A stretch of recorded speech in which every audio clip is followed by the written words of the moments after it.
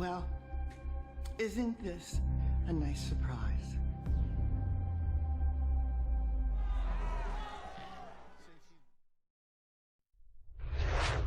He, in fact, the murderer in this particular case, Judge, if it was Robert Creed, as the defense is suggesting, would have had to get out of Ronnie Walker's car while he's driving and commit the murder outside of his car.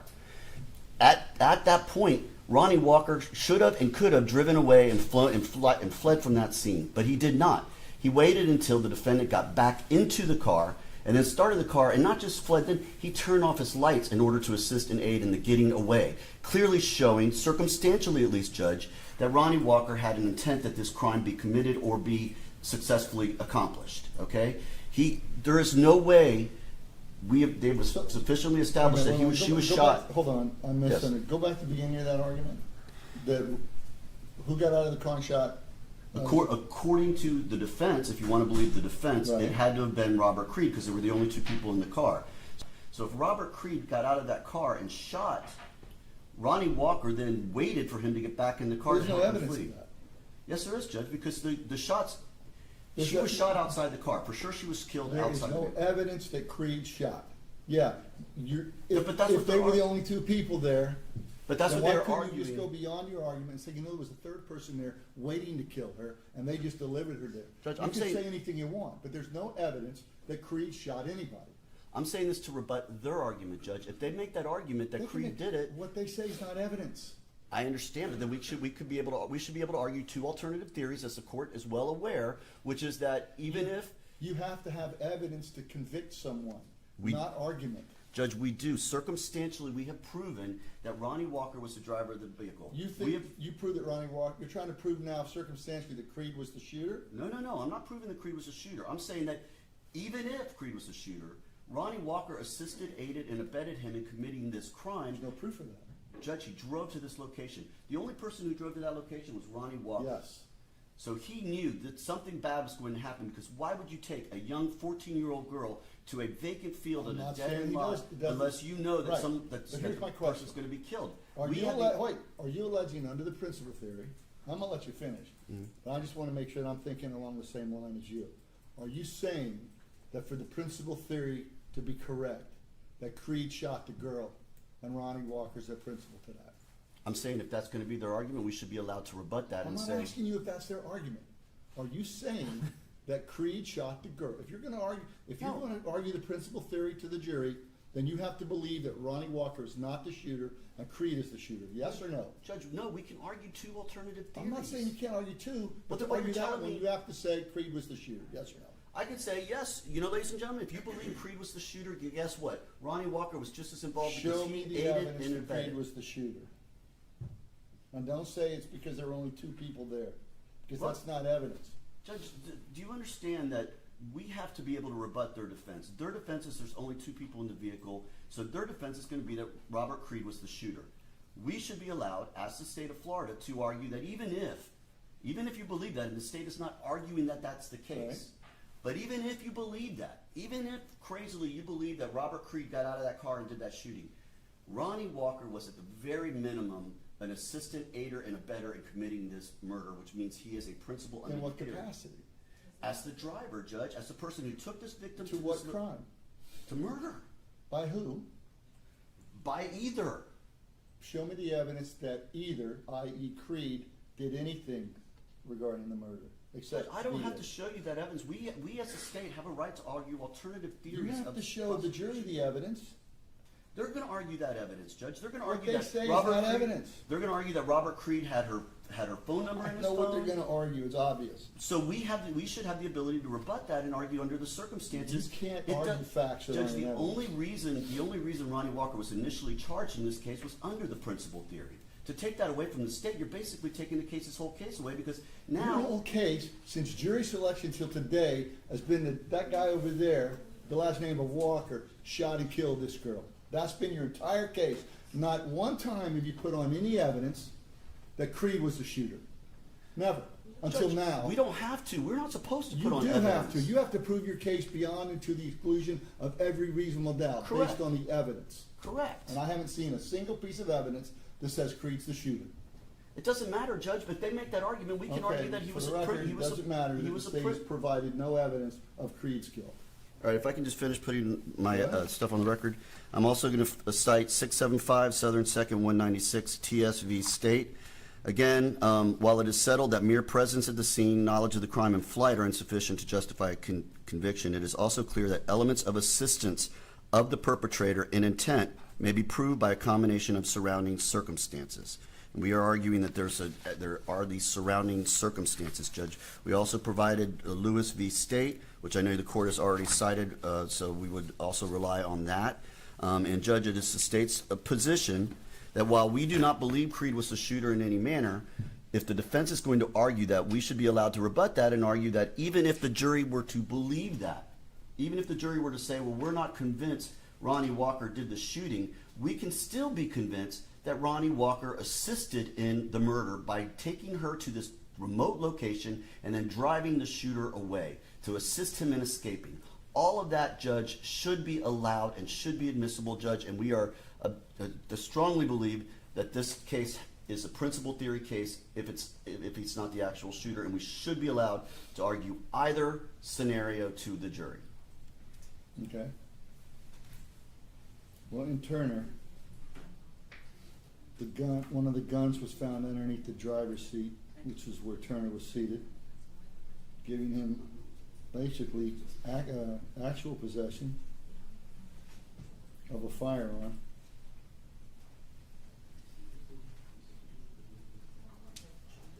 Let me read on here.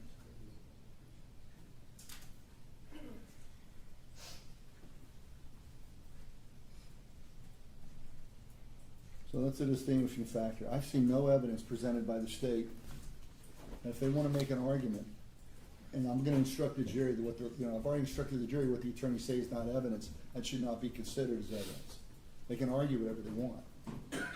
We should be allowed, Judge, to argue that even if you believe their theory of the facts, it still puts Ronnie Walker as a principal to this crime. Even if you believe the defense's theory, which we are not in any way agreeing or advocating or believing in, because as Your Honor has said, there is no evidence that Robert Creed shot and killed her. However, there is evidence that at least Ronnie Walker, even if he wasn't the actual shooter, did aid and assist the shooter in committing this murder. And that is what the state's sole position is. We believe we should have the right to argue each theory in this case. And there's enough circumstantial evidence to at least take it, if you look at it in the light most favorable to the state, there's at least enough evidence to present to the jury and let them make that decision. And he did not implicate Robert Creed.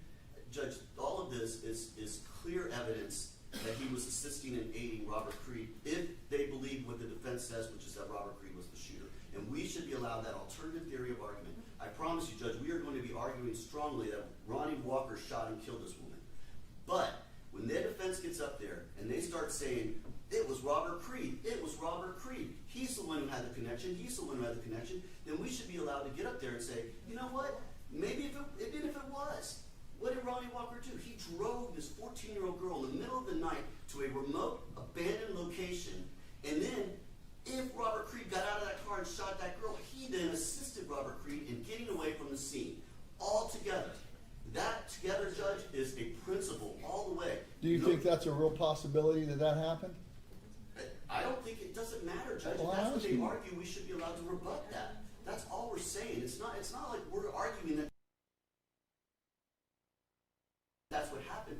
We're arguing the opposite. However, if they get up there and blame Robert Creed, we should have the right and ability to rebut that under the principle theory and say, even if you believe with no evidence whatsoever that Robert Creed shot her, Ronnie Walker aided and assisted him in committing this murder by driving that girl to that location, by then driving Robert Creed away with the lights off, mind you, clear attempt to help him escape from the commission of this crime. All of that, Judge, combined together is a principle theory. Why doesn't that make him an accessory after the fact then? Judge, because we're arguing circumstantial evidence in the light most favorable to the state. What's your circumstance? See, what he don't realize is that this argument that he's making is the same that can be in reverse. So if you do this and you make this argument, then there's reasonable doubt. You are creating reasonable doubt. So why would you pursue this if there's reasonable doubt? You're supposed to have evidence beyond a reasonable doubt that Ronnie did this. But if you're making an example as if Ronnie didn't do this, then there's reasonable doubt. So why are you arguing this? Potential evidence. The driving. You're gonna destroy the case. If you just keep it on Ronnie, you'll lock him up. But switching it up, you're gonna destroy the case. This girl, that was Ronnie Walker who picked her up. Okay. The driving her to this remote location, turning I'm off just the going to lights. object because it's being said over and over. It is not a remote Well, I want to hear it again. I get it. It's not a remote location. It's a neighborhood. It's a remote location in the court's opinion. It's at the end of a dead-end street in a vacant lot. That's a remote location. And it's just, there's no jury here. I understand. I can- that, I Judge. can- and I know what It's he's said over talking and about. over again, and it's not true. Well, Judge, I'm saying this because we can't get into the intent. We don't You know know, what his you know what this mind reminds was. me of? As, and I'm not trying to be cute. Travis Tritt wrote a song called A Modern Day Bonnie and Clyde. If you've ever seen the music video, Billy Bob Thornton picks up a girl at a gas station. She gets in the car, they go off, they stop to get some food on the way. Next thing you know, she's running out of the gas station with a gun in her hand and some guys trying to stop her. And he takes off. He didn't know what she was gonna do. Does he take off with her? He took off with her, but he didn't know she was gonna rob the gas station. So later on, now he likes the idea that they got a bunch of stolen money and cigarettes, so they pull over to count the money and smoke the cigarettes, and the police arrest him. He's an accessory after the fact, because he had no prior knowledge that she was going to intend to rob the store. There has to be some evidence that Creed knew that there was gonna be a murder at the end of that street. The I mean, Walker had to know principal that. theory, Judge. And that had to be, how does Creed know what Walker's thinking? And I believe, Judge, in the light most favorable to the state, and that is what Your Honor is supposed to be doing at this moment in time when it comes Yes. to judgment of acquittal, okay? In the light most favorable to the state has proven that a number of things. Number one, Ronnie Walker was the driver. Number two, that he drove to this location, okay? There's no reason to take this 14-year-old to this location unless you plan on doing something bad to her, okay? Number three, he then drives the person, if it wasn't him, which we're arguing it was, but if it was someone, if it was Robert Creed, he then drove that person away to protect him with the lights off, mind you, so that he can, so that they No cannot question pick him about up. that. All of that is assisting, aiding, and abetting. That's what we're talking about. So even if maybe, like, if we want to go off on a crazy tangent, But you don't have him charged with assistant aiding and abetting. Look at him looking through the paperwork. Where does it say that on the paperwork? You just gonna throw some different charges on him now? What the hell? say The that hell? Robert Creed did this all on his own, got out of the car and shot her. He still stayed there and helped him escape. Not just successor after the fact, Judge. He had to have witnessed it and then provided him an avenue to get away, which means he was involved and assisted, aided, and abetted this crime. And I'm this is all the not, I light don't most have any favorable- problem with all that argument. Okay. I'm good there. This is then he lies to police. He doesn't give the name of Quincy Creed as being involved with him or even there. All of this stuff, Judge, all combined together, we can argue satisfies that intent under the circumstantial evidence theory. We're not arguing that we have a direct statement by him written down where he says, I'm going to go with Robert Creed and kill this girl. But the fact that they were acting, the way they acted together in concert is circumstantial evidence, Judge.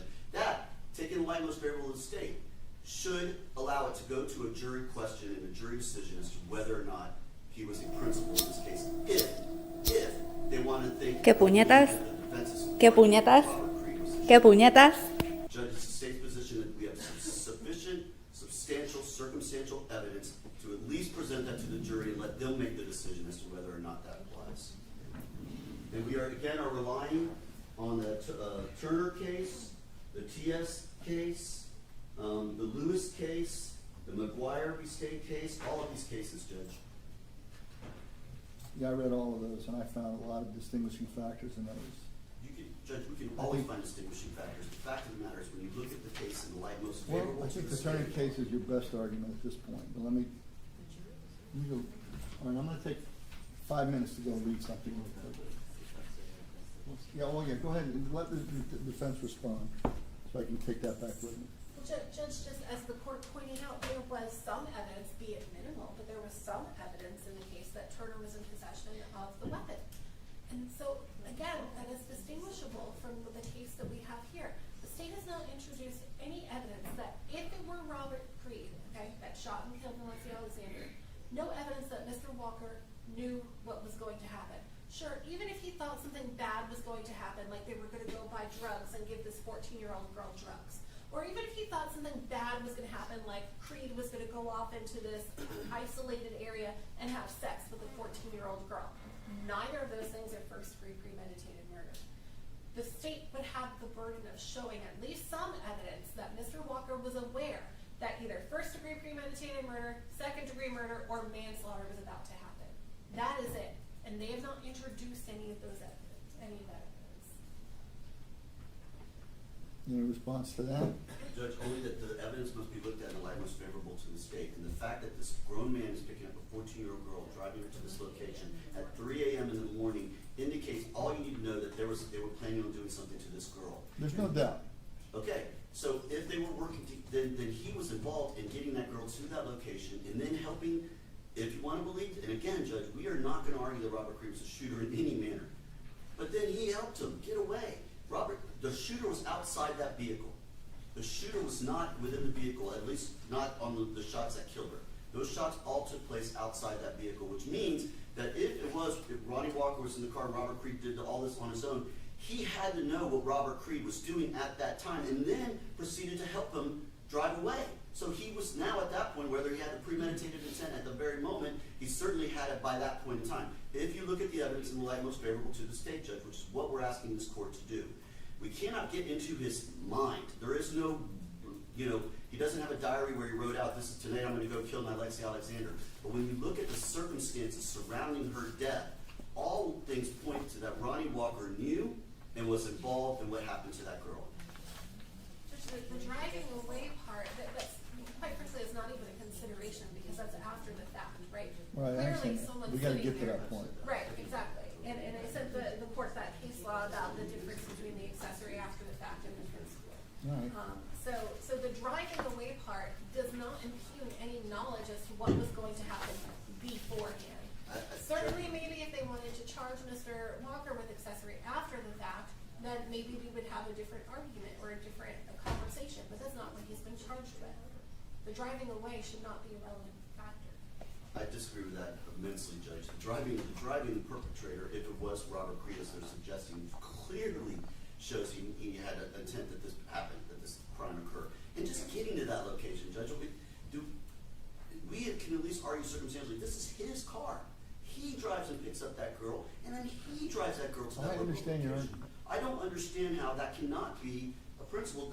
That's circumstantial evidence that looked at in the light most favorable to the state, and I get it, and the defense can get up here and argue to the jury day long that, hey, he maybe didn't know what was going to happen. But then I should be able to rebut that and say, listen, even if he knew, because that shooting took place right outside his car, and he clearly intended to help the person, whoever it was, commit this crime by helping him get away. Plus, How you a prosecutor and you locking people up, but you don't realize those are two completely different crimes? You can't charge him with two completely different crimes. You have to charge him what you have him charged with, indicted for. he also took this woman to this location, this girl. Judge, none of these are new arguments. The court has already ruled. I'm trying to make it clear, Judge. I'm going to go look at this again. These are all the circumstantial evidence that put together in the light most favorable to the state should clearly at least allow the I jury to understand. consider. We'll be in recess for 5 minutes.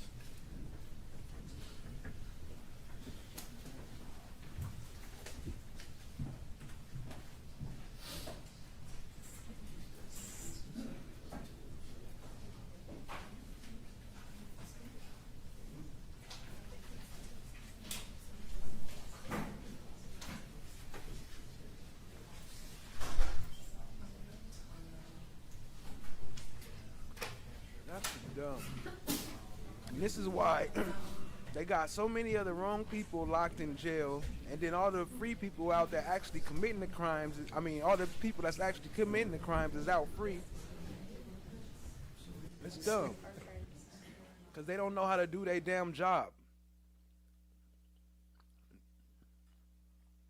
That's what they want, actually. They want to lock up, and I'm not saying Ronnie is innocent by no means, so that's not what I'm saying. But in a lot of these things that we've seen going on, they want to lock up the people that didn't do it, let the people out that did do it, let them free, the ones that are committing the murders, lock up the people that didn't do it, so that way they got them in jail, and then the ones that did commit the murder go out and commit more crimes, so then they come back anyway. Now they got both of them in jail, and it just increased the numbers. It's a stupid game that they play, and I don't know why they've been playing this shit for so long, and nobody sees it. Same thing like with Woody's situation. If Woody, YSL Woody, was the one that shot Nut, and he gonna blame everybody else, then yeah, let's let him blame them and lock all them up, because we know he coming back anyway. And then the families never get justice because you playing this stupid game. They all need their license snatched away. They all need to be under investigation because that's just dumb. What up, Chan? My black is golden. I see you. Appreciate you. Much love. Rock Solid TV in the building. What up, though? No one in the building. What up, though? Allie, I see you. What up, what up, what up? Appreciate you joining. Watch the rise. I see you. Like looking in the mirror. Nah, let me see. They still on break. He took a long break. Judge was hot. Let me see. I'm going to run some of that beginning part back because he was on his head. This murder. In fact, the murderer in this particular case, Judge, if it was Robert Creed, as the defense is suggesting, would have... Look, why would you even argue that? It's stupid. It's dumb. That's a whole different charge you're talking about now. You got him on trial for murder. Had to get out of Ronnie Walker's car while he's driving and commit the murder outside of his car. At that point, Ronnie Walker should have and could have driven away and fled from that scene, but he did not. He waited until the defendant got back into the car and then started the car, and not just fled, then he turned off his lights in order to assist and aid in the getting away, clearly showing, circumstantially at least, Judge, that Ronnie Walker had an intent that this crime be committed or be successfully accomplished. Okay? There is no way they was sufficiently established that she was shot. Hold on, I missed Yes. something. Go back to the beginning of that argument. Who got out of the car and shot? According to the defense, if you want to believe the defense, Right. it had to have been Robert Creed because they were the only two people in the car. So if Robert Creed got out of that car and shot, Ronnie Walker then waited for him to get back in the car. There's no evidence of that. Yes, there is, Judge, because the shots. There's She was shot outside the car. For sure, she was killed There is outside. no evidence that Creed shot. Yeah, but that's if what they they're were the arguing. only two people there, But that's then what why they're couldn't you just go arguing. beyond your argument and say, you know, there was a third person there waiting to kill her, and they just delivered her there. Judge, you I'm can saying- say anything you want, but there's no evidence that Creed shot anybody.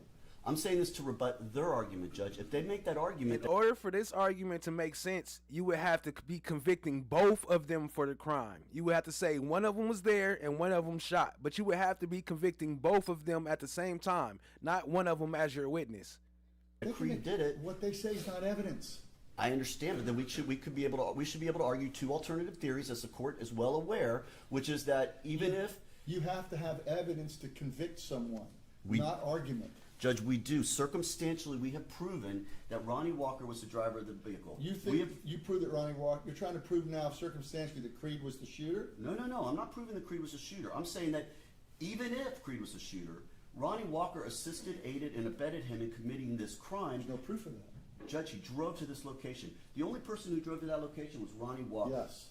So he knew that something bad was going to happen, because why would you take a young 14-year-old girl to a vacant field I'm in a not saying dead he lot doesn't- unless you know that Right. that But here's my the question.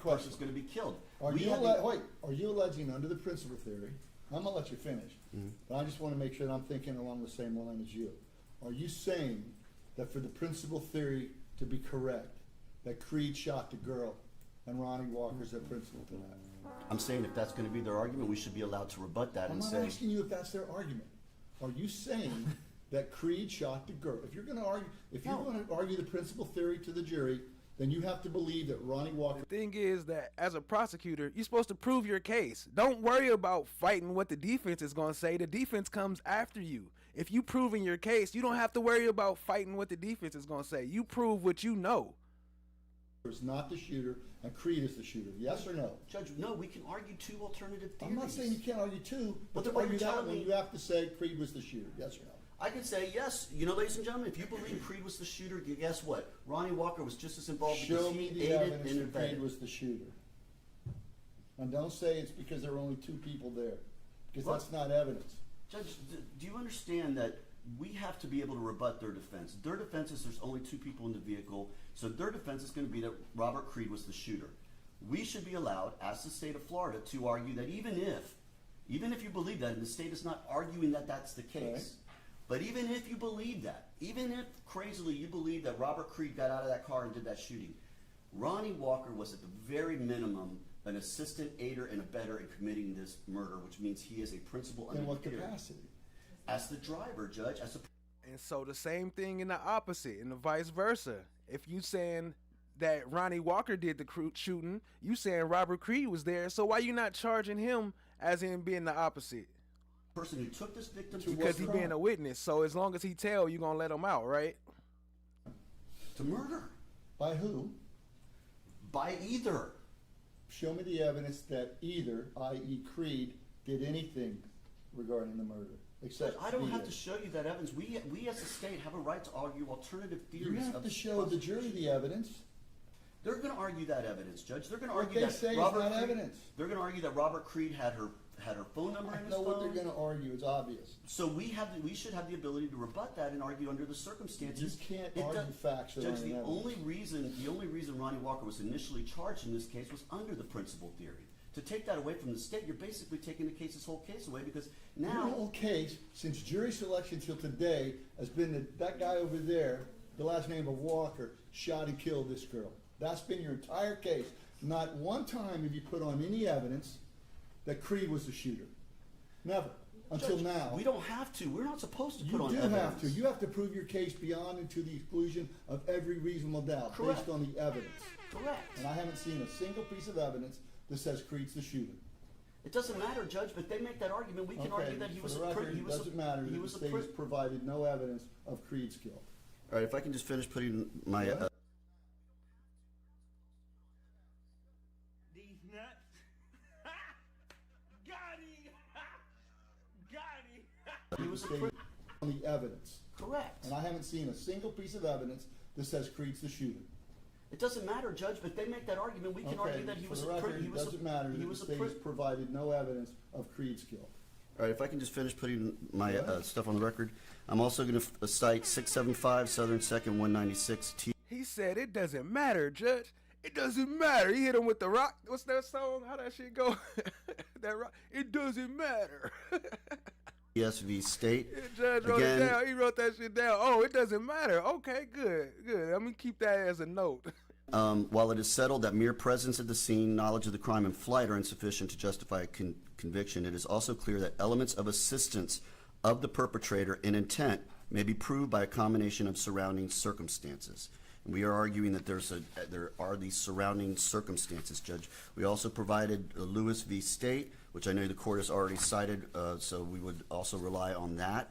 And Judge, it is the state's position that while we do not believe Creed was the shooter in any manner, if the defense is going to argue that, we should be allowed to rebut that and argue that even if the jury were to believe that, even if the jury were to say, well, we're not convinced Ronnie Walker did the shooting, we can still be convinced that Ronnie Walker assisted in the murder by taking her to this remote location and then driving the shooter away to assist him in escaping.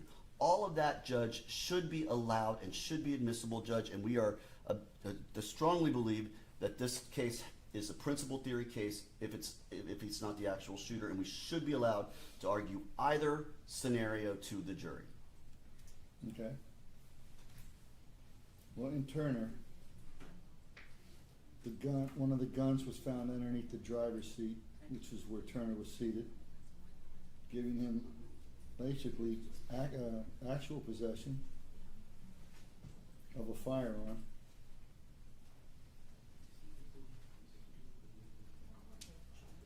Ali said they worried about what the defense is going to say because they not confident in providing their own case beyond a reasonable doubt. Facts. What up, Joni Ford? Let me read on. Appreciate you.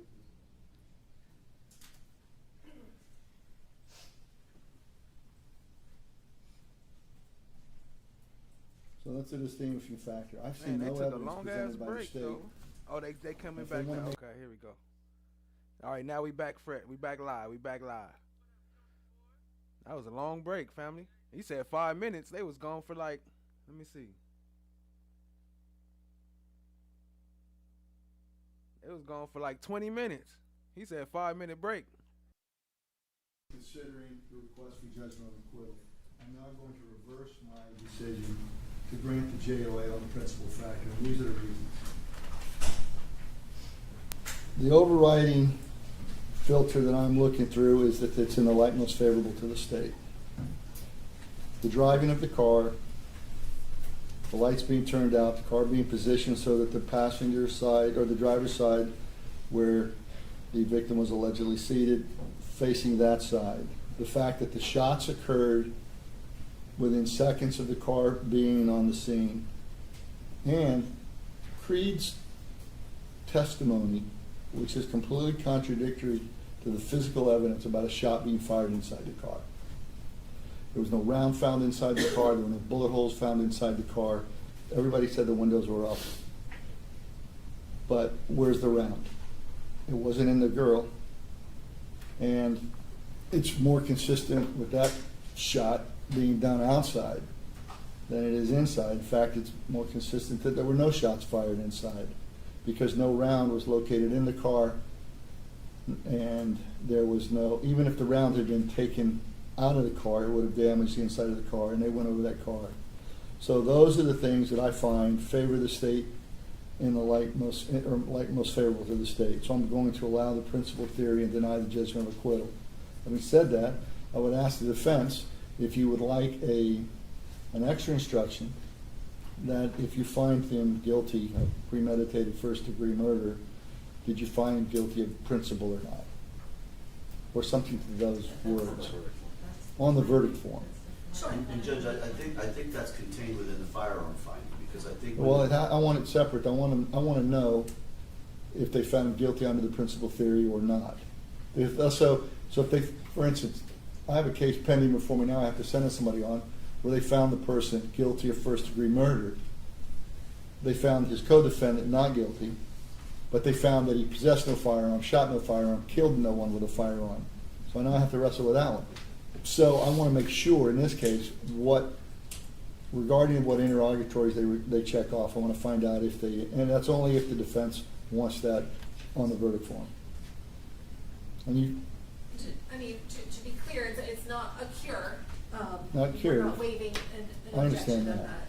No, I wouldn't. I don't know. I'm not asking you to do something that would cure or acquiesce. We could add the interrogative that is added sometimes for juveniles, asking, did the defendant actually kill Alexia Alexander? Or did you believe it was a principal? We'll present one to you. Okay. And we'll see. We can always tweak it. Okay. All right. Judge, are you going to provide it then? You know, no one. That's a good question. I remember them saying they found like the blood and DNA, talking about skin and you know, that type of stuff inside the car, but I don't remember them discussing gunshot residue. So that's a good question. What up? Great afternoon, TSC. Happy Monday to you. Appreciate you joining. So did he get so she didn't get shot in the shoulder and then was made to get out the car already at a disadvantage? We'll provide that. Okay. Yes. So what about? Anything else? Will you be adding the principal instruction back into the instruction? Yes, I You am want to- inviting it and Judge, putting I'm it going back. to walk up. I've got the principal instruction as well as the mere presence. He's I've got got the that. principal instruction as well as the mere presence. The one we sent you didn't She have asked that. for the mere presence after that, right? She did, Judge. And Okay. so we're that contains both those two instructions that were litigated over. So that can be added to the packet. What, any particular place in this packet you wanted added?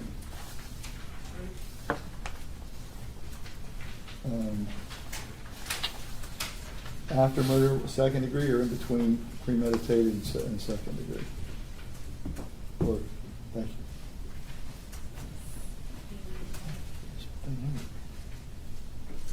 After 3.3D would be good.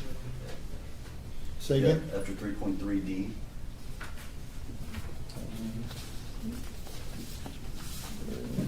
Just before plea of not guilty and reasonable doubt. I know that they won't, under our instructions, it's kind of weird to put it there, but just kind of basically between page 6 and page 7, just when after you get to possession of a firearm and discharge causing great death, then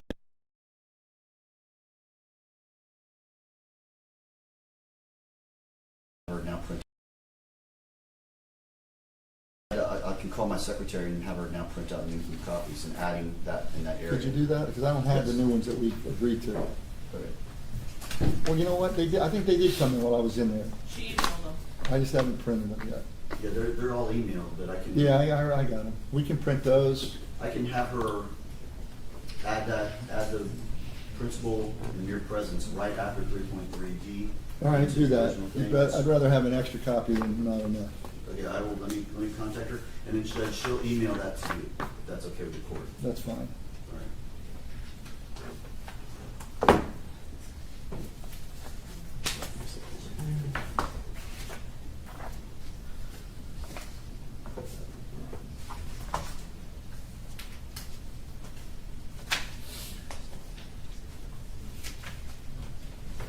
Hey, listen, so we need you to put the principal and the mere presence, the one we took out, we need you to put them back in, and can you put them in after 3.3D, but before 3.7, please? The absence of evidence is not the evidence of absence. What? Well, while he making phone calls and stuff, y'all show some love to Ali.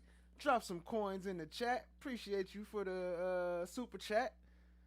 Ali says, shout out to Flesh for bringing the most interactive content. Appreciate you. Appreciate the love and support. Y'all show her some love and drop some coins in the chat. Man, they crazy over here. I don't know what's going on. Is it ending? It like it's about to cut off. What the hell? What the hell? Hold on.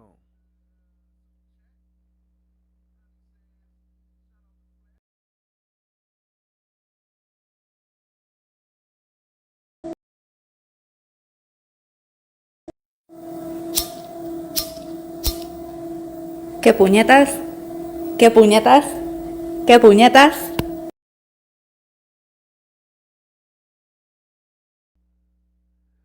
That's the Spanish. What the hell? What the hell? Track coming soon for that. Y'all stay tuned.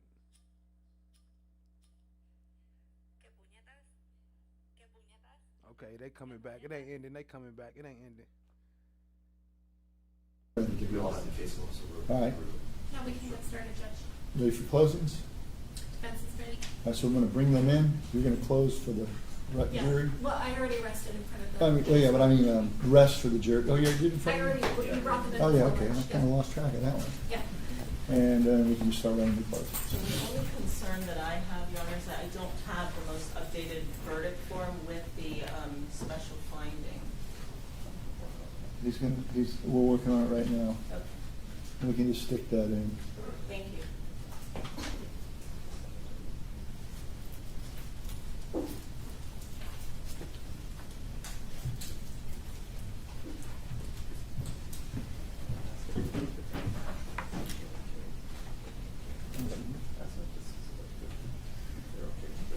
Here's the question I'm gonna ask y'all, the defense. Yes, sir.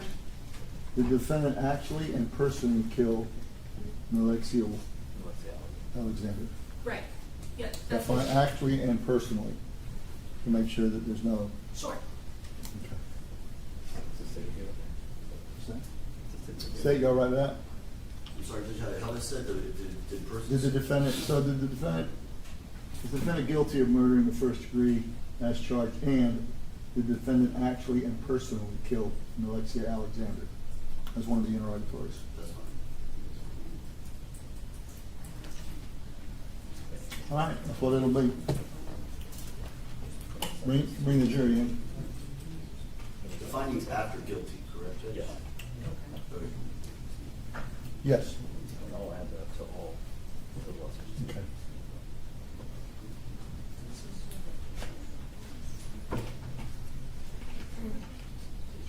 You can email that to me again.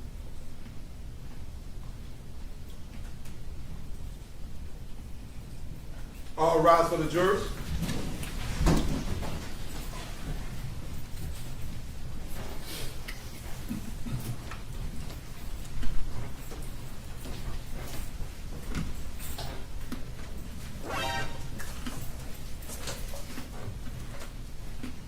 I am the flesh. I am the God.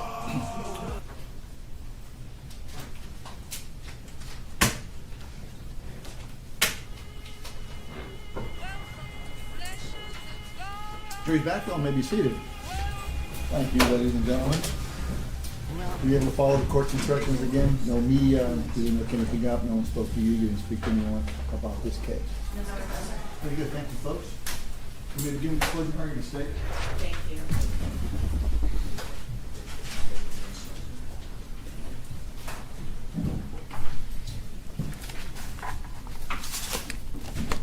Judge, sorry, can we approach Judge? Yes.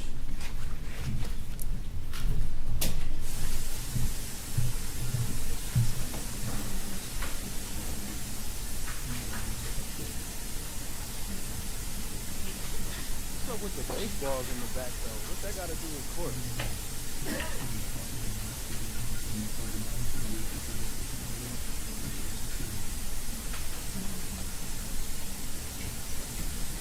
All right, ladies and gentlemen, the city of defense has now rested their cases for the record, and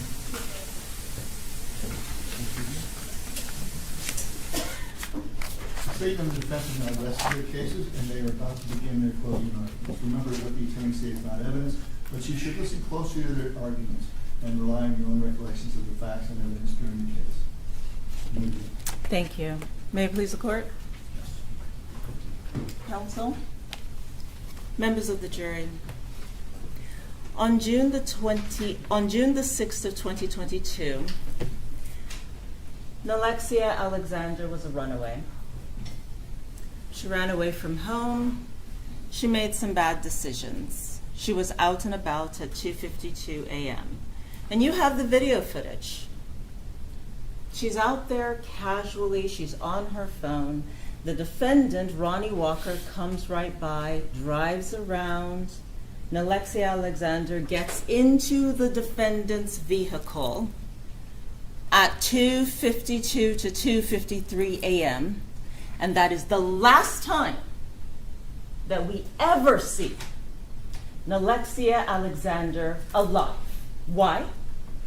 Because on June the 6th of 2022, the defendant purposed in his heart that he was going to find Nalexia Alexander. He was going to drive around to find that girl, pick her up, drive her to a remote location, and kill her. Which means, members of the jury, that he had to get his car ready, that he had to make sure that he had a gun, that he had to have chosen the location. And members of the jury, he even chose his passenger. You know, gullible Robert Creed, sick Robert Creed, can't read Robert Creed, childhood friend Robert Creed. That's the person he chose to be with him, members of the jury. He picked her up at 2:52. And by 3:08, Nalexia Alexander was dead, shot in the head multiple times and left to die in a remote parking lot. That's exactly what happened. The vehicle belonged to the defendant. The blood in the car, mixture. Nalexia Alexander and Ronnie Walker. The phone that is tracking with Nalexia Alexander's phone, the defendant's wifey. Remember? Remember the document where we showed you the download from the defendant's new phone? How does he refer to Erica's suite? Wifey. He had his wifey's phone, that 305 number, and it tracked from his house, which was, by the way, only less than a mile away from Nalexia Alexander, picked up Nalexia Alexander, drove to the location, and these two phones, Nalexia Alexander's phone and Ronnie Walker's girlfriend's phone, are tracking at the exact same time, all the way to the crime scene, all the way back. Everywhere the defendant went, that's where Nalexia Alexander's phone was going. And you know what, members of the jury? The next day, later on that day, at about 3:20 p.m., the defendant drives to Tampa General Hospital. Obviously, he doesn't know that Nalexia Alexander's phone is still in his vehicle. And that's why the police went to Tampa General Hospital. That's why they had that lead. Well, members of the jury, Alexia Alexander made some bad choices. She was 14 years old, and it has been said, at about 1 a.m. in the morning, just casually walking around, there are only two categories of people: victim, prey, and predator. Objection, improper argument. On May the 6th of 2022, Alexia Alexander was prey. Because members of the jury, you'll learn that if you don't know which one you are, you're prey. Alexia Alexander was prey. She was picked up, she was taken to a remote location, and she was murdered. And she was murdered by Ronnie Walker. That's what the evidence shows. And every single piece of evidence corroborates that fact. The phone evidence that puts the defendant at the location prior to the murder, during the murder, after the murder. Alexia Alexander's phone tracking with the defendant's vehicle, and the DNA in the defendant's vehicle. That cannot be stepped on. That cannot be ignored because, members of the jury, this DNA of Alexia Alexander's is a mixture of the defendant and Alexia Alexander. And it's in the rear, the back seat behind the driver. So this is where you come in. Throughout the case, you get to listen to this case, right? You will learn from the jury instructions. Judge Bichon is going to read it to you. You are the sole determiners of a witness's credibility. You get to decide what to believe and what not to believe. You can listen to a particular person's testimony. You can disregard everything that witness says or some of what the witness says. That's the type of power that you have. So members of the jury, think about the common sense. The defendant's DNA is mixed with Alexia Alexander's DNA in the back seat area of the vehicle. So you have to ask yourself, how often does one sit in their own vehicle in the back seat, behind the driver? How often does one do that? To the point that their DNA will be mixed with the victim? Do you know what this evidence shows? It shows that the person who shot Alexia Alexander had personal contact with her. Objection, improper statement of the facts. Which Ladies and gentlemen, I'm just reminding you what the attorney said is not evidence. which is supported by the evidence in this case, members of the jury. Personal contact with the victim. The victim is in the defendant's car. The defendant's DNA is mixed with Alexia Alexander's DNA in the backseat of the defendant's car, a car that is registered to Alexia Alexander. This girl is shot, and somehow she's shot at least one time in that vehicle, or close enough that there's DNA and blood evidence in this vehicle. This vehicle is right there when Alexia is either dragged or pulled or somehow is now in the field, where the defendant, Ronnie Walker, gets up close and within 12 inches of her face shoots her again and again and again. Yes, members of the jury, that's what the evidence shows. Contact. Yes, that is why the defendant's DNA is mixed up with Alexia Alexander's DNA. That's the evidence. Now, the state has told you from the beginning that we have the burden of proof. Members of the jury, we accept that burden. We told you we would meet this burden, that we would prove this case to you beyond and to the exclusion of every reasonable doubt. And that is exactly what we have done. You will get the jury instructions, and then you will learn that it's not so much that the state has to prove every little point. Did you swab the casing? Did you dust that particular shell casing? Did you follow up on every social media situation or possibility? That's not what the state has to prove. The state has to prove the elements beyond and to the exclusion of every reasonable doubt. So let us talk about the elements.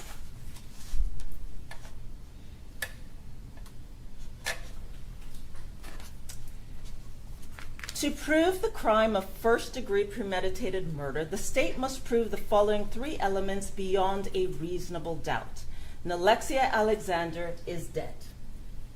The death was caused by the criminal act of Ronnie Walker. There was a premeditated killing of Nalexia Alexander. And then we talked about an act includes a series of related actions arising from and performed pursuant to a single design or purpose. Killing with premeditation is killing after consciously deciding to do so. The decision must be present in the mind at the time of the killing. The law does not fix the exact period of time that must pass between the formation of the premeditated intent to kill and the killing. The period of time must be long enough to allow reflection by the defendant. The premeditated intent to kill must be formed before the killing. The question of premeditation is a question of fact to be determined by you from the evidence. It will be sufficient proof of premeditation if the circumstances of the killing and the conduct of the accused convince you beyond a reasonable doubt of the existence of premeditation at the time of the killing. So let's talk about the witnesses. Remember, Robert Creed said that that the defendant woke him and says, "Hey, let's go drive." Robert Creed said, "I wasn't feeling well, but I got into the car with him." He's like, "Let's drive around, look for this girl." They drove around. Nalexia Alexander, you see her on the video. You will have the video footage from the location she was picked up on. Because you'll remember that the vehicle is facing, and Nalexia Alexander gets into the vehicle on the driver's side. Okay? That's going to be important. Because whoever she's having contact with would have been on the driver's side, which means she trusts the driver enough to get into the vehicle, right? And then it just happens to be that when you go back to look at the video from 3000 North Highland, her body is on the driver's side of that field. She would have had to come out still seated behind the driver's seat. So, Nalexia Alexander is dead. That's not in dispute. The death was caused by the criminal act of Ronnie Walker. Ronnie Walker picked her up. Ronnie Walker drove her to a remote location. Ronnie Walker turned off his lights. Ronnie Walker made sure that she shot multiple times. Ronnie Walker drove away, leaving Nalexia Alexander in that field, abandoned and alone. Ronnie Walker drives away with his lights off. Ronnie Walker drives around a bit and then goes to the Thornton. Ronnie Walker cleans out his car. And people who even liked Ronnie Walker and were, you saw them, you get to judge their credibility. If they were somewhat distant, hostile towards the state, but they still testified to the facts of what the defendant did. Remember the individual from Giant Motors, right? The person who the defendant worked with, right? You ask him, yeah, did you tell the police about, the defendant cleaning the car for a long time? Yeah, but he would have cleaned the car. Well, on the day of, he talked about how the defendant cleaned up that car so much that it was odd. So much so that Tampa Police Department went back and collected the vacuum cleaners and everything to see if they would find evidence, right? The defendant cleaned up his car, but the car is still filthy. You have the photographs. Why is the car still filthy? He's not cleaning it up for cleanliness or to declutter it or for organization. He's cleaning it to try to get rid of the blood. And he believed he had gotten rid of the blood. And that's why that jail call that we played becomes relevant, members of the jury, because in that jail call, and you'll have the jail calls, he says, if they give me 5 years, I'm going to jump on it. I'm going to take it. They have DNA in my car. That's why that jail call becomes relevant. And then the other jail call, where he's trying to convince Erica Sweet, his girlfriend, to be a witness for him. I don't know what I did. I was hoping you'd be a witness for me. And then she gets mad, so listen to that jail call again, right? Because it's her phone in play. Because he had lost his phone or broken his phone 2 weeks prior to this. ¿Qué puñetas? And why is that relevant? ¿Qué puñetas? Because nobody is taking the position that Ronnie Walker is not intelligent. That's not the state's position. After all, think about it. He chose Robert Creed. He used Robert Creed's to call in Alexia Alexander. Robert Creed is staying with him, and for the 2-week period in time in which Ronnie Walker doesn't have his phone, that's when his phone, Robert Creed's phone, is calling Alexia Alexander. And then we ask Robert Creed, do you think it's odd that your phone is calling Alexia Alexander? Yes, I think it's odd. I do think it's odd. Well, why didn't you say that this individual had access to your phone? You didn't ask me, so I didn't say. Simple. This is not an insult to Robert Creed, it's that he's simple.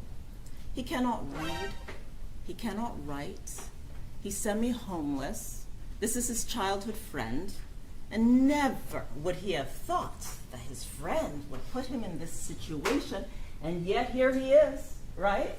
He's in that car. The defendant is using his phone right up until, in that 2-week period, and then what happens, right? What happens? He shoots an Alexia Alexander right there in front of Robert Creed, and then turns to him and says, you better not say anything, because I will kill you. And then you have Robert Creed, homeless, no car, no driver's license. Where is he going to go? Where is he going to go that his childhood friend cannot find him? This is not about someone else's view of their life. It is Robert Creed's viewpoint. He knows that this guy knows him well. And for that reason, Robert Creed lied for Ronnie Walker. And because he lied, he is facing 30 years in prison. That's the fact. He lied in a capital offense, and now he's charged with accessory after the fact. Now, members of the jury, this is not going to be about whether you like the way the investigation was done, whether you like the witnesses in this case, because it's not about that. The witnesses we have, they came from the defendant, right? We have Erica Sweet because that was his girlfriend, right? That's why we have her. That's why we had to call her. Were you using your phone? Were you in that car? Were you driving around on May the 6th? Did you have a passcode on your phone? She says yes. Who had access to that passcode? Ronnie Walker. Were you living with Robert Creed? Did you give him access? No. The person who had access to my phone, according to Erica Sweet, is herself and her boyfriend, and she was wifey, right? Remember that? Wifey. Those are the two people who had access to that phone. And that phone is tracking from her home to... Why she keep saying wifey? Where'd she get wifey from? Why not say his wife? To the crime scene where Alexia Alexander's body is found, to Thornton's, ultimately back to Erica Sweet's home. That's how the phone tracks. So who are the witnesses we have? We have Erica Sweet, and while she cares about Ronnie Walker, she still says the only other person who would have had full access to that phone is Ronnie Walker. But then we ask her, hey, have you been speaking to Ronnie Walker since the duration of this case? She says no. And that's why those jail logs become relevant, because they are communicating constantly from 2022 all the way to 2025. There is a connection between these two people, and that's the hostility or the pushback that you would have probably seen as you watched her testify. But still, she said that the person who had access to her phone was Ronnie Walker. So if Robert Creed was even using that 305 number, then who would have given access? Ronnie Walker. And why would he give access to Robert Creed? Why? Because you have to be discerning, you know. You're the sole determiners of a witness's credibility. You get to judge this evidence. You get to judge the witnesses. You get to understand and seek the processes and understand what was happening that day. Because you also hear from David White, and when the defendant is confronted on May the 13th of 2022, when law enforcement come in contact with him and say, your car was used in a murder, They ask you, who is it that you are with at Tampa General Hospital, right, at about 3:20 p.m. on May the 6th. And who does he say? Day, David White. He doesn't say Robert Creed. He says David White. Why is he lying? Why would he say that? We know it was Robert Creed. Okay. When the defendant is asked, what is your girlfriend's name? He doesn't say Erica Sweet. He says Erica Hudson. He doesn't know Erica Hudson is going to just wander by, show up at Giant Motors, talk to law enforcement. He didn't see that coming. So before she showed up, he gave a name of Erica Hudson. And that's why I asked Erica, did you ever go by the name Erica Hudson? She said never. Why did the defendant choose to lie about that? Why did the defendant say he was with David White when he was with Robert Creed? Why? Why did the defendant tell Robert Creed that he would kill him if he tells on him? Consciousness of guilt. Why did the defendant say in his jail call that he would take 5 years? Consciousness of guilt. Why is that important? Who takes 5 years for the murder of a 14-year-old? Who does that? Except you're guilty. So those are the elements that the state has proven beyond and to the exclusion of every reasonable doubt. You will get the lessers, which is murder in the second degree and manslaughter. But as it pertains to count 2, there's the tampering with physical evidence, and here are the elements. To prove the crime of tampering with physical evidence, the state must prove the following 2 elements beyond a reasonable doubt. Ronnie Walker knew that a criminal trial, proceeding, or investigation by a duly constituted prosecuting authority, law enforcement agency, grand jury, or legislative committee was pending or was about to be instituted, and Ronnie Walker destroyed, concealed, or removed any record, document, or other item with the purpose to impair his ability in such proceedings or investigations. If you find the defendant guilty of tampering, you must further determine whether the state has proven beyond a reasonable doubt that the tampering related to the criminal trial, proceedings, or investigation related to a capital felony. The court instructs you that murder in the first degree is a capital felony. So why is this relevant? Because you heard from Stanley Wilson, remember? He said that he was... So we concede Stanley Wilson is a multiple-time convicted felon, and his felonies pertain to insurance fraud and acting as a bondsman, and it's too... That's not evidence of a proper argument. To that end, the defendant made contact with Stanley Wilson and talked to him about his case, right? And during that conversation, the defendant, of course, says, you know, it's Robert Creed that committed the crime. Then he says, actually, let me just tell the truth. I, Ronnie Walker, I'm the one who committed the crime. And Stanley Wilson's like, why? He believed that Alexia Alexander had given him an STD. Why is that relevant? Because you don't have to like Stanley Wilson. You don't have to like any of the witnesses in this case. But what you must do is be discerning.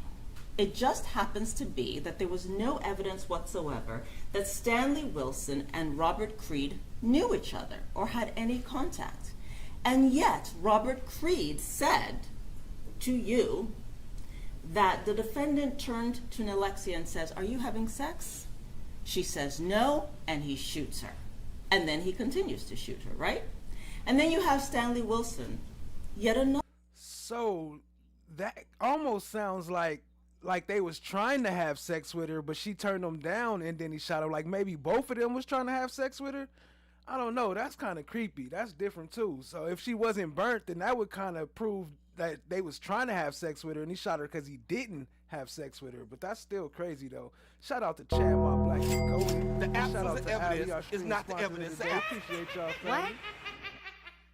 We getting right back into it. Another person, separate apart. And he says that the defendant said that Alexia Alexander had given him an STD. But Stanley Wilson told you more than that. That Erica Sweet and Alexei Alexander knew each other. There was conflict between them. Okay?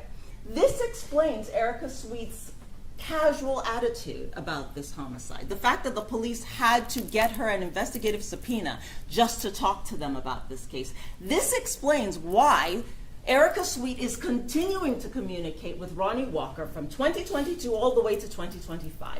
This explains a lot. But you have to ask yourself, why is the motive sex or a sexual related act when Wilson talks about it and when Robert Creed talks about it? These two people who do not know each other. It is there that you judge the credibility of the evidence. It is there that you look at the credibility of this evidence. Because, members of the jury, today, here and now, this is not that place where you judge the victim.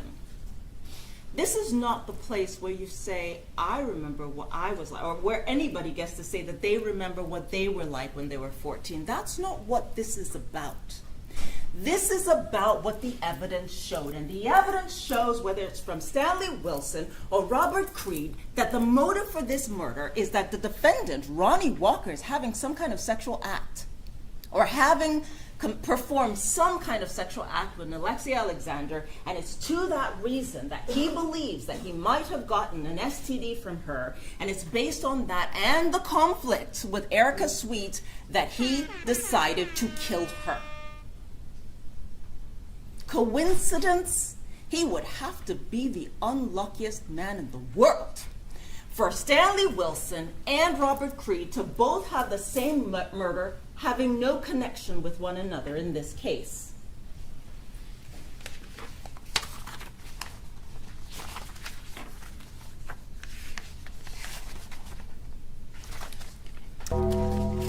Now, members of the jury, Is not the evidence. What?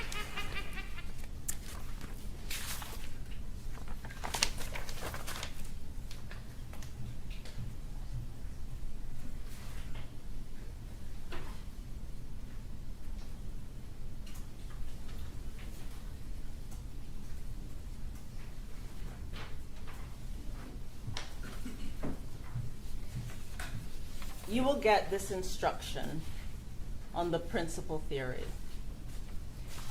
And it reads, if the defendant helped another person or persons commit or attempt to commit a crime, the defendant is a principal and must be treated as if he had done all the things the other person or persons did, if the state proved beyond a reasonable doubt, 1, that the defendant intended the crime to occur, and the defendant did some act or said something that was intended to and that did incite, cause, encourage, assist, or advise the other person or persons to actually commit or attempt to commit the crime.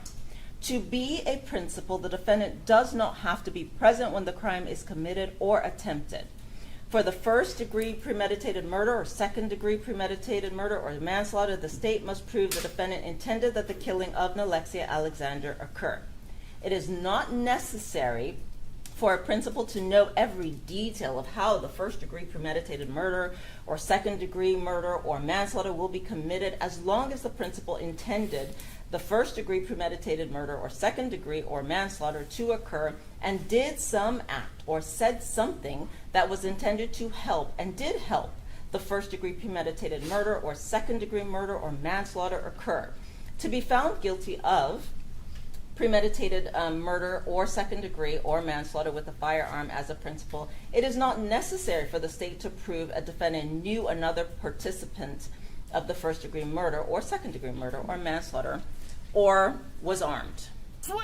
Why is this instruction important? Because, members of the jury,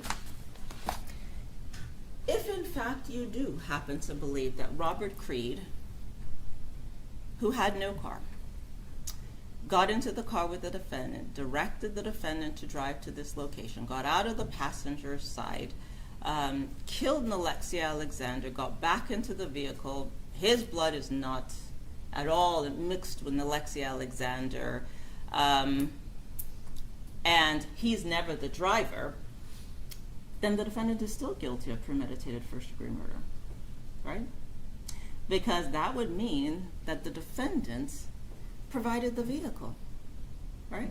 Drove around, picked up Alexia Alexander, 14 years old, at 2:52 a.m., drove her to a remote location at a dead-end street, made a U-turn, turned around, waited for Robert Creed to get out of the vehicle, walk around the vehicle, shoot Alexia Alexander at least once in the car, or close enough to the car to leave DNA, dragged her out, further out into the field, shot her again at least 4 times, right, total, then walked casually around to the front passenger seat, got back into the vehicle where the defendant would have had to wait as the driver, right, and then turn his lights off during this incident, and then drive off, and then turn his lights on.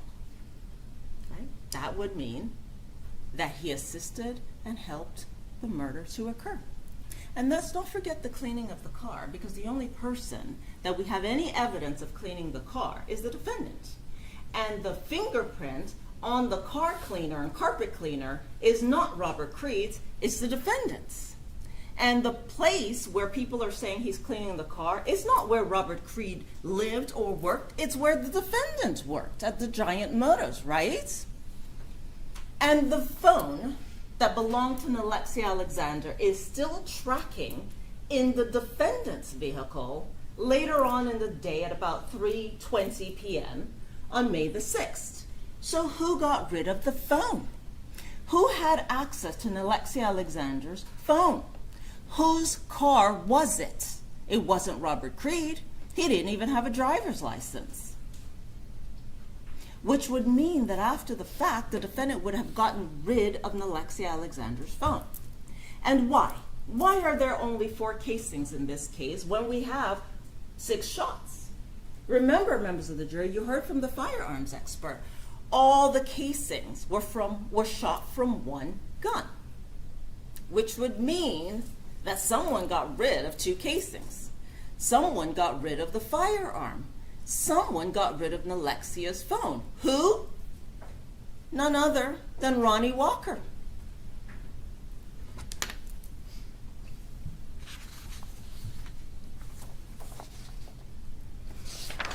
Every piece of evidence points to only one man.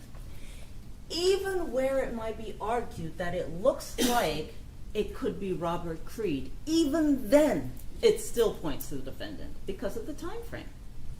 So let's consider this. Here are the records, Robert Creed's number to Alexia Alexander. This is from April the 29th through May the 1st. That's when that phone activity would have been, which would have been roughly around the same 2-week time period in which the defendant told the police that he did not have a phone.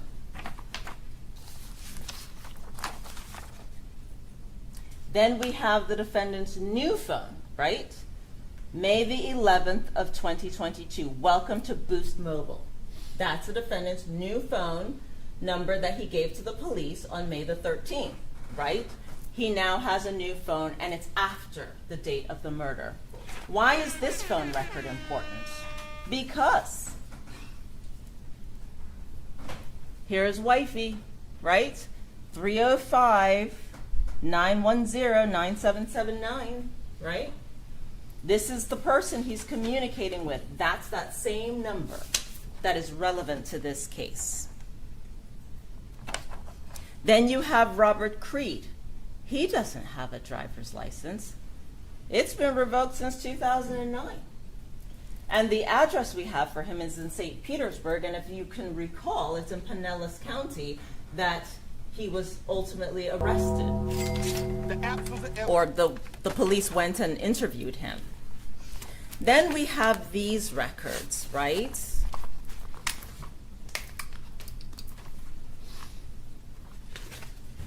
These are the phone logs.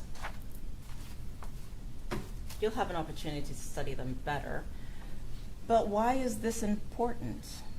Because here we are, April the 15th of 2025. This is phone records from the jail system.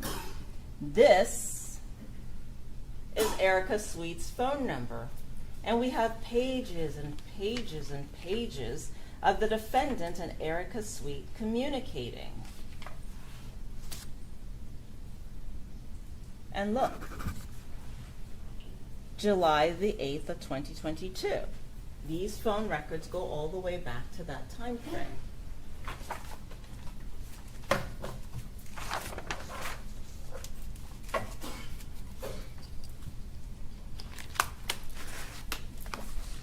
Contact information from the defendant's new phone that he got on May the 11th. Here's wifey.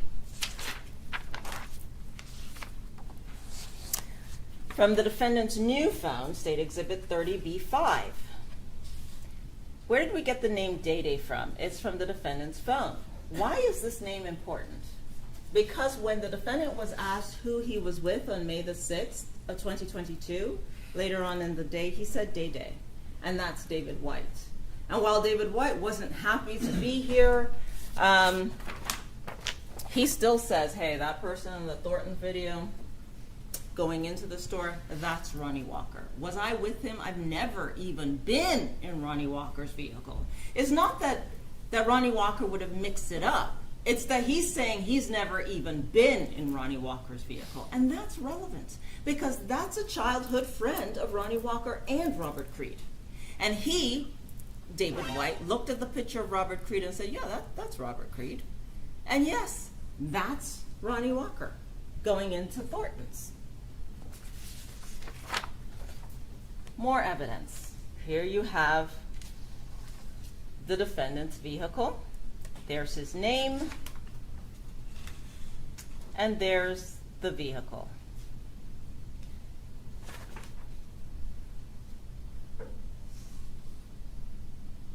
Right down to the license number that you'll see.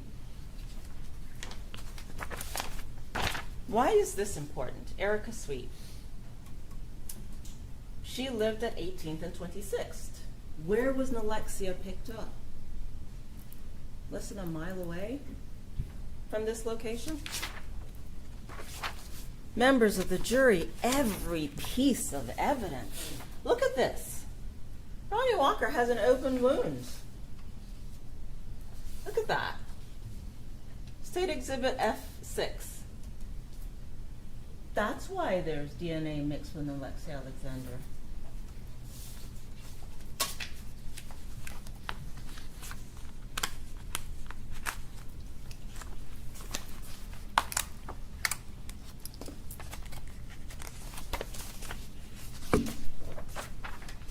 Side of the road that she's, when you look at the 3000 North Highland video, you'll see that the car's turned around. This is the side of the vehicle that would have been on the driver's side, members of the jury. It's another piece of evidence, all pointing to Ronnie Walker.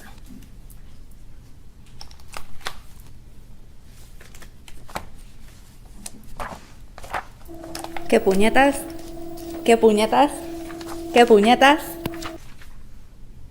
C22.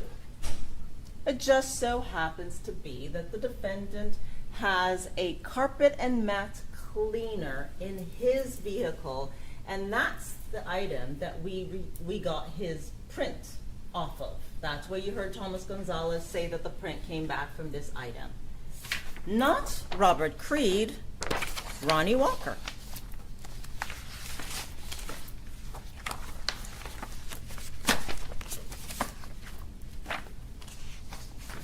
Now,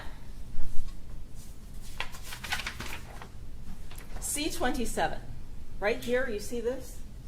This is where Nalexia's blood is mixed with the defendant's DNA. Why is this significant? How often does one even sit in the back seat of their vehicle, let alone DNA of the owner of the vehicle being mixed with Alexei Alexander? This is a critical piece of evidence.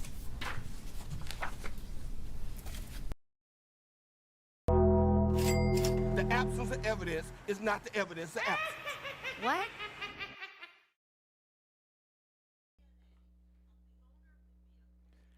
Yo, shout out to Joni Ford, appreciate it. Gifted membership, y'all show her some love and drop some Blue Jays in the chat. Yo, this dude going to jail. They better not get up and argue that Robert Creed stuff that they were saying in the beginning, because that'll destroy the case. She killing it right now. She got him right now. If they get up and switch that up to what that other lawyer, that other prosecutor was talking about, they gonna ruin the case. But yeah, appreciate y'all. Y'all showed them some love. Let's get back to it.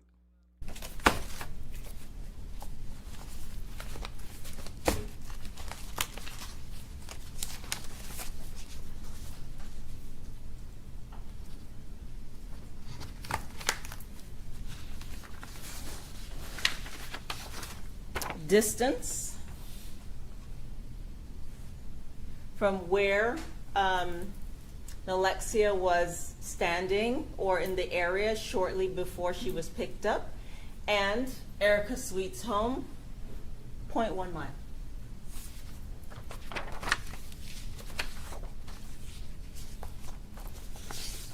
The defendant walking into Thornton's at about 3:30, shortly after the murder. Remember, he got out of the driver's seat. And what is significant about the difference? Ronnie Walker, he's dressed up in a winter jacket. A black winter jacket, members of the jury. On May the 6th of 2022, before he even started driving around to look for an Alexia Alexander, he's wearing a black winter jacket with a hat on. And in contrast,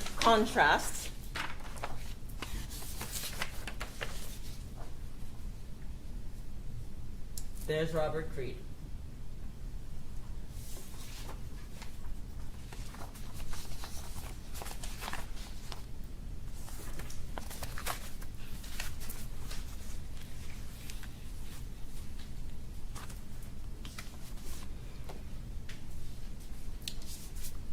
State Exhibit 34, and here's the defendant's print on that cleaning product that we spoke of.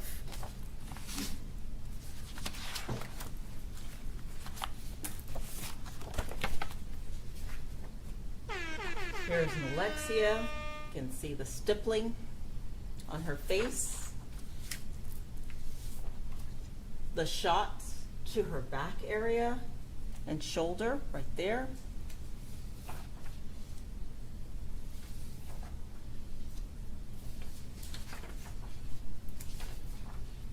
Shot to her head.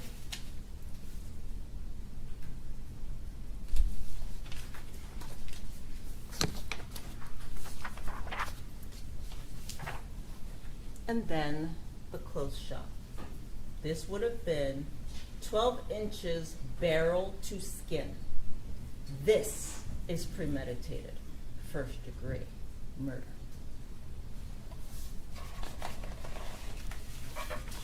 And this is a better view so that you can see the soot and the stippling.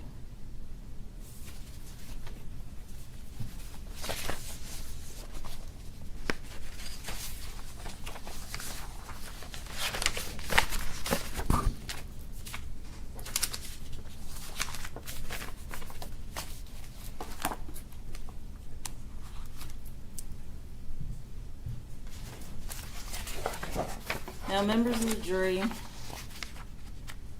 you'll have an opportunity to listen to the redacted post-Miranda statement in this case, and that's where the defendant acknowledges that he didn't have a phone 2 weeks before. You'll get to listen to the defendant's 911 jail call, where he talks about his willingness, and he kind of laughs about how he would take 5 years. They found DNA in his car. You'll get an opportunity to really take the time and look through all the video footage and see that the defendant's car is tracking exactly in the same direction as the victim's car in this particular case. You'll also have an opportunity to listen to the way the shots are fired.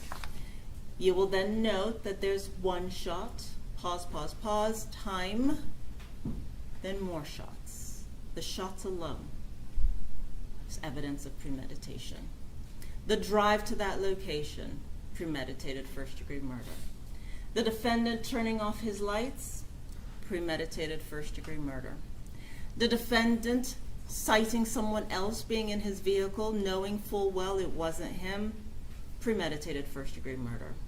The fact that Alexia Alexander was in the vehicle with the defendant and her phone, and that phone has never been found, evidence of premeditated first-degree murder. The fact that he got rid of the firearm, that's evidence. Members of the jury, you will have an opportunity. You'll get a verdict form that looks somewhat similar to this. And it will say, we the jury find as follows as to count 1, check only one letter as to this count A, B, C, or D, and answer all the associated questions under the letters ¿Qué puñetas? section. ¿Qué puñetas? A, the defendant is guilty ¿Qué of murder puñetas? in the first degree as charged.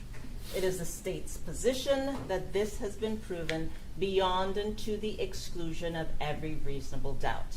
Did the defendant personally carry, use, threaten, or attempt to use a firearm? Yes, he did, members of the jury. Yes, he did. Yes, he did. And did he actually possess the firearm? Yes. Did he discharge the firearm? Yes. Did the discharge cause the death of Alexia Alexander? Yes. Did the defendant personally commit the murder in the second degree and manslaughter? Yes. They are lesser included offenses. But remember, the law requires you to come back with the highest offense proven. So the only correct verdict based on the evidence in this case is guilty as charged. Guilty of murder in the first degree, A, and he did possess the vehicle, the firearm. He did discharge it, and he did cause the death of Alexia Alexander. And then moving on to count 2. We, the jury, find as follows as to count 2. The defendant is guilty of tampering with physical evidence as charged. And that should be your answer. The tampering was related to a criminal trial, proceeding, or investigation of a capital felony. Yes, it was.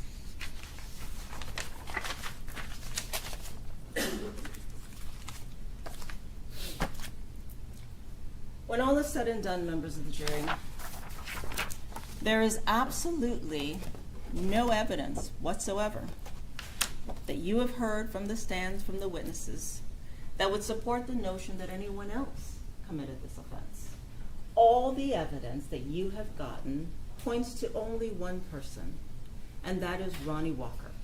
And what the attorneys say is not evidence, it's argument. You will have to go back, and you will have to think back at what all the witnesses said. And then you'll see Robert Creed says that the defendant shot Alexia Alexander.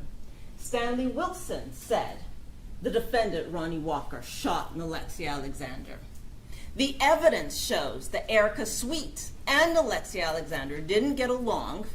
The phone record showing that Erica Sweet is communicating with Ronnie Walker from July of 2022 all the way to 2025 supports Stanley Wilson's position that Alexia Alexander had gotten into some kind of conflict with Erica Sweet over sex or a sex act.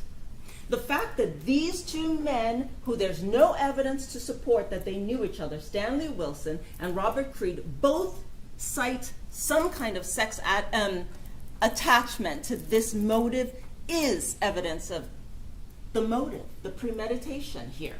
The fact that Robert Creed says, let's go look for that girl, and then Ronnie Walker drives her to that location and shoots her multiple times and drives back. Every piece of evidence points to only one man.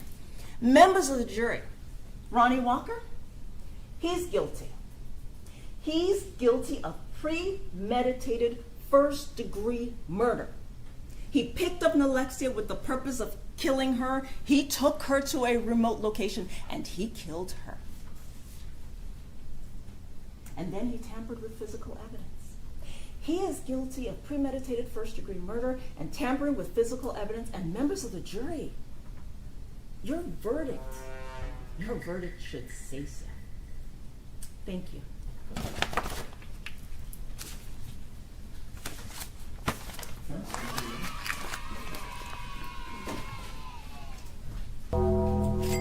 The absence of evidence is not the evidence of absence.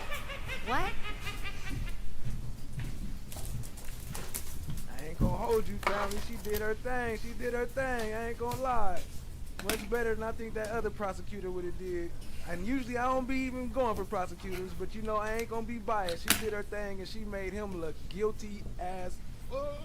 Shout out to our stream sponsors today, Allie, Chad My Black is Golden, Joni Ford. Appreciate y'all. Much love, much love. And yeah, we keeping it rolling. They setting up, about to do the defense closing statements. We gonna keep it rolling. Appreciate y'all being here. Drop them coins for our stream sponsors. Show them some love. And we gonna get right into it. Well, she's still setting up. So May it please the court. Oh, here we go. Here we go. Okay. Good afternoon, members of the jury. Proof beyond and to the exclusion of every single reasonable doubt. That is the burden that the state of Florida took on when they filed charges against Mr. Walker. The burden to prove to you beyond reasonable doubt that he shot and killed Nylexia Alexander, that he is responsible for her death.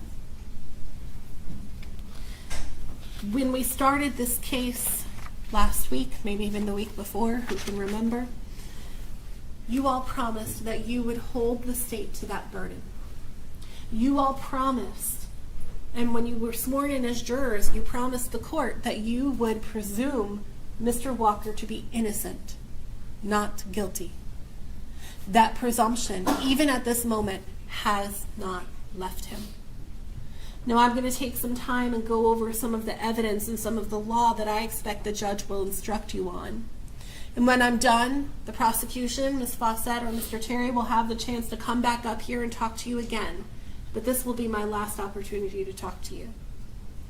I ask that every step of the way, whether I'm talking, Mr. Terry is talking, Ms. Fawcett is talking, you think critically about everything that you have seen and heard in this case.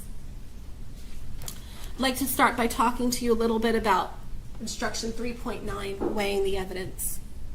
This is an instruction, again, that the judge will give you. You'll have a written copy, so you don't have to take notes of anything I'm putting up here.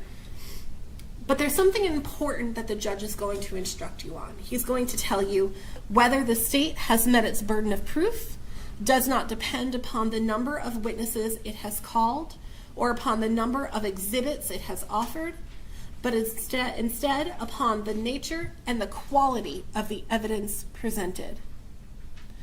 They can come in here and present 1,000,000 exhibits.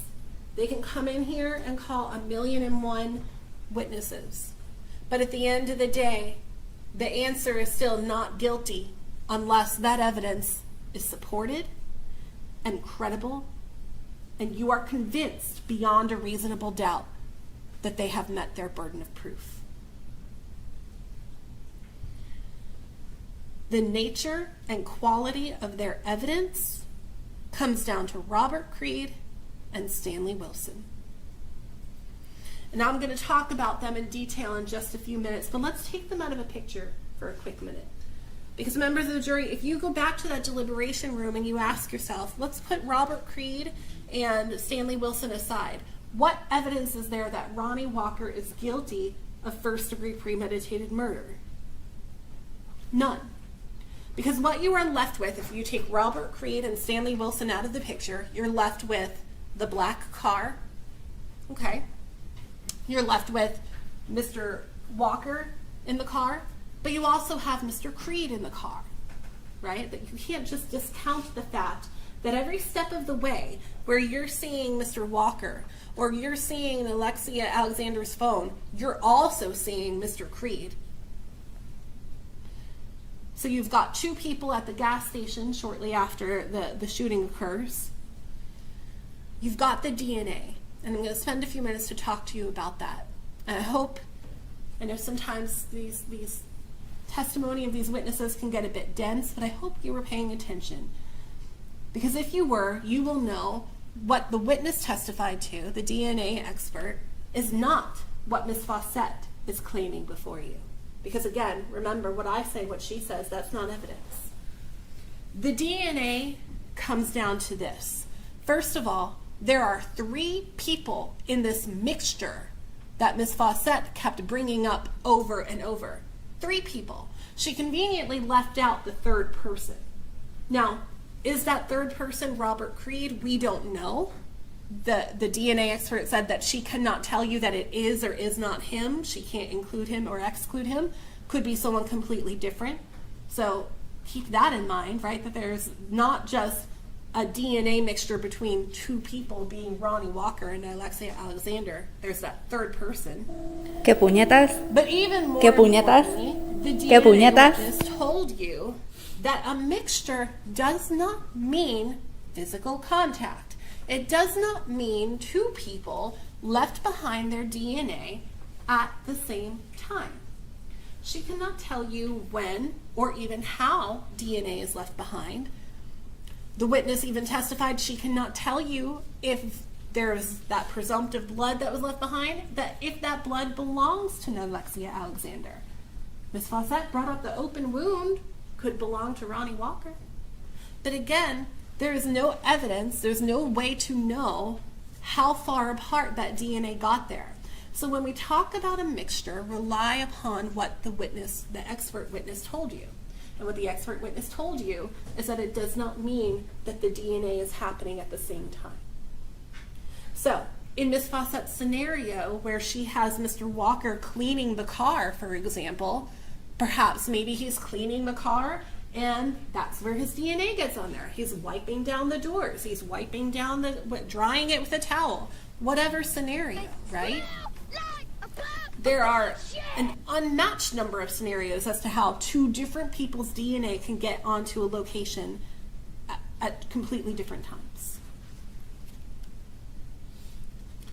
So the DNA, although it is important for you to consider, is not as powerful as the state would have you believe, for all of those reasons that I just discussed. So we have the DNA that was left behind. We don't know how it was left behind. We don't know when it was left behind. We have this black car. What else do we have without Robert Creed and without Stanley Wilson?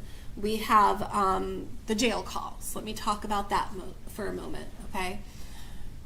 I encourage you to go back and listen to those jail calls, especially that one where Mr.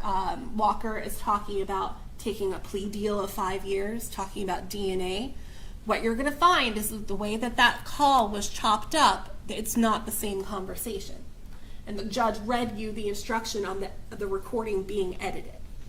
What you're going to find is that it's 2 different conversations happening, right? And think about it. Mr. Walker is facing the death penalty. The state of Florida is trying to kill him because they believe... Fucking nuts. The state of Florida is seeking the death penalty because they believe that he in fact killed Alexia Alexander. He knows he's not going to be offered 5 years in prison. Objection. Sustained. He knows that the state is seeking the death penalty. Consciousness of guilt? Really? Does he realistically think he's going to be offered 5 years when the state's seeking execution? No. When you look at the date of the call, when Detective Whelan testified about the date of the call, you'll find out that call was made the beginning of this year, January 2025. 5 years is almost a time-served sentence for him. So, yeah, he would jump on that to not face the death penalty. Does that mean that he's guilty of killing Alexia Alexander? Absolutely. The evidence is going to show that when talking about the DNA, again, you'll listen to it. It cuts off very quickly. He's just saying he got papers that says they found DNA in the car. That's all he says. He doesn't say anything to the effect of, oh man, they got me. They got the DNA. Or, oh man, I thought I cleaned the car better. How did I leave behind the DNA? That's not what's going on. So again, I encourage you to listen to that jail call. The jail call with Erica Sweet. Go ahead, listen to that one. Because what you're going to hear is that Ronnie Walker is trying to convince Erica Sweet to cooperate and to testify. Now, you're not going to hear him trying to tell her what to testify to. You're not hearing him tell her anything like, hey, make sure that you don't show up to court. That would be consciousness of guilt. That would be tampering with a witness. But he's not doing that. He's saying her, you got to show up. I need you to show up. I need you to testify. He knew what she was going to testify to. And it wasn't the defense that called her as a witness. It was the state. The prosecution called her as a witness. It's not as though she did Ronnie Walker any huge favors by coming in here, saying that she left her phone behind in the car, that he had access to the phone, right? Bruh. So none of those things equate to guilt, okay? So we've got the car, we've got the jail calls, we've got the DNA, we've got his statements to Detective Whelan. Again, nothing there. It's not as though he gives a confession to Detective Whelan, okay? The state wants to harp on this statement that Detective Whelan claims Ronnie Walker made about the fact that he didn't have a working phone for 2 weeks and he broke his phone and all of that. And I'll talk about that some more when we talk about Detective Whelan's investigation. But again, none of those things are proof beyond a reasonable doubt. So, why am I talking about all of this? In order to find Mr. Walker guilty, you would have to believe Stanley Wilson and or Robert Creed. There's no other way around it. There's no other proof that Mr. Walker is at all responsible for the death of Nylexia Alexander.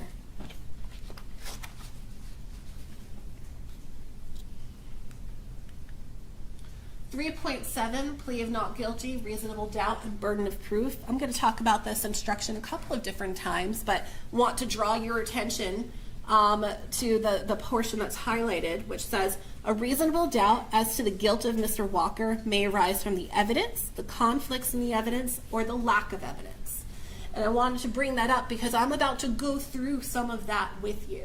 I'm about to go through the evidence, the conflicts in the evidence, and the lack of evidence, especially as it pertains to when we talk about Stanley Wilson and Robert Creed. They smell like a bag of bullshit! 3.9, weighing the evidence. This is an instruction, and I'm going to go through these in more detail, and they'll be bigger. You'll be able to see them on the screen, but I wanted you to see the instruction.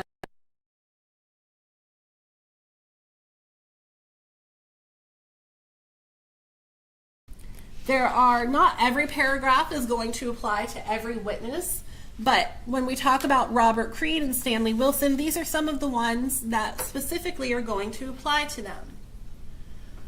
Did the witness seem to have an accurate memory? Was the witness honest and straightforward in answering the attorney's questions? Did the witness have some interest in how the case should be decided? Does the witness's testimony agree with the other testimony and the other evidence in the case? Has the witness been offered or received any money, preferred treatment, or other benefit in order to get the witness to testify? Had any pressure or threat been used against the witness that affected the truth of the witness's testimony? Did the witness at some other time make a statement that is inconsistent with the testimony he or she gave in the courtroom? Has the witness been convicted of a felony or a misdemeanor involving dishonesty or false statement? And then there's this rather large paragraph that I'm going to go through with you. I'm going to blow up the text in just a second that we talked a little bit about, I believe, in jury selection. And it specifically tells you, you must consider the testimony of some witnesses, and again, we're talking about Robert Creed and Stanley Wilson, with more caution than others. For example, a witness who claims to have helped the defendant commit a crime or who hopes to gain more favorable treatment in his own case may have a reason to make a false statement in order to strike a good bargain with the state. This is particularly true when there is no other evidence tending to agree with what the witness says about the defendant. So while a witness of that kind may be entirely truthful when testifying, you should consider his testimony with more caution than the testimony of other witnesses. However, if you find the testimony of such witnesses convince you beyond a reasonable doubt of the defendant's guilt, or other evidence in the case does, then you should find the defendant not guilty. Or, I'm sorry, you should find the defendant guilty.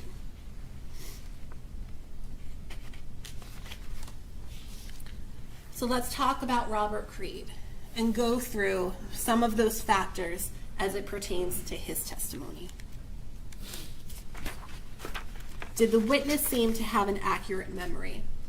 The interesting thing about Robert Creed is that it appeared as though during his testimony that he had a more accurate memory here in this courtroom 3 or so years later than he did when he spoke with Detective Wheeland, when he spoke with Mr. Terry, when he spoke with me, all on prior occasions, right? Because his testimony is that now he's suddenly recalling facts that he never previously gave to anybody. Facts like the fact that he specifically recalls staying at Ronnie Walker and Erica Sweet's home between April 29th and May 1st. He specifically recalls that here today. That's information he'd never previously given to anybody. And he was asked that question. He was asked by Detective Wheeland. You heard Detective Wheeland said, yes, he had a conversation with Mr. Creed about where do you stay? Mr. Creed told him, I stay with my brother, or I stay over in St. Pete with my girlfriend. Never before mentioned that he stayed with Ronnie Walker. That was some new information that he suddenly remembered here today. Or I'm sorry, here this week.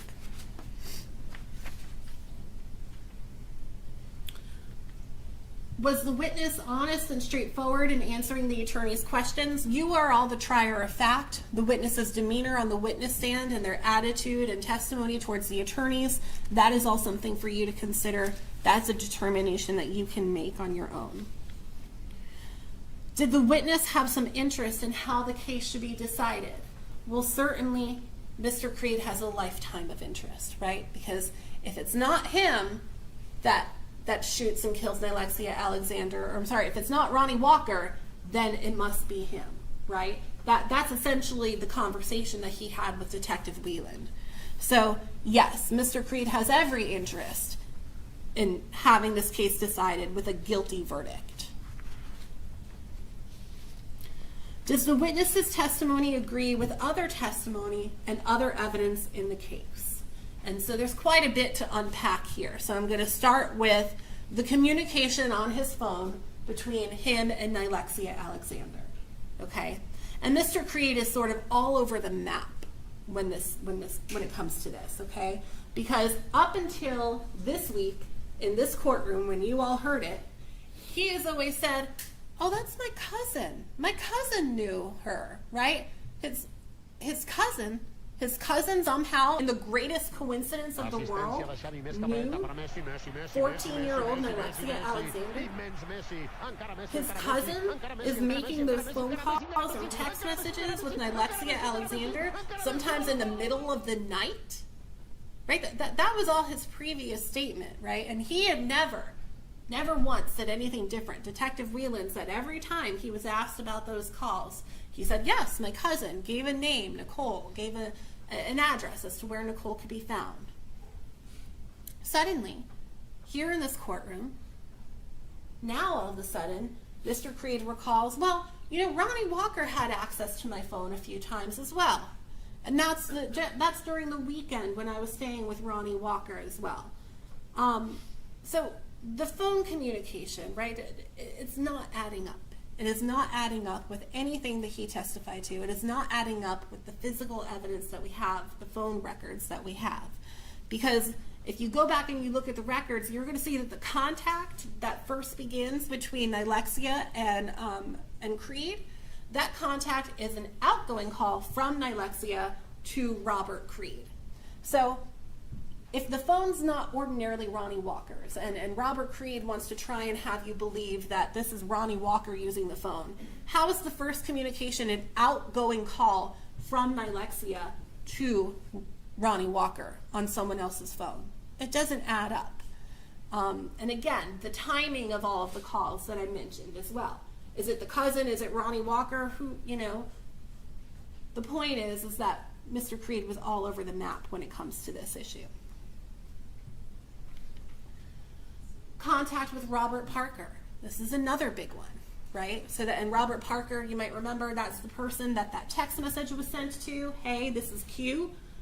Robert Parker is the one where there are several phone calls being made from Erica Sweet's phone to Robert Parker, starting from the night of the murder all the way into the following day. And Mr. Creed's given different answers about this as well, right? His testimony here in this courtroom to you was that he never used Erica Sweet's phone. He's never used the phone.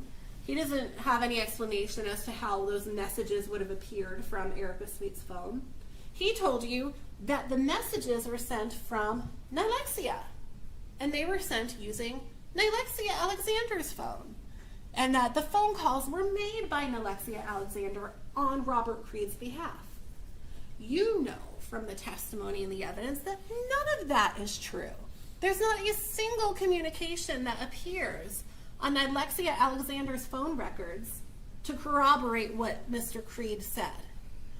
And what's more, we know that all of that communication occurs after Nylexia Alexander is dead. So, does Robert Creed's testimony agree with the other testimony and the other evidence in the case? Absolutely not. Then we get down to the actual facts of what happened inside the car, what happened at the time that Nylexia Alexander was shot.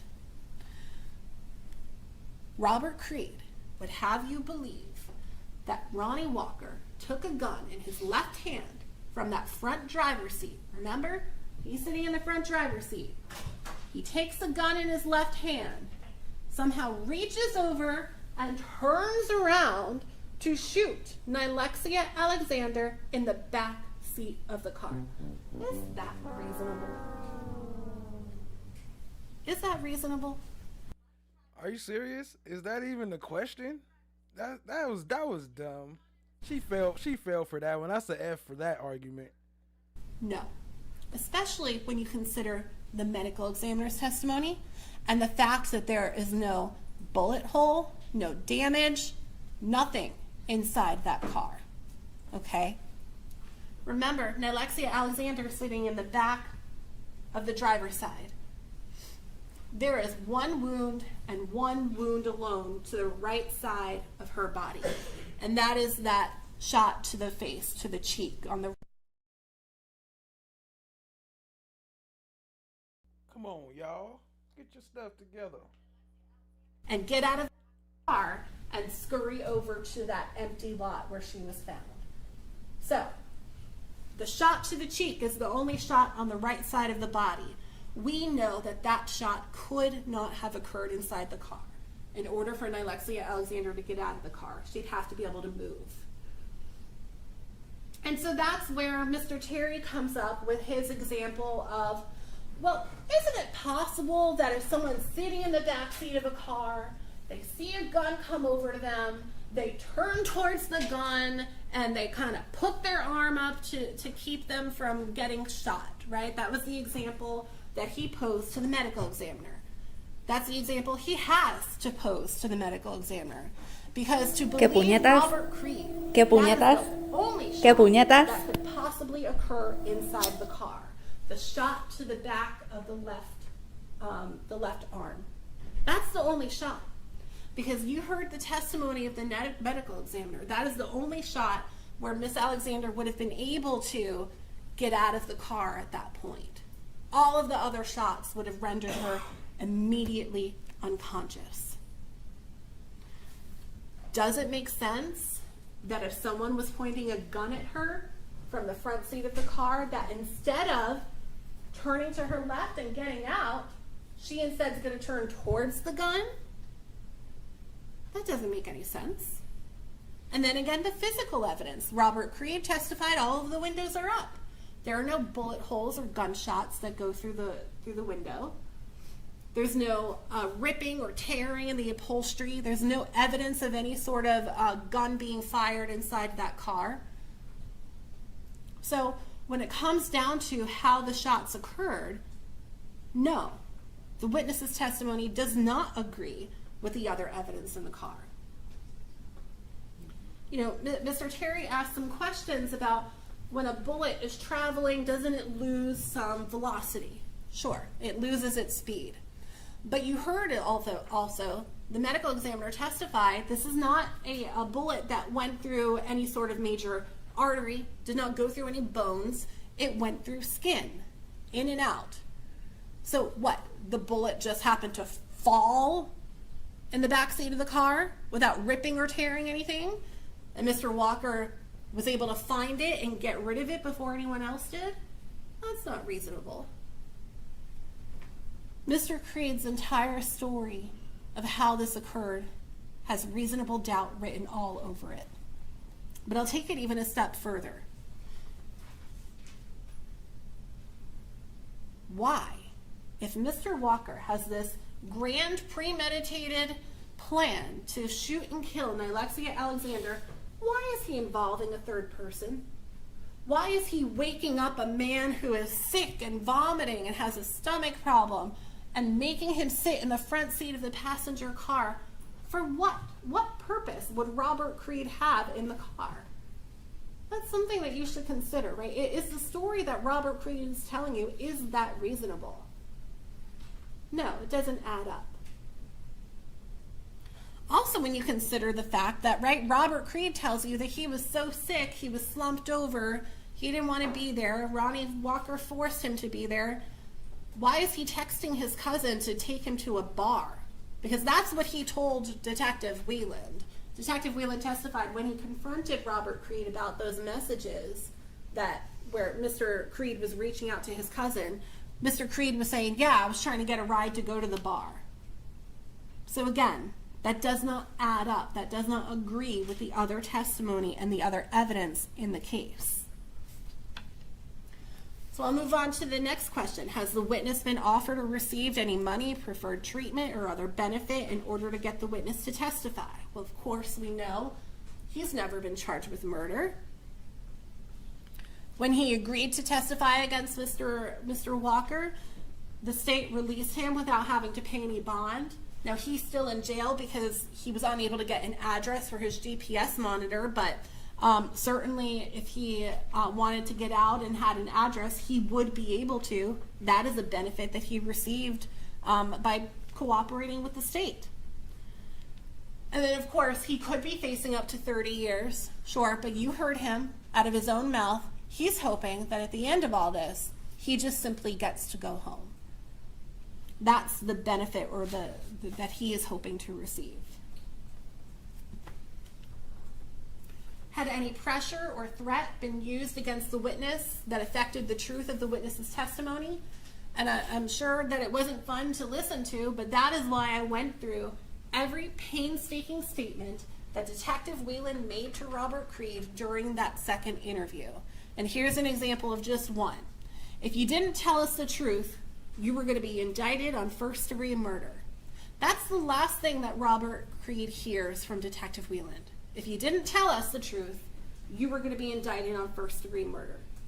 So now, Robert Creed is left with that impression that if he doesn't continue with the story that Ronnie Walker is responsible for the death of Nylexia Alexander, then he would be the one that could be charged with first-degree murder. Well. Did the witness at some other time make a statement that is inconsistent with the testimony he or she gave in the courtroom? Well, of course, we know that entire first statement he gives to Detective Wieland, that is all a lie. He tells Detective Wieland he didn't know anything about the murder. He doesn't know Nylexia Alexander. He knows Y'all write in the chat. I don't think she even believed herself at this point. nothing about any of this. There's that statement that he makes here that he was sick, he was slumped over in the car, yet he's some reason calling his cousin for a ride to the bar. He acknowledged to Detective Whelan that that was in fact him using Erica's suite phone to make all of those phone calls and all of those text messages, or that text message to his cousin. He denied that here in the courtroom in front of you. And then, of course, as I previously stated, he now claims that he would sometimes stay with Ronnie Walker. When he was previously asked, he stated that he stayed with either his brother or his girlfriend in St. Petersburg. Same thing about the phone, right? When he was previously asked, how is your phone contacting Alexia Alexander? He didn't say that that phone was contacting her because of Ronnie Walker. He said that phone was contacting her because of his cousin. Has the witness been convicted of a felony or misdemeanor involving dishonesty or false statement? And for Mr. Creed, he has 21 felony convictions. You are able to consider that when determining his credibility as well. And then finally, that last paragraph about you should consider witnesses' testimony with a more critical eye. Same things I previously said, not facing a murder charge, released without having to pay the bond, and he's hoping to go home. So 21 convicted felonies is crazy though. when you consider Robert Creed's testimony, it has reasonable doubt in all three of those places. It has reasonable doubt in the evidence, right? How he's claiming the shooting happens. He has reasonable doubt in the conflicts in the evidence, the different statements that he gave. And it's got reasonable doubt in the lack of evidence, lack of anything corroborating, anything that he's saying about, oh, it was someone else using the phone other than me. Or, oh, Alexia Alexander made those phone calls, not me. So let's move on then to Stanley Wilson. Did the witness seem to have an accurate memory? And there are lots of different things that Mr. Wilson and I went back and forth on, and I would ask that you just recall, either from your own notes or your own recollection, some of the things that he was inconsistent about, but or that he had a poor memory about. And one of those things was, how many conversations did he have with Ronnie Walker? Because when he testified on direct examination to Mr. Terry, he told Mr. Terry about one conversation that happens at Ronnie Walker's mom's house. And then when I questioned him, I said, well, didn't you give us a previous statement where you said that there were two different conversations, one at Ronnie's mom's house, one at the cousin's house or his niece's house? And then all of a sudden he recalled, oh yes, there were two different conversations. And then all of a sudden he was able to recall those details. He previously had recalled that conversation happened in the month of May, right? He admitted that. He acknowledged to that. He acknowledged, yes, I previously told you that I had this conversation with Ronnie Walker in May before I turned myself in Manatee County.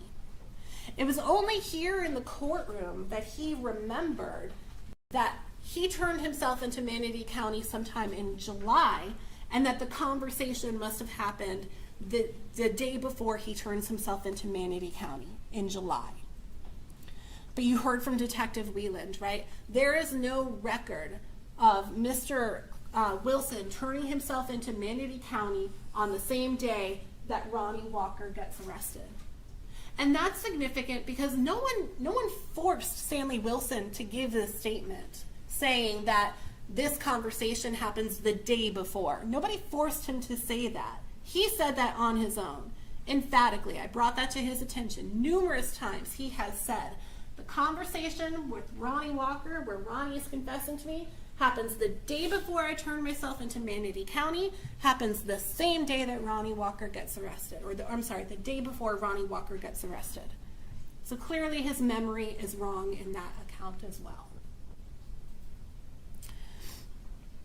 He told you here in the courtroom that Alexia Alexander was shot in the cheek. Ronnie Walker told him that. But I drew his attention to the fact that I talked to him just a couple of weeks ago, and he previously said Ronnie Walker never told him where he shot Alexia Alexander. Well, now suddenly he remembers, oh, Ronnie Walker must have told him, shot her in the cheek.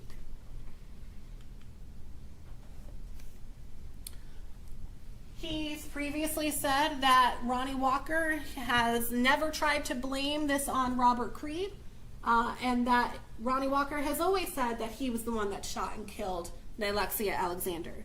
He testified here in the courtroom to something different. He testified at first Ronnie tried to blame Creed, and then he went ahead and confessed to me. In the courtroom here, Mr. Wilson testified that Mr. Walker told him he turned around and shot Nylexia Alexander, who was sitting in the back seat. But when I drew his attention to a previous statement that he made, he previously said Nylexia Alexander was sitting in the front passenger seat. That's what Ronnie Walker told him. So again, all of these contradictions in his memory as to the facts that he's claiming Ronnie Walker told him. Was the witness honest and straightforward in answering the attorney's questions? Again, that is a credibility issue, a judgment call that you all get to make. Did the witness have some interest in how the case should be decided? And he told you about his plea agreement, that he has pled guilty here in Hillsborough County to 5 years in prison. He should have been doing 10 years, but they gave him a break, and they're holding that sentence over his head, that they can come back and they can give him the full 10 years if he does not come in here and testify against Ronnie Walker. Does the witness's testimony agree with the other testimony and the other evidence in the case? There's no evidence that Nylexia Alexander, Ronnie Walker, or Erica Sweet had any kind of STD. Erica Sweet was on the witness stand. Certainly the state could have asked her. You heard the testimony of the medical examiner. No evidence that Ronnie Walker had any kind of STD, right? So sure, Stanley Wilson is saying these things. He's saying that, oh, this is what Ronnie Walker told me, but there's no other evidence to corroborate that. Robert Creed doesn't corroborate that. Robert Creed doesn't tell you that they're arguing over some kind of an STD. Robert Creed says there's one thing only that is said by Ronnie Walker. Are you having sex? Nothing about an STD, right? Now, the state wants to read that into he was talking about an STD. There's no evidence of that. There's no proof of that. Certainly, if Mr. Creed had heard something about an STD, you would have heard about that too.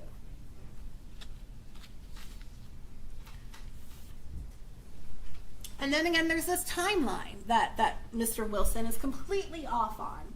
Because remember, he says that the conversation with Ronnie Walker, where Mr. Walker confesses to him, this happens, and it's premised on essentially three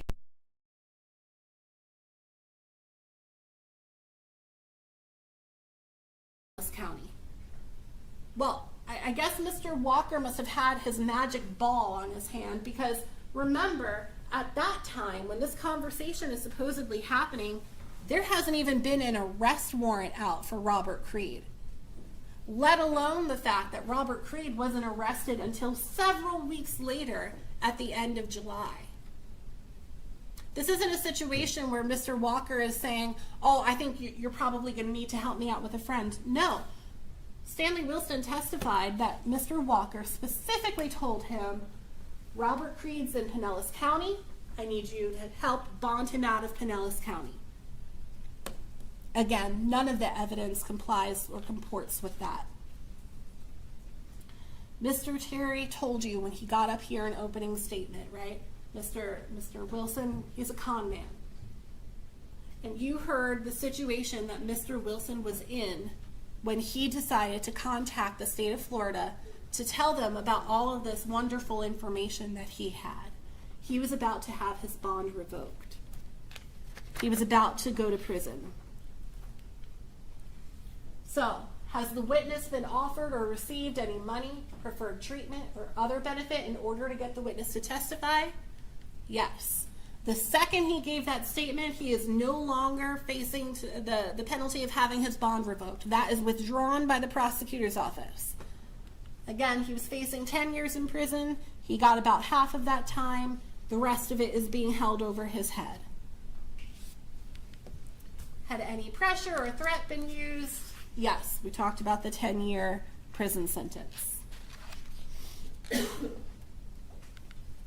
Did the witness at some time make a statement that is inconsistent with the testimony he or she gave? I'm not going to repeat all of the things that I previously said, but we talked about that when we discussed his memory or lack thereof. Has the witness been convicted of a felony or misdemeanor involving dishonesty or a statement? 171 felonies.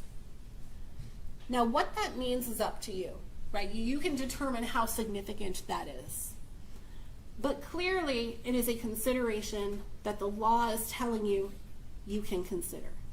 Just think about that, right? Why are you being told this is something you can consider? 30 misdemeanor crimes of dishonesty. That is the caliber of the witness that the prosecution has brought before you to prove Mr. Walker's guilt beyond a reasonable doubt. 171 time convicted, felony convicted, con man, Stanley Wilson.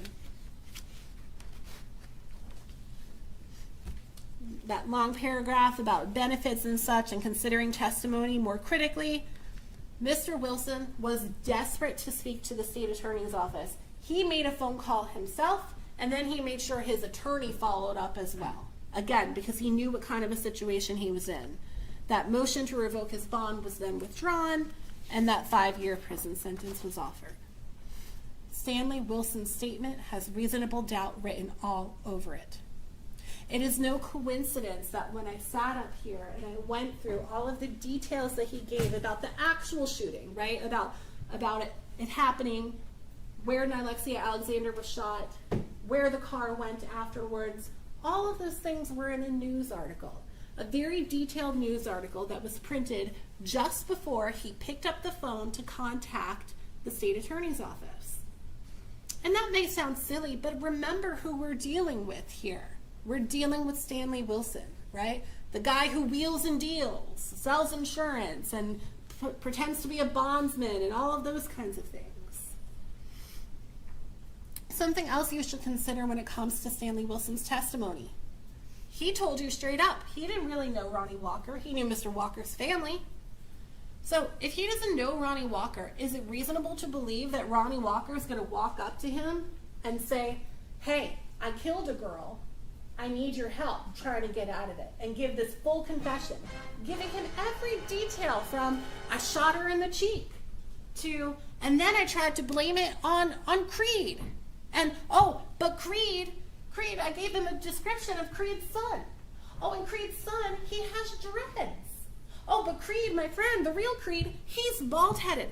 Does that sound reasonable, that this is the conversation that's going to be happening? Or does it sound more reasonable that Mr. Wilson read some of those details in the article and he then claimed that Mr. Walker gave him a confession? That's what's reasonable. So at any point, is she going to talk about the blood that was found in the car, or the phones, or the pictures, or any of that, any of the DNA? She just going to talk about these hypotheticals, which I understand the case is kind of hearsay, but still, you gotta talk about that too now. Mr. Stanley Wilson, did he give every detail that was in the article? No.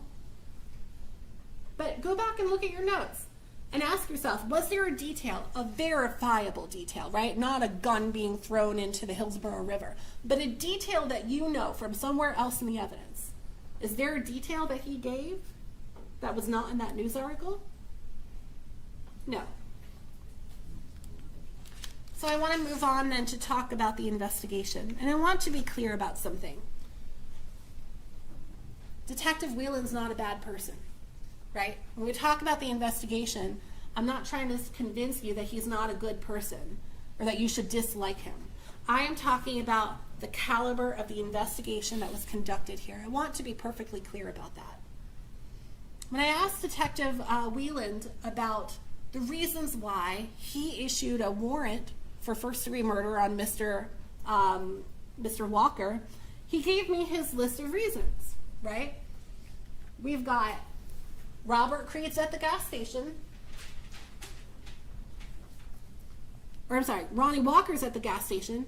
But we also know that Robert Creed's at the gas station.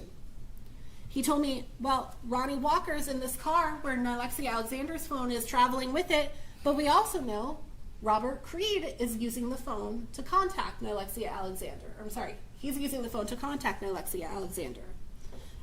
We also know Robert Creed is using Erica Sweet's phone to contact his cousin. We also have Robert Creed on the video at TGH, right? And we also have Robert Creed in Ronnie Walker's car at all times during the investigation. So everything that he told me about Ronnie Walker and the reasons for the arrest of Ronnie Walker, each and every single one of those things is true as it pertains to Robert Creed. So, why is it that Ronnie Walker is sitting here and not Robert Creed? You've heard through the statements that were introduced of the things that were said during that second interview with Robert Creed. They were desperate in the investigation at that point. They needed answers. They needed to know who their trigger person is. They needed someone to tell them who the trigger person was.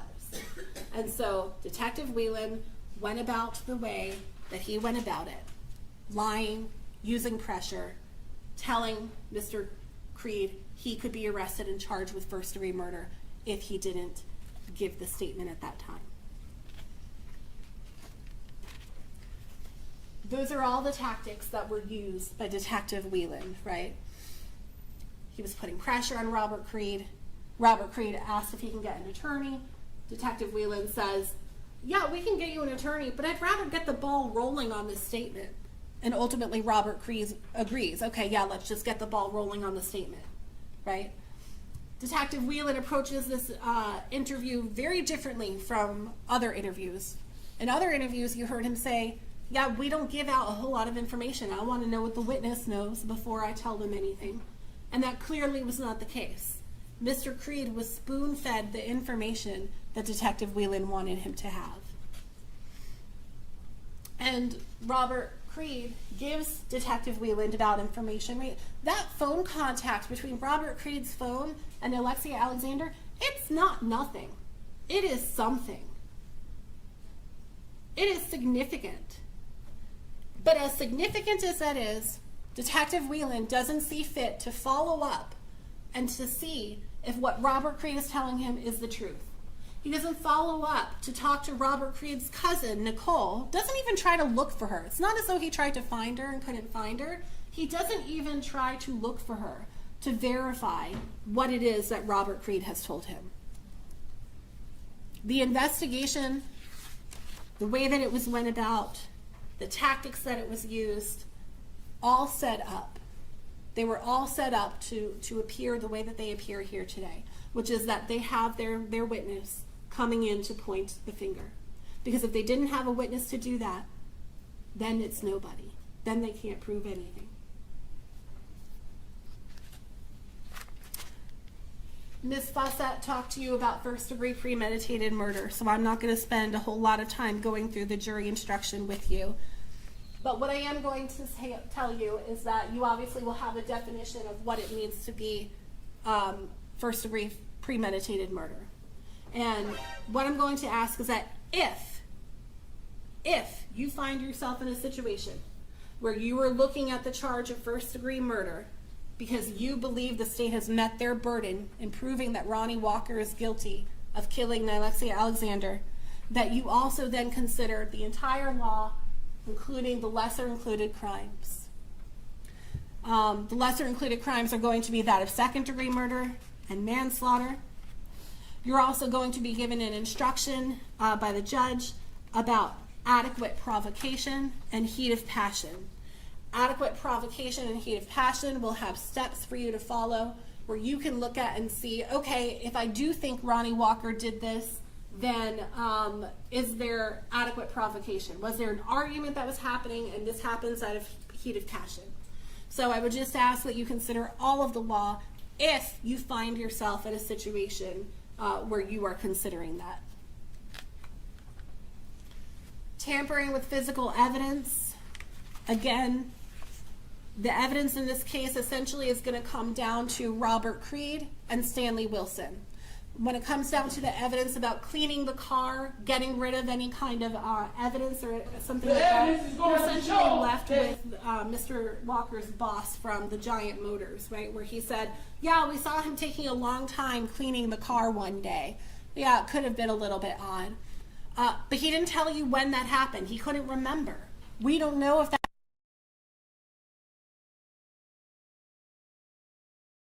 Appreciate y'all. You know it's them. It's coming right back. But they have not proven to you beyond a reasonable doubt that Mr. Walker actually did anything to clean the car in an attempt to get rid of evidence from a homicide. They have not provided any information or any proof to you, verifiable proof, that he got rid of a murder weapon, that he picked up shell casings from the ground and got rid of those, or that he threw Alexia Alexander's phone out the window or got rid of it for some reason. You know, what's interesting about Alexia Alexander's phone is that it basically stops communicating with cell phone towers very shortly after that Tampa General Hospital video. Who do we know that gets in the back seat of the car at the Tampa General Hospital? It's not Ronnie Walker. Robert Creed. Right? So that's something to consider. Did Robert Creed discover the phone? Did he get rid of the phone?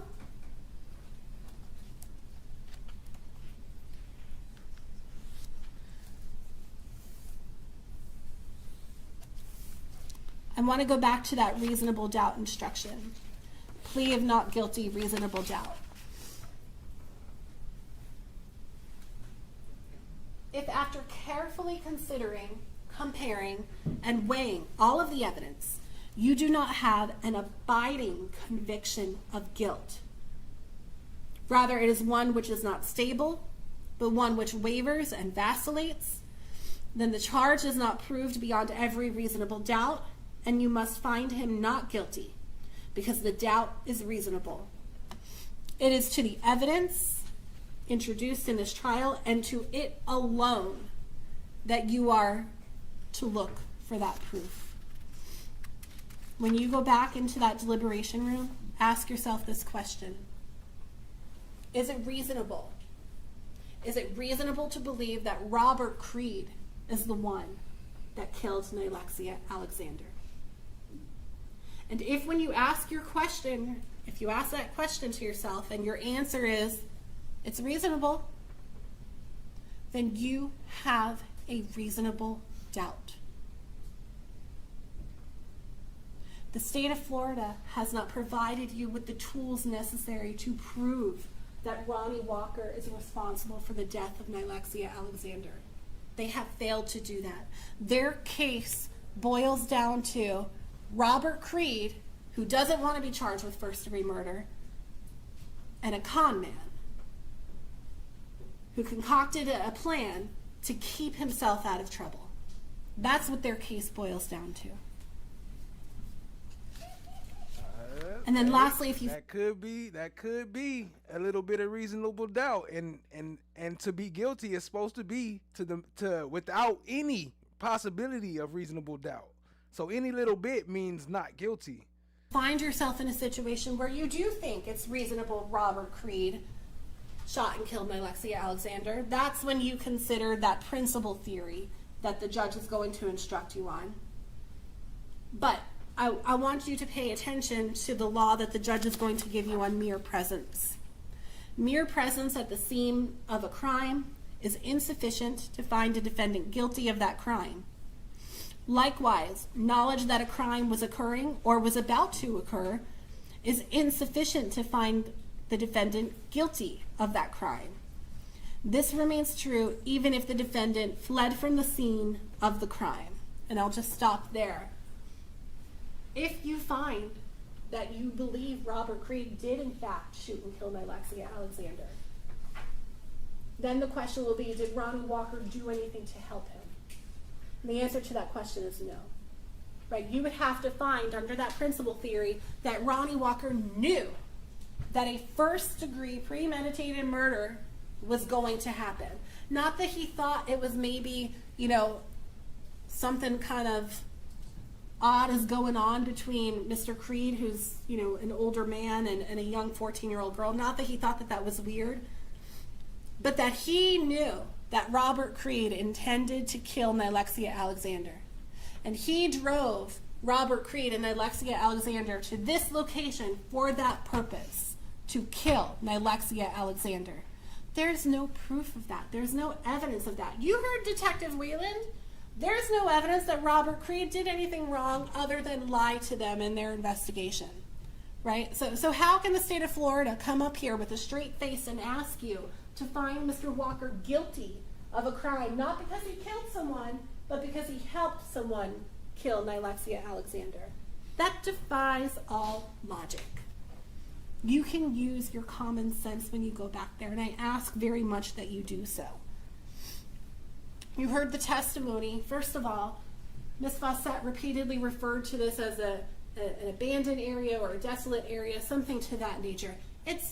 You saw the neighborhood. You saw the houses surrounding the area. You saw the lights on the street. This is not an abandoned area. Even more, you saw that the car did not stop at the dead end of the street.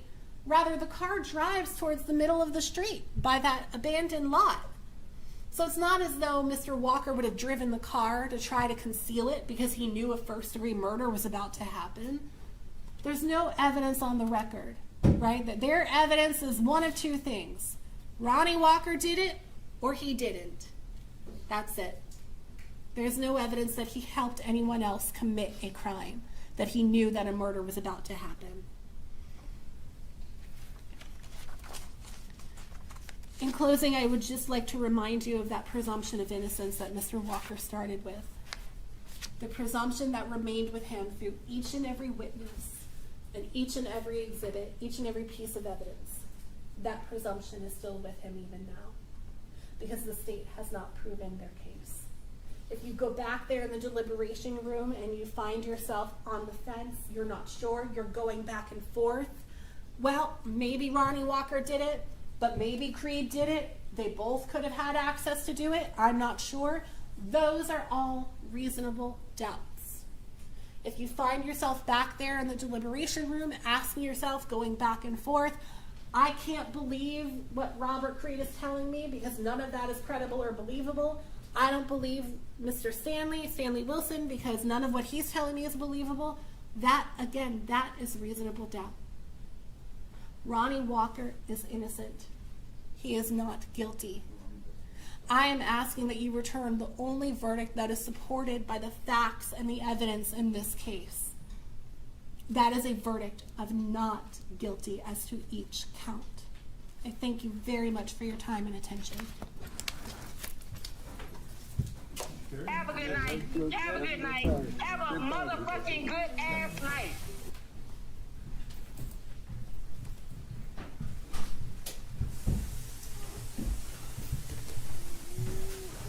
Family.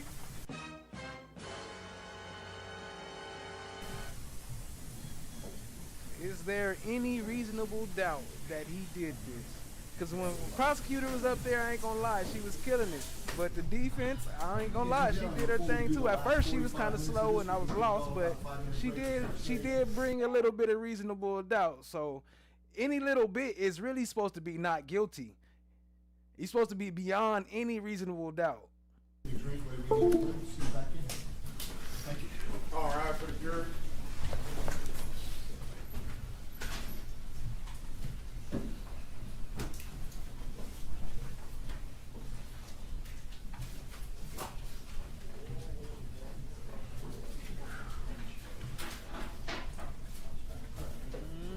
Family, I don't know. What y'all voting in the chat? Let me see. Y'all saying yes, there is reasonable doubt. Damn, 67% says yes, there's reasonable doubt. 17 says no. 17 says maybe so, which is also reasonable doubt.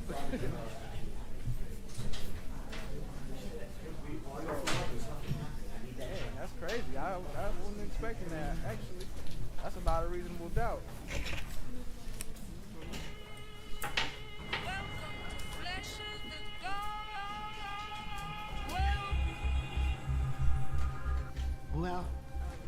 Isn't this a nice surprise?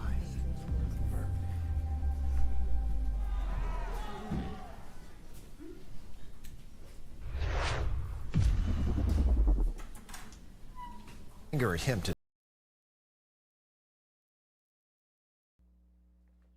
So I'm looking for Erica Sweets to see if I we am can not play- sorry. Oh, hold on, they coming back. Oh no, they not. They playing games with us. Wait, yeah, maybe they coming back. But I'm looking for the Erica Sweets. But I did find this cop testimony I haven't played yet, so I'll play that in some of the empty space. But okay, yeah, they not coming. And I'm gonna still look for that Erica Sweets though. Oh, will they make up their damn mind? Y'all hit the like button, hit the subscribe, tap in. Appreciate y'all. We running live though, so as soon as they come back, we'll be back with them. They coming back in and look like. Let me see. I'm gonna introduce this while they setting up. Thank you. Good afternoon. Good afternoon. If you could please tell the jury your name. Ashley Moore, Moore. Thank you. And how are you employed, Ms. Moore? I'm a crime scene technician with the Tampa Police Department. And what sort of training, education do you go through to become a crime scene technician? I have a Bachelor of Science in Chemistry from the University of Miami. I have a Master of Science in Forensic Science from the University of Florida, as well as additional training courses. I have a 40-hour course in crime scene investigation, 16-hour course in forensic photography, and additional training courses and in-house training along the way. And how long have you been working with the City of Tampa Police Department? 9 years. All right. And in all of that time, have you been working as a crime scene investigator? Yes, I have. All right. And how about approximately in your time in those 9 years, about how many crime scenes do you think you've been to? Ooh. We go to anywhere from 15 to 30 a month over the course of those 9 years. So. All right. And when you're at those crime scenes, what sort of things do you do? I document the scene through digital photography. I identify, collect, and preserve physical evidence. And then I might do some additional processing of that evidence or that scene for latent fingerprints or potential DNA. All right. Do you work in close concert with detectives? Yes, I do. Okay. And do you all kind of basically work as a team where you all each look for things and then pointing things out to each other and kind of that sort of way? Yes. All right. Now, turning your attention to May 13th of 2022, were you employed in the same capacity back then? Yes, I was. All right. Did you become involved in the case in the investigation into the death of Nilexia Alexander? Yes. All right. What role did you take in this investigation? I was requested to respond to the Tampa Police Department impound lot to process a vehicle. All right. Explain to the jury what that means. It means that I photograph this vehicle, process for, collect evidence, preserve that evidence, process for latent fingerprints, and then also potential DNA. Okay. And did you do that in this case? Yes, I did. Now, when you go there and you're shown this vehicle, did you know anything about the vehicle? Like, where do you have any background, or are you just told just process the vehicle? The detective had some background, but no, I was just directed by him. Okay. And where is this impound lot? It was on 34th Street South, 110 34th Street. Okay. Do you recall about what time you got there to process it? Roughly 11:30 at night, maybe midnight. So you all work long hours, I guess, huh? I work overnight. Okay. So you are so I guess always someone has to be on call, is that right? Correct. Okay. So anytime there's a crime, someone from the crime scene investigator can go out there and be available even at 3 in the morning. Correct. All right. So back then you were working nights. And today, but yes. And today. Yes. Okay. So this is. They got the camera moving, but the sound not back on. I'll switch it over once they cut the sound on.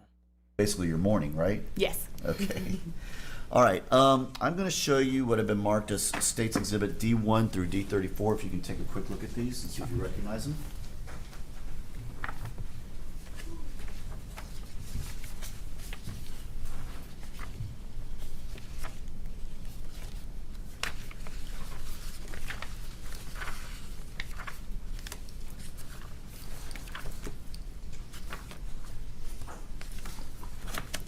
Yes, I do. What are they? They're the photos that I took of that vehicle that night. And do these photos fairly and accurately depict the condition of the vehicle when you received it to process it? Yes. Judge State would move into evidence states exhibits D1 through D34. Just want to be sure for the record, D as in dog, not C as in cat. Did I label it incorrectly?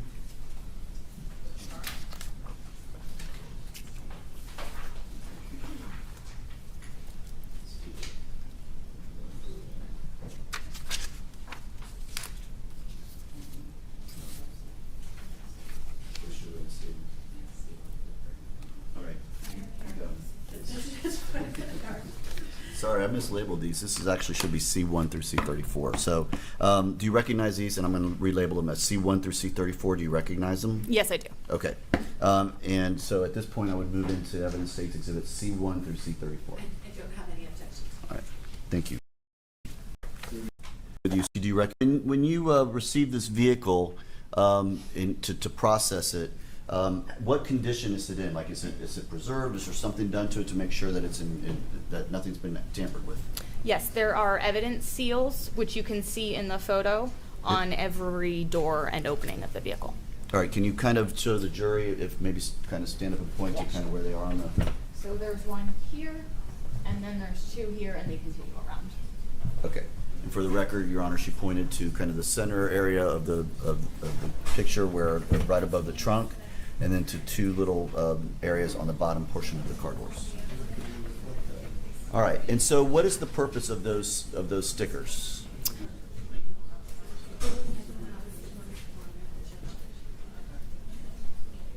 To ensure that the vehicle has not been opened from the moment it was sealed to the moment I open it. Okay. Now, did you seal this? All right, for the jurors. But this is the condition it was when you first observed it. Correct. And then C2 is the other side of the vehicle. And again, we see what you described earlier, those two marks sealing up the car, correct? Yes.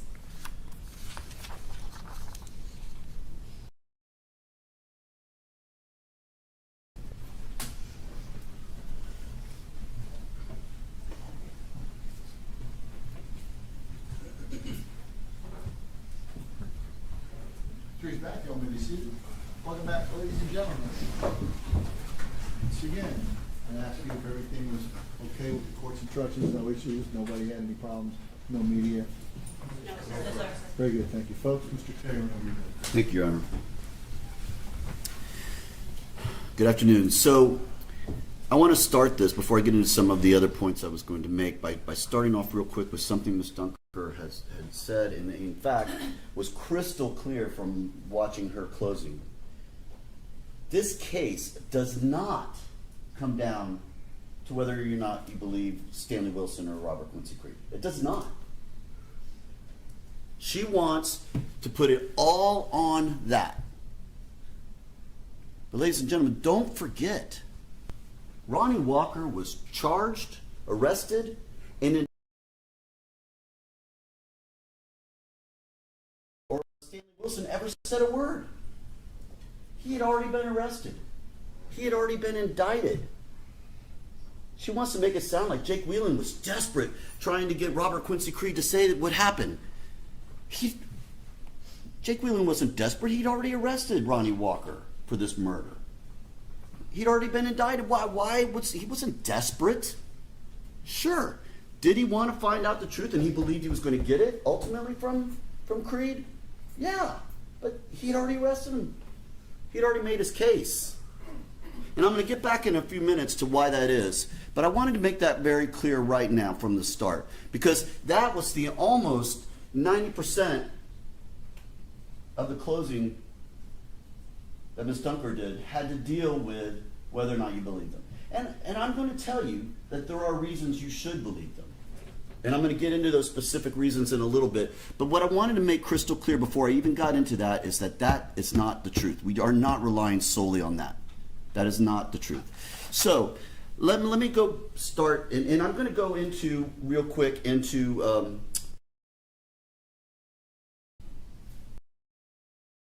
okay, we'll talk about him real quick. And something that came up in this that I thought was really interesting, all right? And there's, in doing this job for as long as I've done it, I find that, you can ask questions and ask questions and ask questions and ask questions and not get anywhere. Sometimes all it takes is asking the right question. And guess what happened in this case? Detective Whelan never asked Quincy Creed the right question. Ms. Dunker never asked him the right question, and I never asked him the right question. Not until he was on that stand and I'm doing the direct that I thought, did you ever, because he clearly lets people borrow his phone. You can hear how he talks about it, like, oh, I guess my cousin had it, so-and-so had it, people had his phone. So it occurred to me, I wonder if anyone's ever asked him if Ronnie Walker ever used his phone. So I asked him. And he said, yeah, he uses my phone. Oh, that explains something. Because that had always been a little bit of a strange quirk in this case, is that Nylexia had contact with Quincy Creed's phone. But there's no other evidence of any other contact between those two. He doesn't live in that neighborhood. It just didn't make any sense. And Creed did say that he had believed that maybe it was his cousin who he borrows the phone from, who's around that same age. Maybe she did it. But no one ever thought to ask. And then when Miss Dunker got up on cross and said, well, you never said that. What did he say? You never asked. That's how simple it was. You just never asked. And that cleared up so much.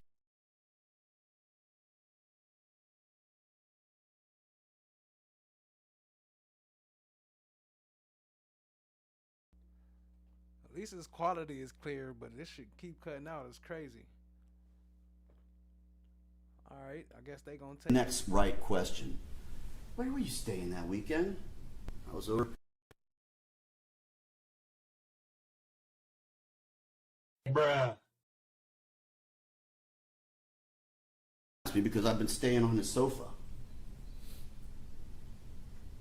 Oh. Bruh. They must know that he about So to. that was They must know he about to damage the case or something. They trying to cut the feed on y'all. They don't want y'all to see him messing up the case.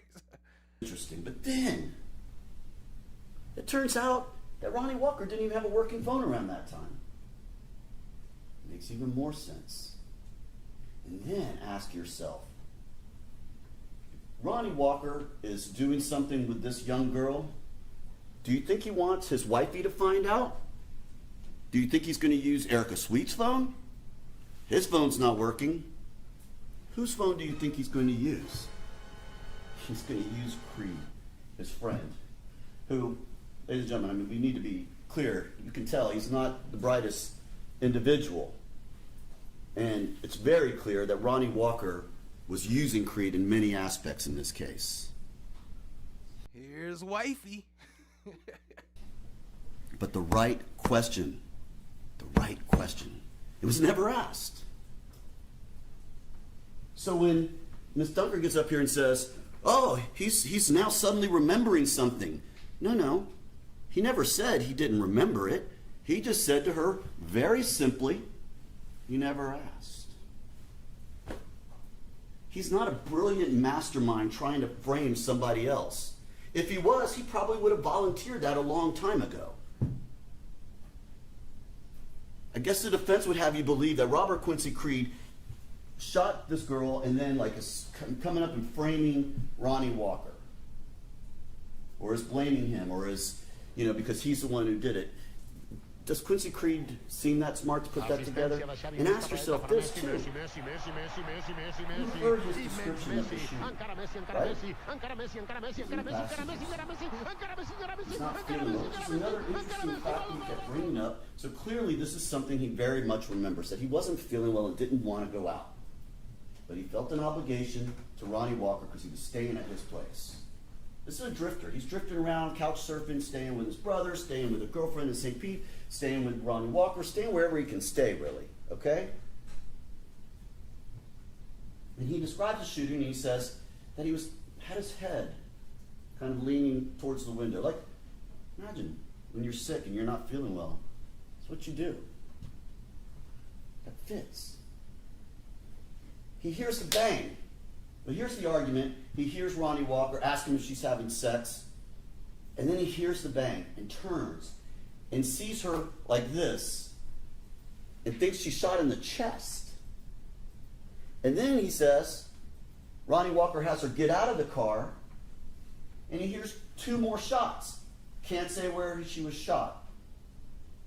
Well, he's wrong on the shots, and he can't say where she was shot. Don't you think the shooter would know where she was shot?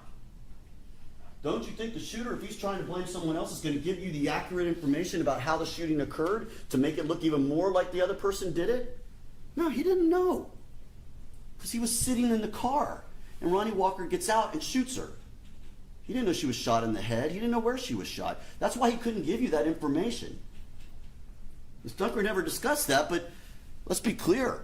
He didn't know how the shooting occurred, and his description of shot in the chest, which isn't true, and the 2 shots outside the car, which isn't true. There were 4 or 5 more shots outside the car.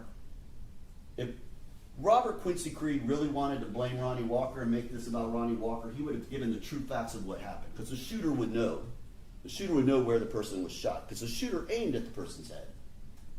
But Creed doesn't even know. That is further proof that Creed was here telling you the truth. He's telling you what he knows. And yes, he was less than cooperative at the beginning. Less than cooperative, but imagine, he's just witnessed a murder. This man shot a 14-year-old girl. What's he going to do to him?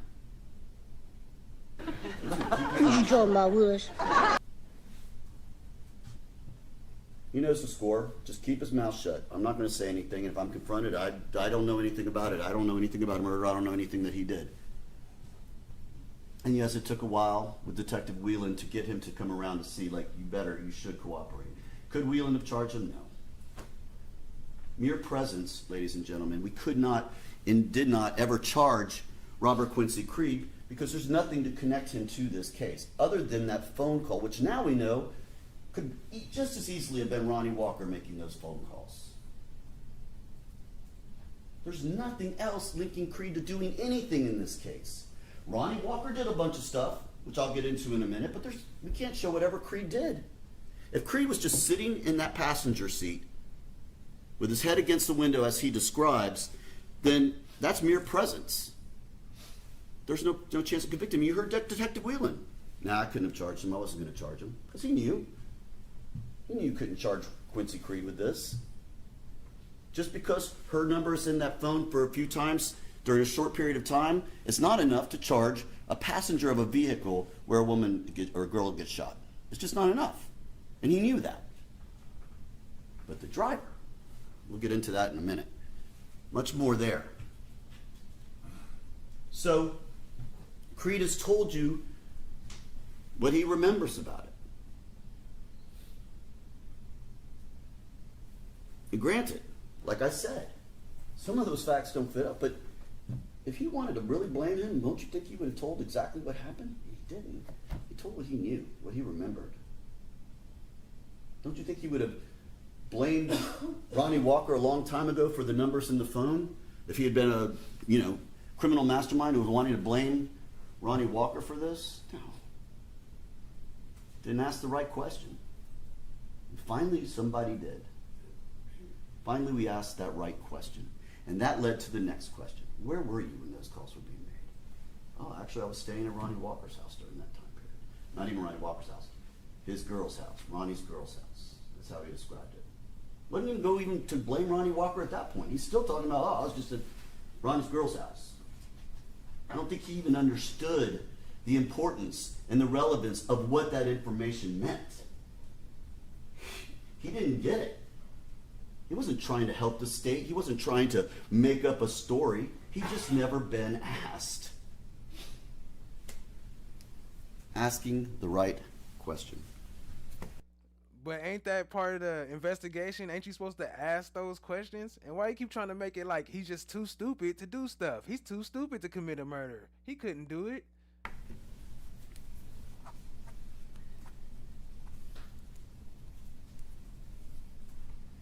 So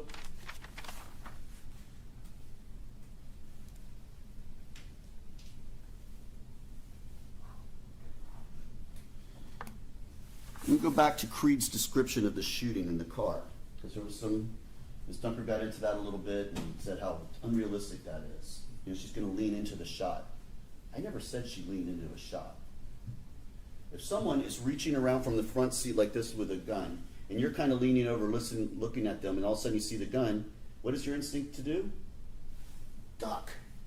You duck down. And she's sitting there like this, she leans, she's like, ah. She ducks, and it goes right there, right through her back. It makes perfect sense. It fits the evidence perfectly. And you heard from that medical examiner, yeah, that's definitely possible. That definitely could have happened that way. Absolutely. You turn and duck from a shot. You protect yourself. You protect your body. You turn. And that's what she did. She covered herself.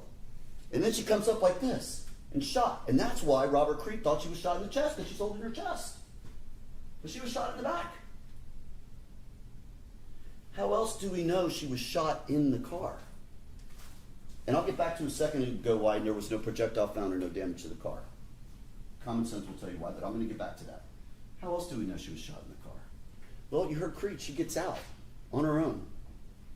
Ronnie Walker tells her to get out, and she gets out of the car at that point. Clearly, of course, she's been shot. But there's blood in the car. Right there, right by the little door where she was sitting, because she's bleeding already. Look at the pictures from the crime scene. Look at the blood droplets right along the road, on the leaf, all leading to where she was ultimately murdered. She was walking, ladies and gentlemen, and she was dripping blood as she was walking. She was alive, she had been shot, and she was walking away into this field. The evidence, the physical evidence at the scene corresponds to that. That bullet traveled across her shoulders and came out one side. That bullet traveled a long way through her body. And yes, it didn't hit an artery or a bone, but it went through, you heard the ME, it went through muscle, subcutaneous tissue. That bullet lost velocity as it travels through the body. It had to break the skin originally, go through all that muscle in the back, go through the subcutaneous tissue, and then break through skin again to come out. Its velocity's gone. It's not going to damage anything. It's going to drop right there on the seat. You saw what happened to the other projectiles, right, where she was shot in the head out on the vacant lot? Feet from her. Because it went through her head, lost velocity, and fell right on the ground. It did go 20 feet away. It did go into a house down the street. Because when a bullet goes through a body, common sense tells you, ladies and gentlemen, it loses its velocity. And those bullets lost their velocity, and the bullet in the back dropped inside that car, and somehow, Ronnie Walker found that bullet and cleaned it before the police did. So no, it didn't have the velocity to go into a seat or to tear anything up, because the body, and Alexei Alexander's own body, had taken all the energy out of that bullet. So yes, she was shot in that car just as Robert Quincy Creed describes. It fits perfectly, exactly,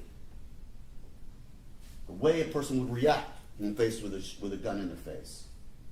The way she got out, the blood drippings, all of that fits for what was Alexia's last moments of her life.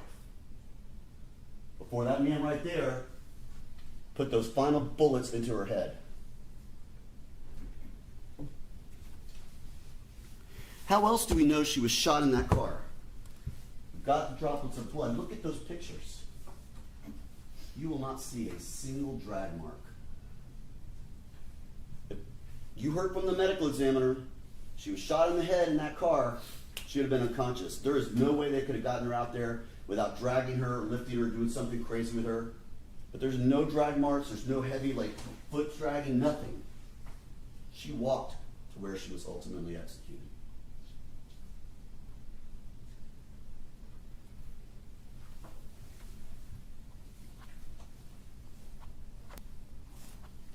How else do we know she was shot in the car? Well, someone was pretty anxious to clean that car up. There's 2 bottles of carpet and stain cleaner. Not just 1, 2. 1 with his fingerprint on it. Someone had been cleaning those seats, cleaning those carpets, but didn't think about the outside of the door. He missed a spot. He missed a spot. That's what happened. And that spot was the blood of Nylexia Alexander.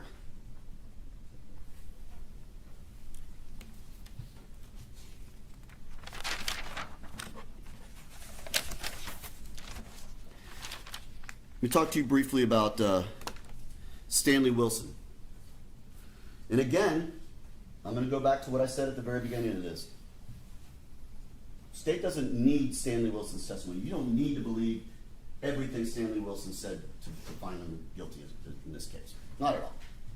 And now, I submit to you, there's reasons to believe him.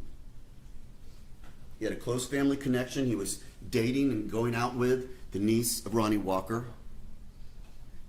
He was working in the bond field, so it makes sense that Ronnie Walker would want to go talk to him about it. And he gives a statement that gives a motive. Now, we don't have to prove motive. That's not even required.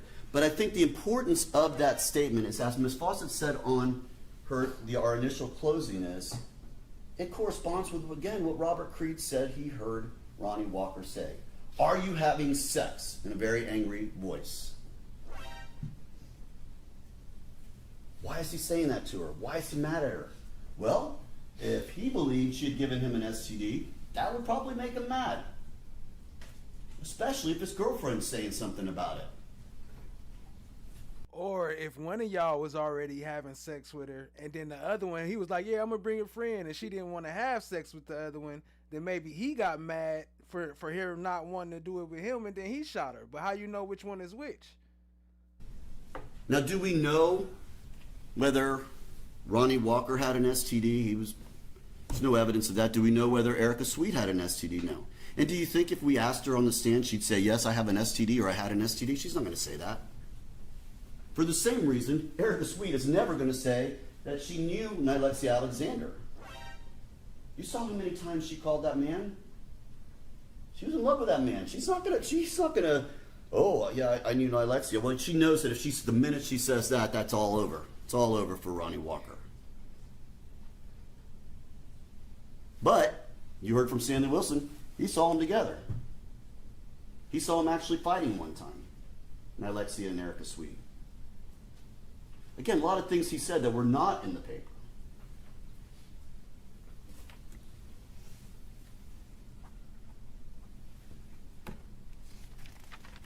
Says the gun was tossed in the river. When you look at the videos that were put together by Sergeant Van Heist that show the car and where it goes, and you'll see the little cell tower sites and stuff, I want y'all to watch it at one point. You'll see after it leaves the homicide scene, it kind of does that kind of crazy little turnaround, da-da-da. But then if you watch it, look at it on the map. It's right next to the river for a while. It's right next to the river for a while. He got rid of that gun in the river. The divers just didn't know the right place. But Stanley Wilson knew that he got rid of the gun in the river. Look at that. Watch that video. You will see that it stops right just north of the Columbus Bridge for a while. That phone is sitting there, at least 5 or 10 minutes, hitting off the same cell tower, very close, almost like right next on the riverbank. Ronnie Walker was getting rid of that gun.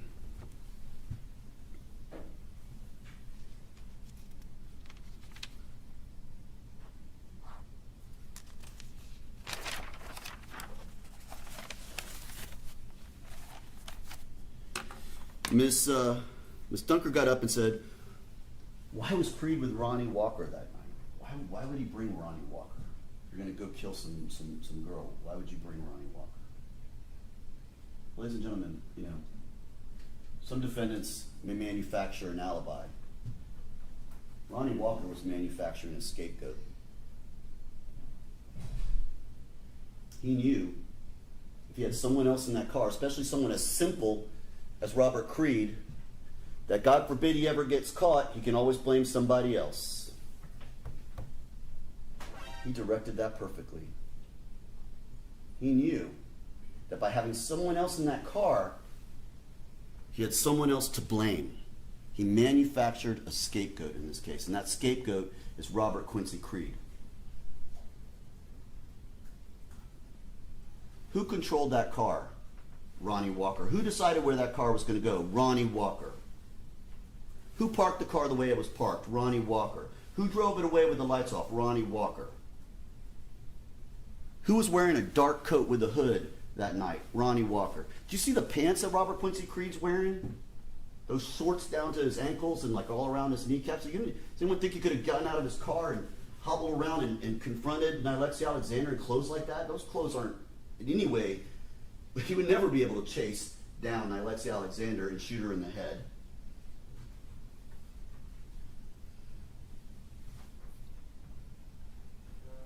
So yes, that's why Ronnie Walker bought Creed. He brought him so that he always had someone else to blame should, God forbid, they ever find out he did it. Now, like I told you, Ronnie Walker was charged with this crime before we even heard from Robert Quincy Creed and what he said about how the shooting occurred. Ronnie Walker was charged with this crime before we ever heard from Stanley Wilson about a potential motive. Ronnie Walker was charged with this crime because Ronnie Walker was a principal. And why do I say that? And I'm not saying he didn't shoot her. He did shoot her. The state is never for a second telling you that Robert Creed did it. There is absolutely zero scintilla of an evidence to suggest or put Robert Creed as a shooter. There just is not. But even if you stretch your mind enough to think that Robert Creed is some sort of mastermind who planned all this and did all this, and Ronnie Walker is some dupe who ended up having to drive him there, it doesn't make any sense with how the drive occurs. Look where they go. She is picked up right near Erica Sweet's house. And you heard from Creed that he was driving around looking for her. He was asking people, have you seen that girl? He was hunting her. And they drive around, and Ronnie Walker goes and gets her a drink. And as Ms. Fawcett said, do you think she's going to get in a car with a driver that she doesn't know? Now, granted, she's made a lot of poor decisions in her life, but she knew who Ronnie Walker was. She wouldn't have gotten in that car if she didn't. Ronnie Walker was the driver. She gets right in there behind him in the driver's seat, behind the rear driver's seat. Ronnie Walker drove to that location. Why? Why that location? Because it's dark, it's quiet, it's got a vacant lot. Easy place to kill and dump a body and get out of there before anyone finds you. It's not on a major thoroughfare. It's not where people are going to find you. He knew that he'd have time once she's dead to get out of there before anyone would come around. And we know it was over an hour or almost an hour before the police actually were able to get there. 40, 50 minutes, something like that. He drove to this dead-end street, turned the car around and drove so that her side of the car was right next to that vacant lot. Make it easier so he didn't have to walk around the car, get her around the car, get her to the other side of the car. He knew right there, put her right by the street. That shows, ladies and gentlemen, circumstantial evidence that he knew what was going to happen. He knew. So even if you stretch it and say, well, maybe Quincy Creed was angry at her and was going to shoot her for some reason. How did Creed get there? He can't even drive. Oh, he needed the help of Ronnie Walker. So Ronnie Walker aided, assisted, abetted him in getting this 14-year-old girl to this vacant field. If you were to stretch your mind and try and say, well, maybe Creed did it. Even though... Didn't the judge sit here and tell your ass, don't make this argument, you idiot? Oh, look at them. They're trying to cut the feed. If you were to even go so far as to presuppose that, Ronnie Walker drove that car, drove to that location, put that car in the exact spot, and then you see it on the video, drove away, turning the lights off as they're driving away. Assisting and aiding the murderer get away. The murderer was himself, but even if you want to believe it was Creed, he was assisting Robert Creed in committing this murder. He is a principal under the law. And you'll have the instruction. You'll see what it says. But he was a principal, ladies and gentlemen. He drove, he assisted, he aided. If, and again, it's hard for me to even make this argument because the state is telling you that it was Ronnie Walker that shot that gun. You're not backing away from that, even in the slightest. So I urge you not to think that just because I'm saying this, that we're telling you that it was Creed. We are not. Not under any circumstances. However, Look at him. Cut the feed. Cut him off. Cut the feed. that did it, or possibly Creed that did it. But even if you were to let yourself go to that level, Ronnie Walker aided and abetted this murder. He's just as guilty as the murderer if you were to stretch your mind that point. That is the principal theory. He drove her there. He drove away after it was done with his lights off. He got rid of evidence. He lied to the police when they came to him. Ronnie Walker is guilty under the principal theory, but he's also guilty because he did fire those shots.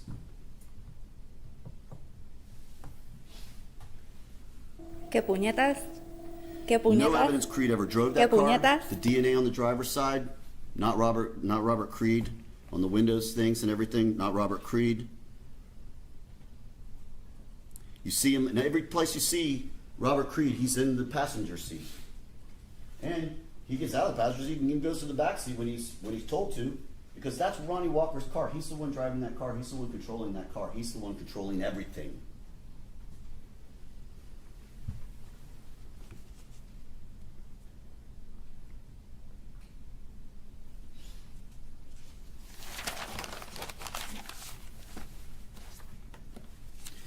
Go over a couple of other little points that Ms. Dunker talked about. She talked about all these calls and texts to Robert Parker about going out. Don't forget, the majority of those calls from Erica Sweet's phone to Quincy Creed's cousin were done the next night, the 7th. They weren't even done when they were out. There were about 4 or 5 calls, you can see it for yourself, where to Robert Parker soon after the murder. And more than likely, you can imagine that you just witnessed your friend shoot someone and you want to get out of there, you know? So you start calling somebody you know, and maybe like, maybe I can go get with Robert and get out of here. Right after the murder. You think if you just shot and killed someone, you're thinking about calling a friend to go hang out? He's calling trying to find a way away from Ronnie Walker. Because now he's in it. He's just witnessed Ronnie Walker kill this girl, and now he's telling him, keep your mouth shut. Sweetie! Sweetie! You saw.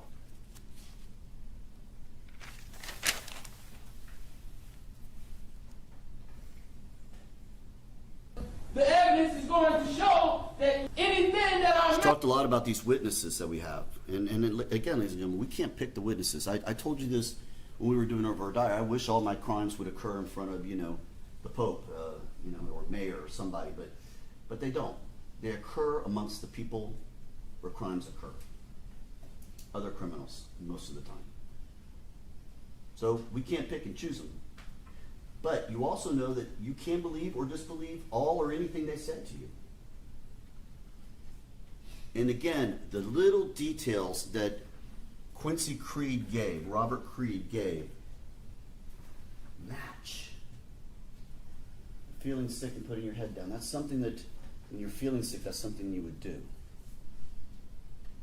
The way she was shot and how she came up and how she's holding her chest matches. Getting out of the car. They smell like a pile of bullshit! He done came and fucked up the church's money. Hell no. Damn, at first I was kind of convinced when the black girl was talking, I ain't gonna lie. The second one, when the defense talked, it created a little bit of doubt at the end. At first, I wasn't doubtful, but then, towards the end, she brought some reasonable doubt in. Now he completely solidified reasonable doubt. Look at him, cut the feed. I'm the gatekeeper. Put their heads on something cool to kind of, when they're not feeling good. It just kind of fits what he's saying happened. Those little details that not someone, especially not someone like Robert Creed, could think of. The question he said to her before he shot her. The fact that that matches up with what Stanley Wilson said the motive was. All of those little details show you that, now maybe they weren't both of them being entirely truthful. Stanley Wilson couldn't remember some things. Remember, he told you, or he said that when he gave that deposition, it was just a couple of weeks ago, and his proffer was back in August of 2022. It's been a number of years. He was never shown his proffer before the deposition, never had a chance to refresh his memory about those kind of things. So yeah, were there some inconsistencies? Absolutely. But that doesn't mean just because there were some inconsistencies that you don't have to believe the big things he said, because he's always been consistent on that. He has always been consistent that Ronnie Walker shot him. He has always been consistent about the reason that Ronnie Walker shot her. All of those consistencies stayed. Stanley Wilson. The article that Ms. Dunker referred to, saying he was just like the article, I pointed out all the different things he said that were never in that article. And the description of Robert Creed was never in that article. Your Honor, I apologize for interrupting the state earlier, but the state can talk the ears off a donkey. This continued filibustering has got to stop. Creed before, so how would he know that Robert Creed is thin and bald? It's not in the article. I went straight to that article, read the line where it describes the son, never describes what the father looks like. But Stanley Wilson knew. How did he know? Because Ronnie Walker had told him. Yeah, I said it was his son. He's got these big dreads. It wasn't his old man who's thin and bald. It's the only reason he knew that. Little details like that, ladies and gentlemen, that show you, even if you've been a convicted felon, and every single one of you agreed that you would listen to a person, even if they've been convicted of felonies, and judge them based on how they testify, how it corresponds with the case. And I think if you look at it, those little details all match up.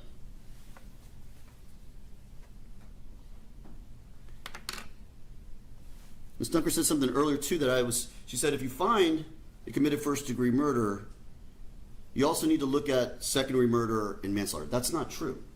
If, ladies and gentlemen, you go back there. Judge, objection. Like the 10 girls, they said with 30 and into.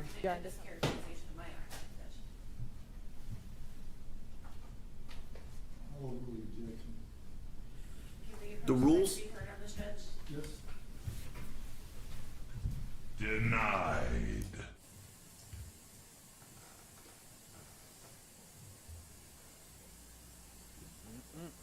Overruled, denied.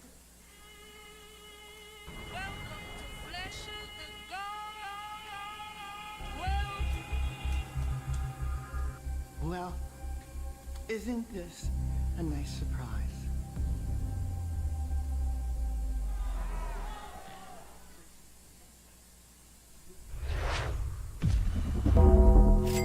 The absence of evidence is not the evidence of absence. What?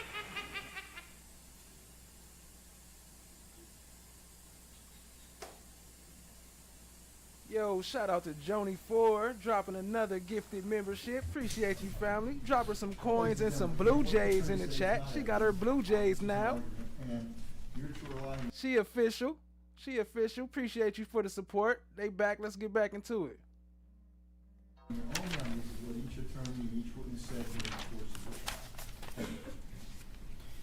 So what the verdict says, when it gets to the part about reading the verdict, it says if you return a verdict, it should be for the highest offense which has been proven beyond a reasonable doubt.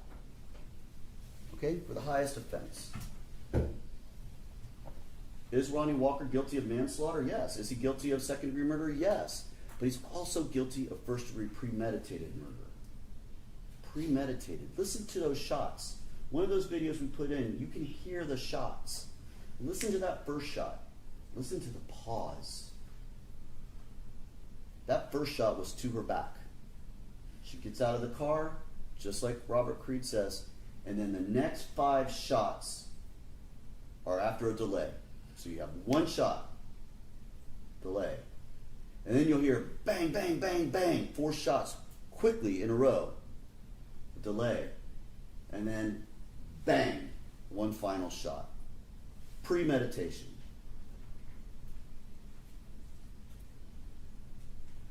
The fact that he drove her to the location he drove her to tells you all you need to know, but if you weren't completely convinced at that point that it's premeditation, because why else is he driving Alexi Alexander to that spot other than to kill her and dump her body in that vacant lot? If that doesn't convince you alone, those shots and the order of those shots, no question at that point.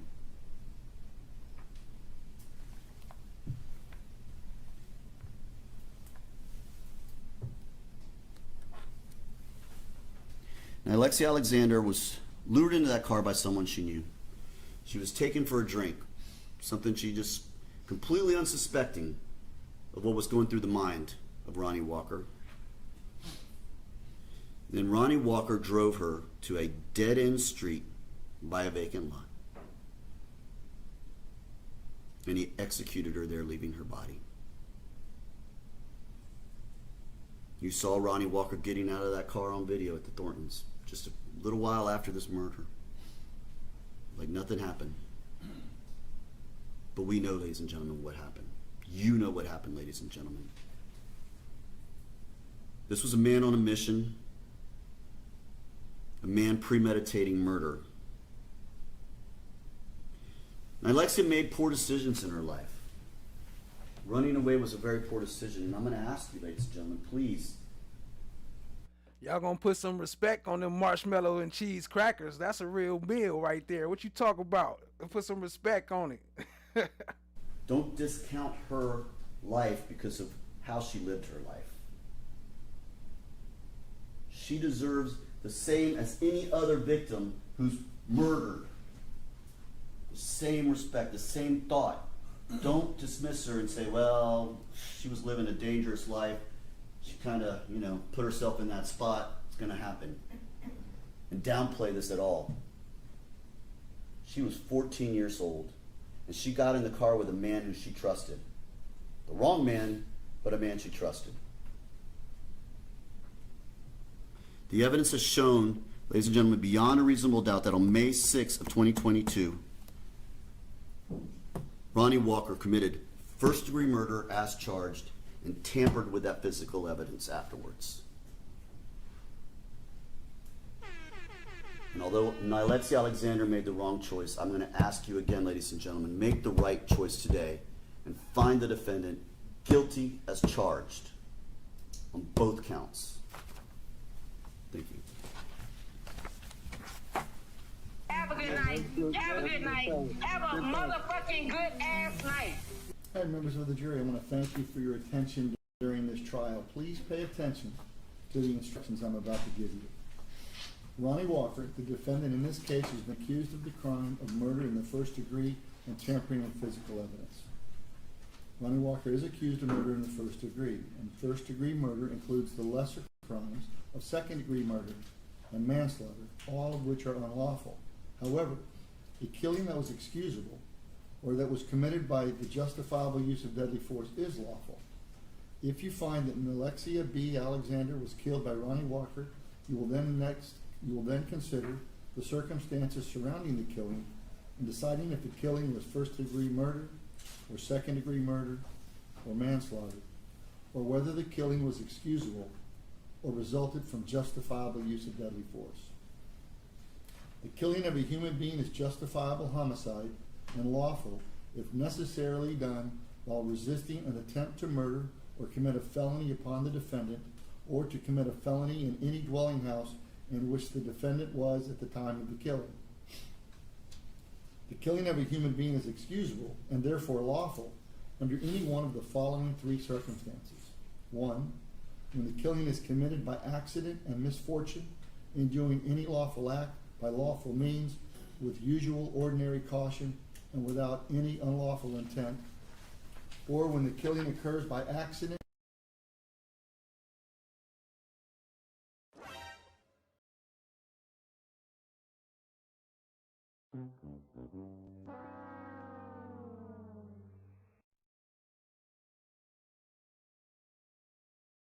Come on now, y'all. Come on, dog. Come on, man, dog. I need to grab that Boosie clip. Come on, dog. Really, y'all gonna do this right now?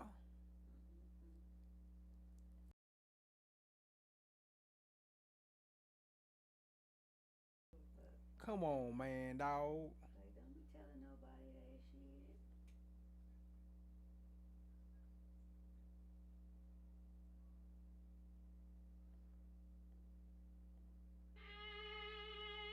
Welcome to Flesh of the God.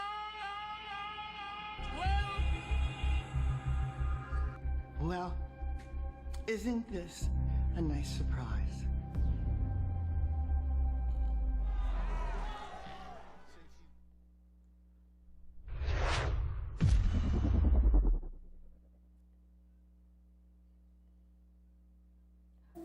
¿Qué puñetas?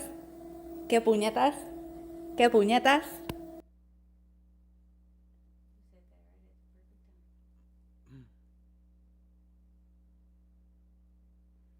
Man, they went all the way with this one, huh? Right.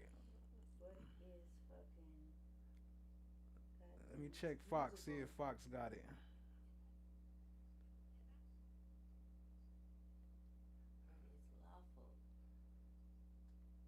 Nope, Fox ain't. Fox ain't covering it right now. Come on, man, dawg.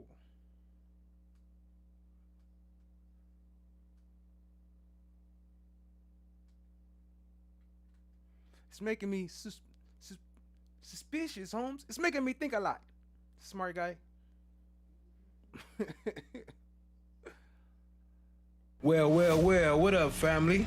Thanks again for being here. I hope you all are feeling the energy, absorbing those truths we just laid down, and definitely got more coming. But before we dive back in, I gotta be real with you for a second. This is a big moment for Flesh of the Gods.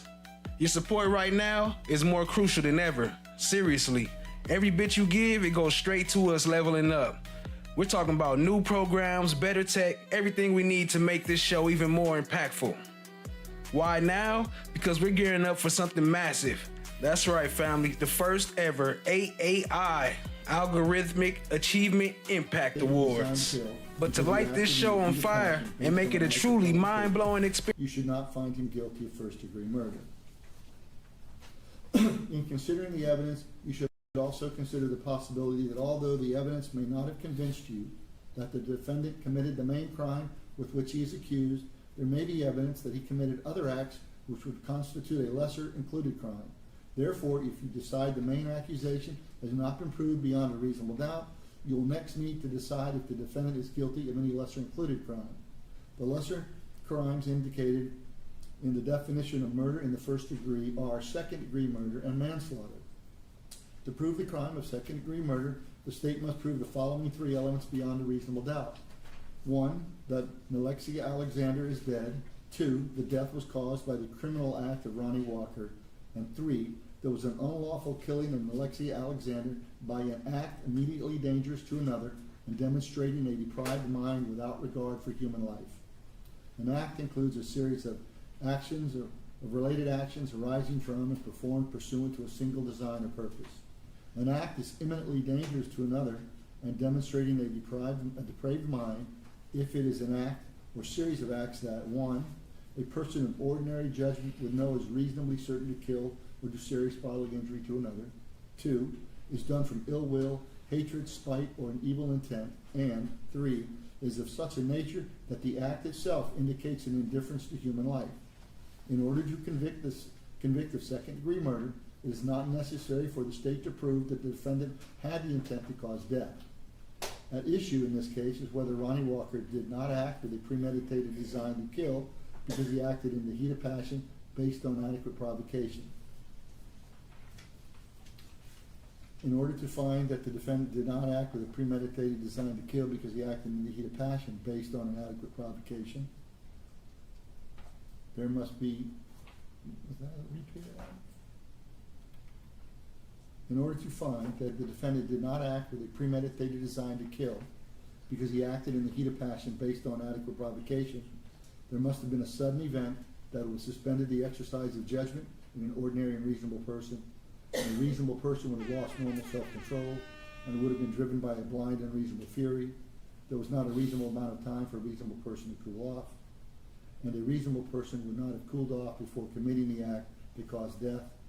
And Ronnie Walker was in fact so provoked that he did not cool off before he committed the act that caused the death of Alexia Alexander. If you have a reasonable... Yeah, come on up. I think it was just a bubble. That's the same thing. It should say second degree murder, not first degree murder. So it is? Yeah. Sorry. Sorry. Yeah, it should say second degree murder. Yeah. I got it. Yeah.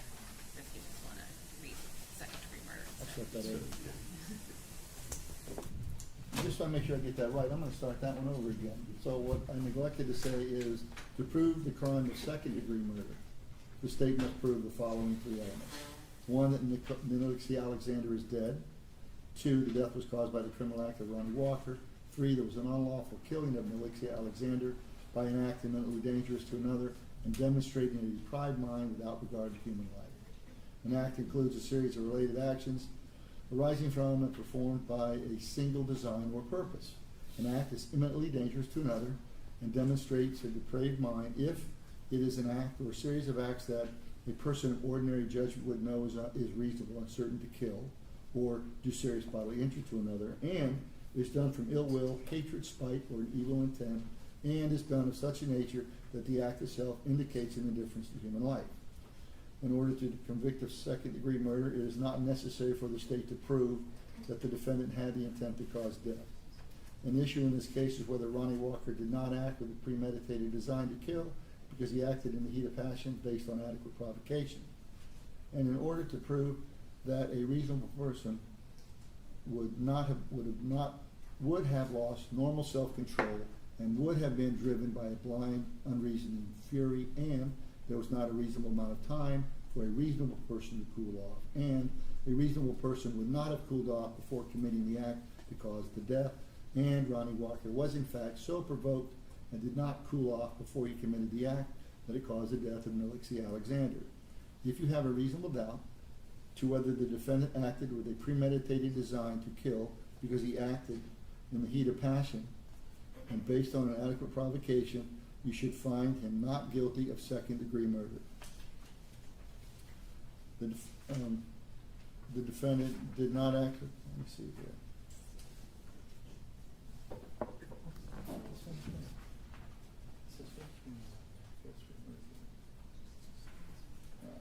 It's a repeat page. Now, the lesser included was also manslaughter. To prove the crime of manslaughter, the state must prove the following two elements beyond a reasonable doubt: that Alexia Alexander is dead, that Ronnie Walker intentionally committed an act or acts that caused the death of Alexia Alexander. Every person has the duty to act reasonably towards others. If there's a violation of that duty without any conscious intent to harm, that violation is negligence. The defendant cannot be guilty of manslaughter by committing a merely negligent act, or if the killing was either justifiable or excusable homicide, as I previously instructed you.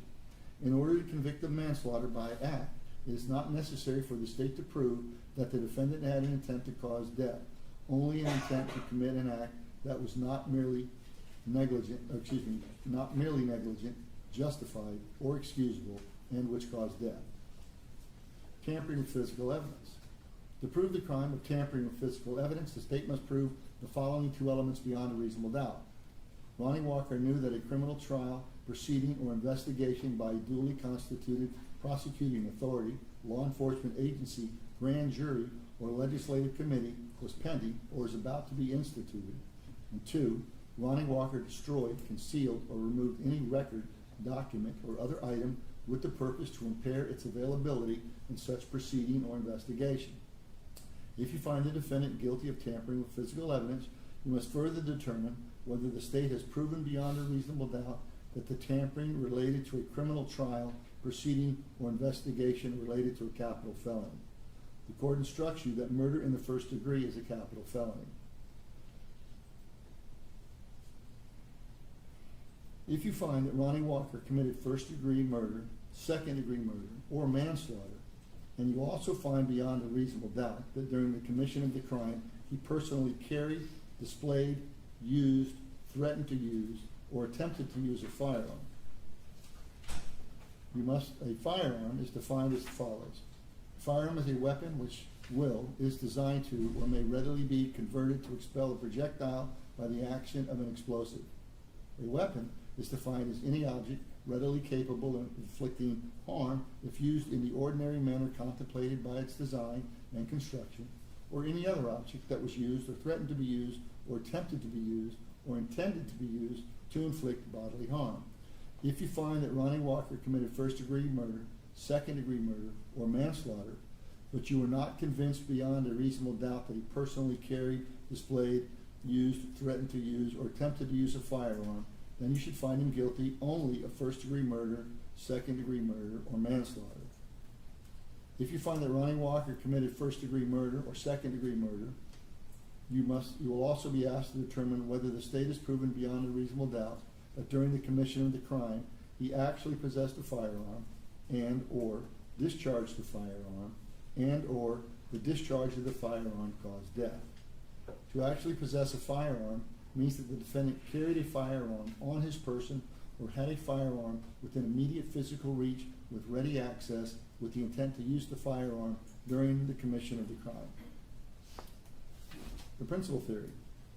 If the defendant helped another person or persons commit or attempt to commit a crime, the defendant is a principal and must be treated as if he had done all the things the other person or persons did if the state proves beyond a reasonable doubt, 1, the defendant intended the crime to occur, and 2, the defendant did some act or said something that was intended to and that did incite, cause, encourage, assist, or advise the other person or persons to actually commit or attempt to commit the crime. To be a principal, the defendant does not have to be present when the crime is committed or attempted. For first-degree premeditated murder or second-degree murder or manslaughter, the state must prove the defendant intended the killing of Melixia Alexander occur.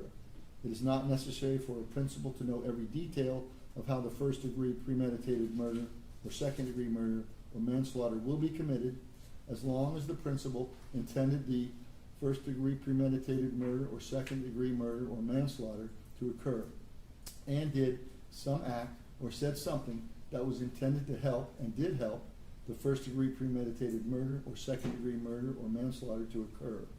To be found guilty of first-degree premeditated murder or second-degree murder or manslaughter with a firearm as a principal, it is not necessary for the state to prove the defendant knew another participant of the first-degree premeditated murder or second-degree murder or manslaughter would be or was armed. Mere presence or knowledge in flight. Mere presence at the scene of a crime is insufficient to find the defendant guilty of that crime. Likewise, knowledge that a crime was occurring or was about to occur is insufficient to find the defendant guilty of that crime. This remains true even if the defendant fled from the scene of the crime. If you find that the defendant was present when the crime was committed, but you are not convinced beyond a reasonable doubt that the defendant participated in the crime, you must find the defendant not guilty. If you find the defendant was aware that a crime was occurring or was about to occur, but you are not convinced beyond a reasonable doubt that he participated in the crime, then you must find the defendant not guilty. The defendant has entered a plea of not guilty. This means you must presume and or believe the defendant is innocent. The presumption stays with the defendant as to each material allegation in the indictment through each stage of the trial, unless it has been overcome by the evidence to the exclusion of and beyond every reasonable doubt. To overcome the defendant's presumption of innocence, the state has the burden of proving the crime with which the defendant is charged was committed, and the defendant is the person who committed the crime. The defendant is not required to present evidence or prove anything, as I had previously explained to you. Whenever the words reasonable doubt are used, you must consider the following. Proof beyond a reasonable doubt does not mean proof beyond all doubt. A reasonable doubt is not a mere doubt, a possible doubt, speculative, imaginary, or forced doubt. Such a doubt must not influence you to return a verdict of not guilty if you have an abiding conviction of guilt. On the other hand, after carefully considering and comparing and weighing all the evidence, there is not an abiding conviction of guilt, or, if having a conviction, it is one which is not stable, but one which wavers and vacillates, then the charge is not proved beyond every reasonable doubt, and you must find the defendant not guilty because the doubt is reasonable. It is to the evidence introduced in this trial and to it alone that you are to look for that proof. A reasonable doubt as to the guilt of Ronnie Walker may arise from the evidence, conflict in the evidence, or lack of evidence. If you have a reasonable doubt, you should find the defendant not guilty. If you have no reasonable doubt, you should find the defendant guilty. It is up to you to decide what evidence is reliable. You should use your common sense in deciding which is the best evidence and which evidence should not be relied upon in considering your verdict.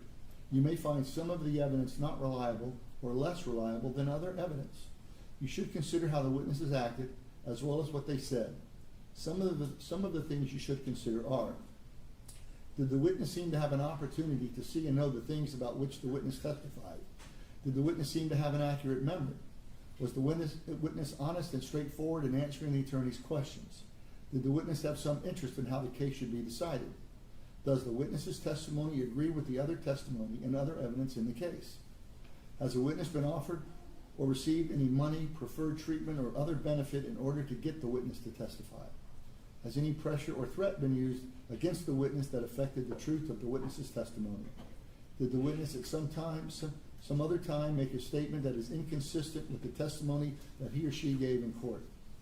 Has the witness been convicted of a felony or a misdemeanor involving dishonesty or false statement?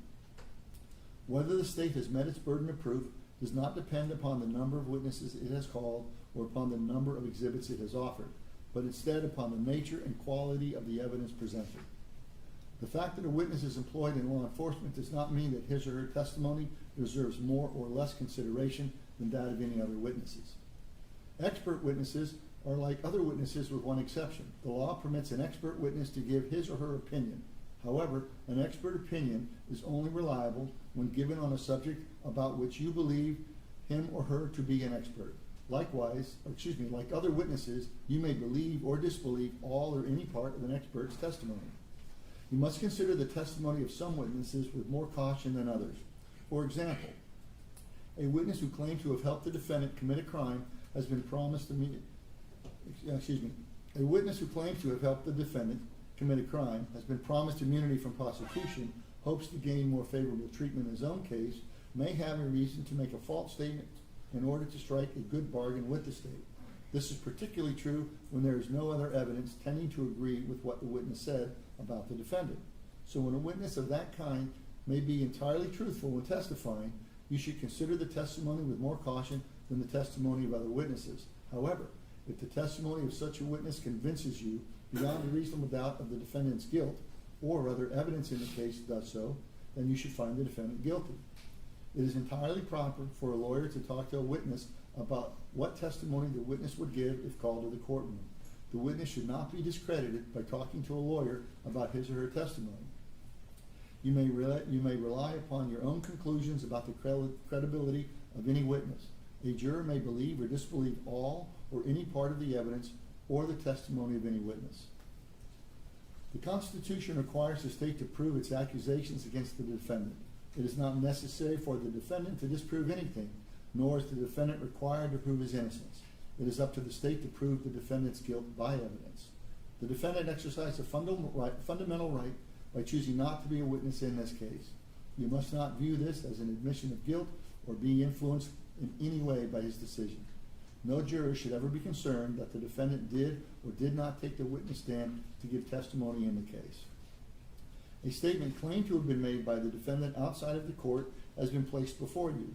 Such a statement should always be considered with caution and weighed with great care to make certain that it was freely and voluntarily made. Therefore, you must determine from the evidence that the defendant's alleged statement was knowingly, voluntarily, and freely made. In making this determination, you should consider the total circumstances, including, but not limited to, whether when the defendant made the statement had he been threatened in order to get him to make it, and whether anyone had promised him anything in order to get him to make it. If you conclude the defendant's out-of-court statement was not freely and voluntarily made, you should disregard it. There are some general, excuse me, these are some general rules which apply to your discussions. You must follow these rules in order to return a lawful verdict. You must follow the law as it is set out in these instructions. If you fail to follow the law, your verdict will be a miscarriage of justice. There is no reason for failing to follow the law in this case. All of us are depending on you to make a wise and legal decision in this matter. This case must be decided only upon the evidence that you have heard from the testimony of the witnesses and have seen in the form of exhibits and evidence and these instructions. This case must not be decided for or against anyone because you feel sorry for anyone or are angry at anyone. Remember, the lawyers are not on trial. Your feelings about them should not influence your decision in this case. Whatever verdict you render must be unanimous. That is, each juror must agree to the same verdict. Your verdict should not be influenced by feelings of prejudice, bias, or sympathy. Your verdict must be based on the evidence and the law contained in these instructions. Deciding a verdict is exclusively your job. I cannot participate in that decision in any way. Please disregard anything that I may have said or done that made you think that I preferred one verdict over the other. You may find the defendant guilty as charged in the information or not guilty. If you return a verdict of guilty, it should be for the highest offense which has been proven beyond a reasonable doubt. If you find that no offense has been proven beyond a reasonable doubt, then of course your verdict should be not guilty. It must be not guilty. A separate crime is charged in each count of the charging document, and although they have been tried together, each crime and the evidence applicable to it must be considered separately and a separate verdict form returned as to each. A finding of guilt or not guilty as to one crime must not necessarily affect your verdict as to any other crime charged. The verdict must be unanimous, that is, all of you must agree to the same verdict. Only one verdict may be returned as to the crime charged. The verdict must be in writing, and for your convenience, the necessary verdict form has been prepared, and it is as follows. And you're going to have all these instructions when you go back. We, the jury, find as follows is the count one, and there are 4 letters. You will choose only one letter, A, B, C, or D, and answer all the associated questions with each letter. A, the defendant is guilty of murder in the first degree as charged, and 1, did the defendant actually and personally kill Alexia Alexander? Check yes or no. 2, did the defendant personally carry, display, use, or threaten or attempt to use a firearm? Yes or no. Did the defendant actually possess a firearm? Yes or no. Did the defendant discharge a firearm? Yes or no. Did the discharge cause the death of the victim? Yes or no. B, the defendant is guilty of murder in the second degree, a lesser included offense. And those same 5 interrogatories. Did the defendant actually and personally kill Alexia Alexander? Yes or no. Did the defendant personally carry, display, use, threaten, or attempt to use a firearm? Yes or no. Did the defendant actually possess a firearm? Yes or no. Did the defendant discharge a firearm? Yes or no. Did the discharge cause the death of the victim? Yes or no. C, the defendant is guilty of manslaughter, a lesser included offense. There are 2 interrogatories with this choice. 1, did the defendant actually and personally kill Alexia Alexander? Yes or no. 2, did the defendant personally carry, use, display, attempt to use, or threaten to use a firearm? Yes or no. And the final choice, D, the defendant is not guilty. We, the jury, find as to count 2. Check only one letter. There are 2 letters here, A and B, and any associated questions. So A, the defendant is guilty of tampering with physical evidence as charged, and 1 interrogatory. Was the defendant related to a criminal trial proceeding or investigation of a capital felony? Yes or no. B, the defendant is not guilty. So say we all, on whatever day your verdict comes in on, you write the date in, then there's a signature block for the 4-person of the jury to sign and print their name and return that at the appropriate time. So the first thing you're going to do, let me get to the right page here.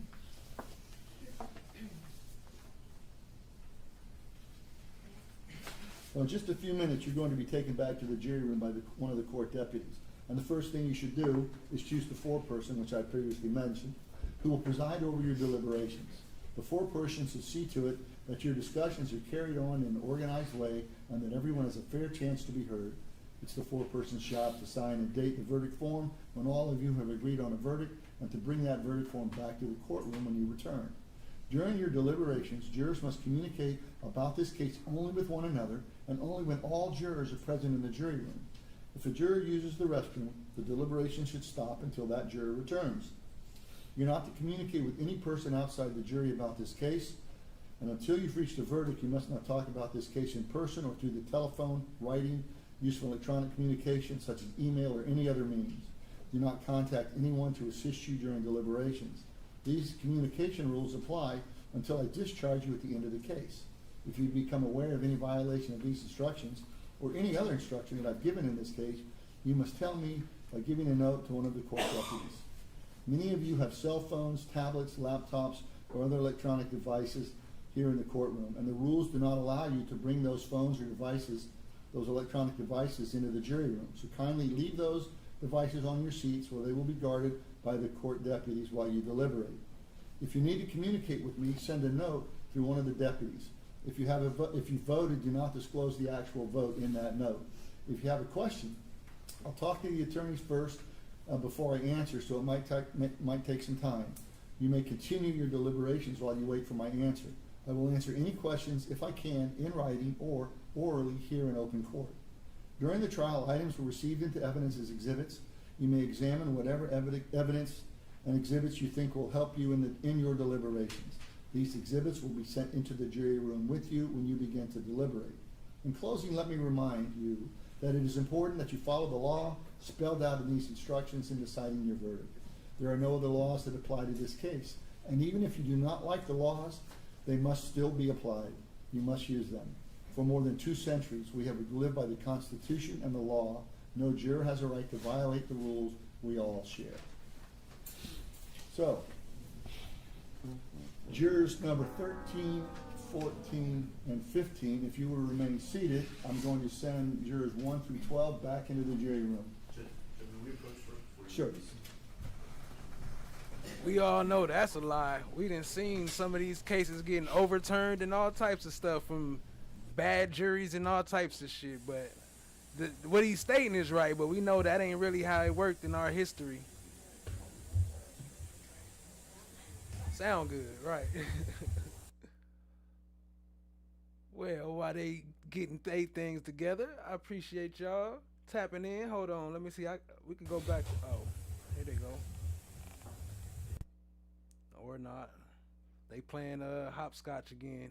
What the heck? They just ended it? Oh, it's alright. I got something for y'all. Support for NPR Music comes from Capital One, presenting sponsor of the 2025 Tiny Desk Contest. What the hell? NPR Music? Trying to get me blocked. So I'm still looking for the girlfriend testimony though. I'm looking for hers, so I'm gonna try to find that. But I want to finish this cop one about the car because I want to see if she said there was gunpowder residue inside the car. But I appreciate y'all being here. Hit the like, hit the subscribe, tap in, share with a friend. They tried to get me one time for the one time. And here again, you can see that same marker. Yes. All right. And overall, the pictures are demonstrating to you what the vehicle looked like on the day you were there to process it, correct? Yes, it is. And so any scratches, anything like that, that was how it was when you got there? Correct. All right. Do you, in fact, break the seals on this car? Yes, I do. Okay. And that the purpose of that is so that you can go in and process the interior? Yes. All right. Showing you C4. And so basically, anyway, we're going to have to wait for the jury to deliberate. So it ain't no telling exactly how long they going to take. But whenever they go back live with the verdict, I'll air the verdict too. But we know they got to do some deliberation, which could be a couple hours, could be a day, I don't know. But I'm going to keep my ears to the streets for it. I'm going to keep it open. And I'm going to see if I can find this stuff before I end the show. What are we looking at in this picture? This is the interior side of the driver's side front door. All right. Now going back to to be clear, this murder, you can see it on C1. This is a four-door vehicle, correct? Correct. So there is an entry for both the driver, the front seat passenger, and then the rear driver seat passenger and the rear passenger seat passenger. Yes. Okay.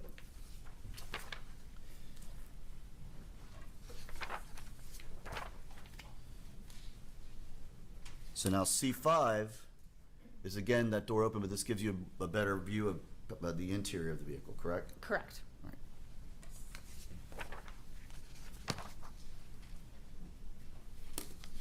And C6,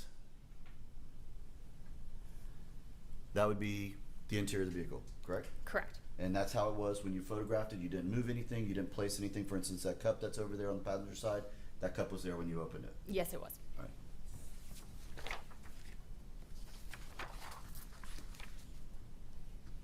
And C7, what are we looking at there? That's the driver's side front seat. Okay. And again, this is just to document the condition of the vehicle, what it looked like to you just with the naked eye when you're looking at it from opening it up for the very first time. Yes. Okay. And then C8. It's the interior passenger side front door. And C9. Another view into the interior passenger side of the vehicle. Okay. And then C10, that kind of looks straight through the vehicle, correct? Correct. All right. And do you photograph like what's on the floors as well? Yes, I do. All right, so in C11, what are we looking at there? That's the floor, the passenger side front floor. And the items that you see in here, just random items, you collect those items from the vehicle? I collect That would be items the that are right pointed front, the right left, excuse me, the right left side, front. Okay, all right. Out by the detective, yes. Okay. Then in C12, what is this a view of? The interior passenger side rear of the vehicle. All right, and C13? Don't know why it's not. There we go. Okay. Another view into the interior passenger side rear of the vehicle. Okay. And again, kind of looking all the way through, and there appears to be a jacket hanging there, correct? Yes. All right. Was that the condition of it and where it was and how it was hanging when you opened up those car doors? Yes. All right.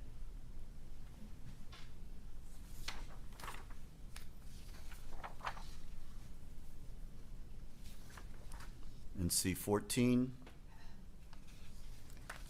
That is looking down on the interior passenger side rear seat. Okay. And C15? The interior driver's side rear door. Okay. And again, when you unsealed it and opened it up, that's the condition and that's where the jacket was hanging? Yes, that's correct.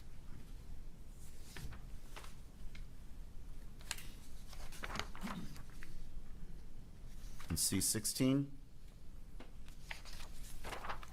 This is the driver's side front door. Okay. And C17, this is just kind of looking through again? I think I misspoke. That was the driver's side rear door. That would be the right front. Driver's side rear door. Right Yes, left, okay. excuse me, the right left side. Yes. Okay, yes. Okay. Front. Okay, all right. And then this is looking into the driver's side rear interior. Okay. Now, was the jacket moved at all to show the towel, or was that towel just like that? Was it all just like that? It was like that. Okay.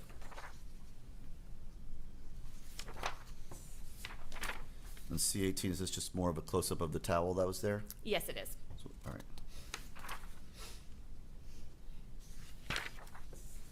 And C19, what are we looking at there? This is the driver's side rear floor.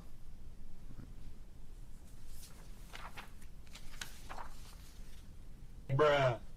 And C20, what do we see there?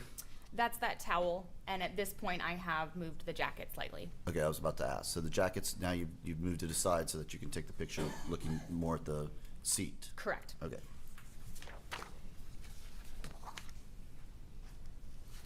And C21, what is that? This is the driver's side rear seat. There is a can of carpet and mat cleaner there. All right. C22, is that a close-up of that? Yes, it is.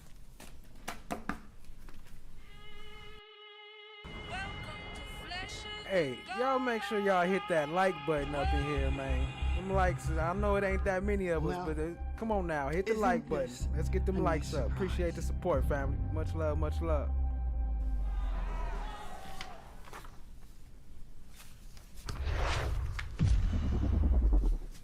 C23, We're in the passenger side rear interior.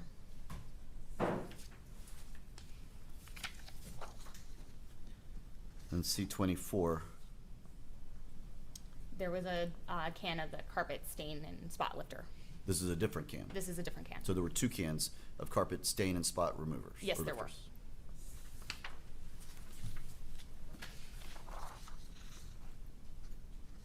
C25, what are we looking at there?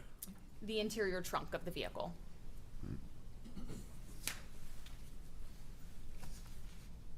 Yeah, this is after he cleaned his car.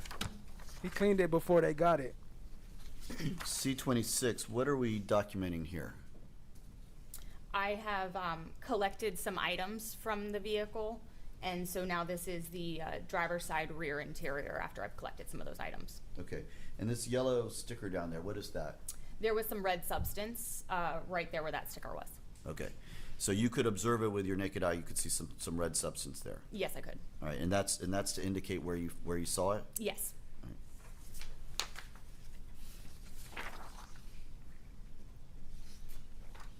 C27. I'm getting closer into that red substance. Okay, all right. So it's just to kind of show as you get a little closer. Correct. And C28. There we go. Again, closer in towards that red substance. Now, can you show the jury kind of where you could see it? I see the sticker, but like where was the red substance that you noticed? Sure. It is a line like this here. Okay. Did you do anything with that particular area of the car where you saw that red substance? I did swab that area, and I also tested it with phenolphthalein. You tested it for what? Phenolphthalein, it's a presumptive test for blood. Okay, and what was the result of that? Positive. All right. So did they even test for gunshot residue at all? And C29, is this in fact a picture of the swab that you took? Yes, it is.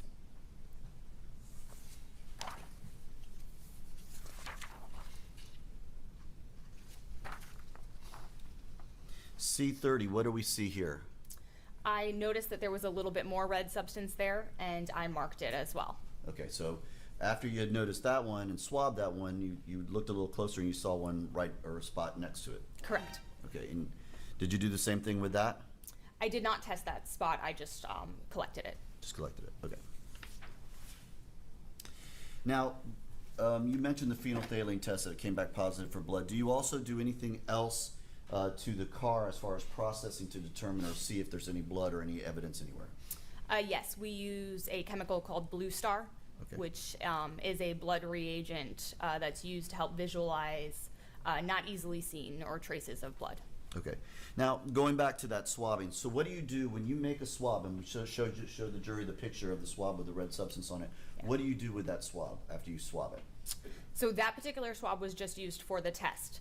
I'd use a different sterile, clean swab that I then swab the area and collect, impound, and put into evidence. All right, and do you mark it and indicate where you swabbed it, where the swab came from? Yes, I do. And do you seal that up? Yes, I do. And what is the purpose of that? To impound into evidence, it can be later sent off for confirmatory testing. Okay, so you don't do the testing yourself, you just do the swabbing, collect it, secure it, label it so it's identifiable, and then put it into evidence. Correct. All right, and then what happens with that swab later is usually decided by a detective or someone else. Would that be accurate? Yes, that's accurate. All right. So going back to the Blue Star, so you say it will indicate or possible blood. Now, could it indicate other things? Yes, it can. What else can it indicate? You can get a false positive from bleach or some foods or some other metallic substances as well. Okay. Did you use Blue Star in that area where you saw what appeared to be blood and that you swabbed and tested positive for blood? Yes, I did.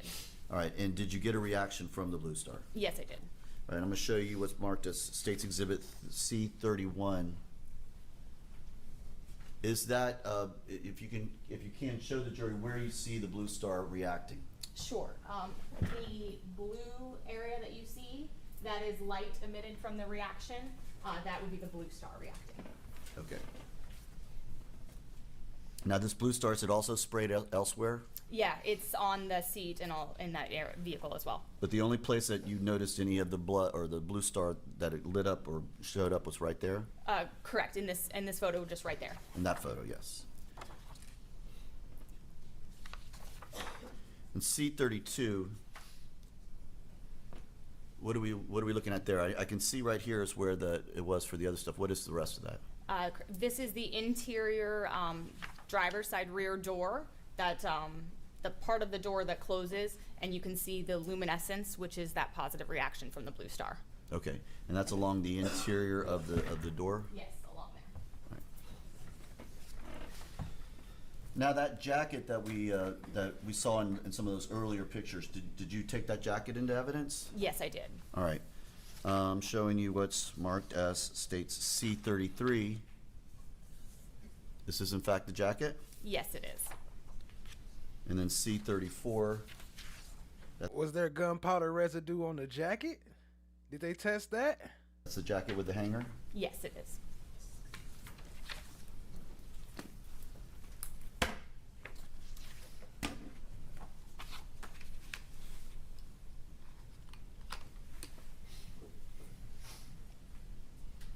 Gunshot residue, GSR.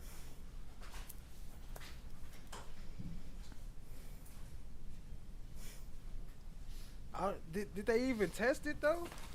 Now there are gloves up there. I'm going to ask if you can take a look at it and without opening State's Exhibit C28 and tell me if you recognize it.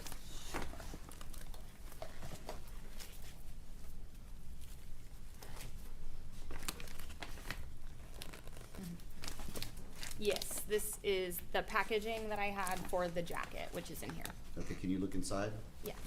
I mean, I guess obviously not, because if they did, they would have been, I mean, they probably did, but I don't know if they did or not, but it probably was inconclusive or not positive, because they would have definitely been using that as one of their main focus points.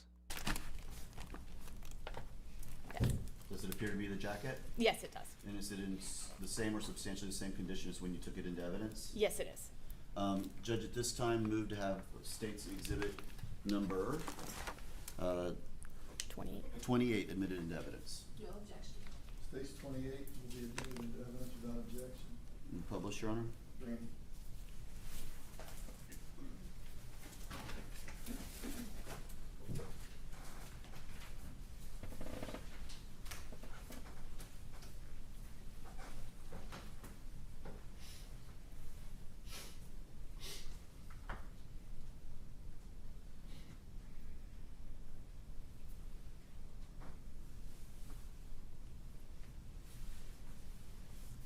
Did you do any processing of this jacket, or did you just take it into evidence? I just collected it.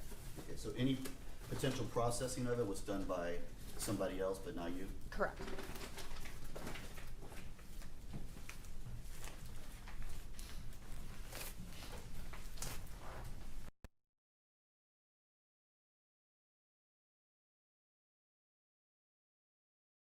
I'm going to show you what has been marked as State's Exhibit number 25A. You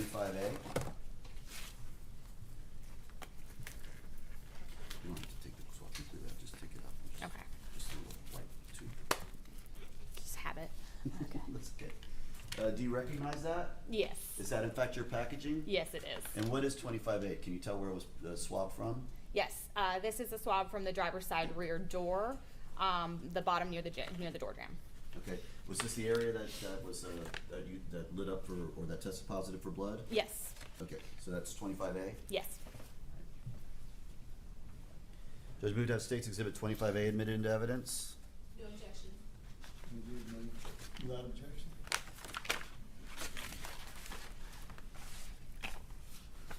State's Exhibit 25B. You take a look at that. Do you recognize that? Yes. Does it have your markings and that you sealed it? Yes, it does. Okay, and is that in fact a swabbing you took in that case? Yes, it is. And where is that swab taken from? This is a control sample of the Blue Star. So that's a control sample. Yes. So what does that mean? Explain to the jury. Because I sprayed the Blue Star and I added it to the scene, I wanted to take a swab of just the Blue Star by itself. Okay. So that is what this is. Right. And that's maybe for potential testing issues or stuff like that down the road? Correct.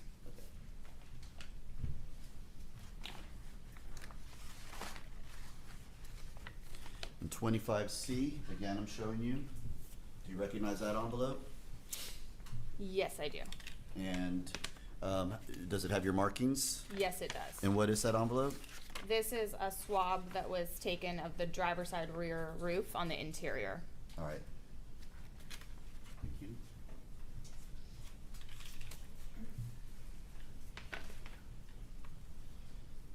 Judge, move to have State's Exhibits 25B and 25C admitted into evidence. I have no objection, Your Honor. 25B and 25C will be admitted without objection. All right, 25D.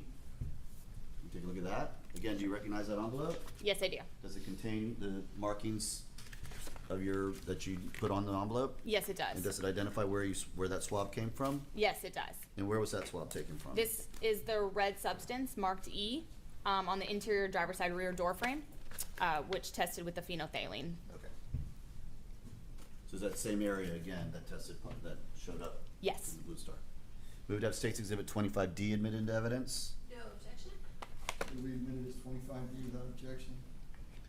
Show you State's Exhibit 25E. You recognize that envelope? Yes, I do. And what is that? This is that additional red substance that I swabbed that marked F, that second scale that I put down. Okay. Same area, driver's side rear door frame. All right. Move to have State's Exhibit 25E admitted into evidence. No objection. 25E will be admitted without objection. State's 25. So your envelope? Driver's side front window buttons. State G. 25F will be admitted without objection. Thank you, Your Honor. 25G, do you recognize that? Yes, I do. And what is that? This is a swab from the interior passenger side front door near the bottom door jamb. 25G admitted. Phenolphthalein, no. Okay.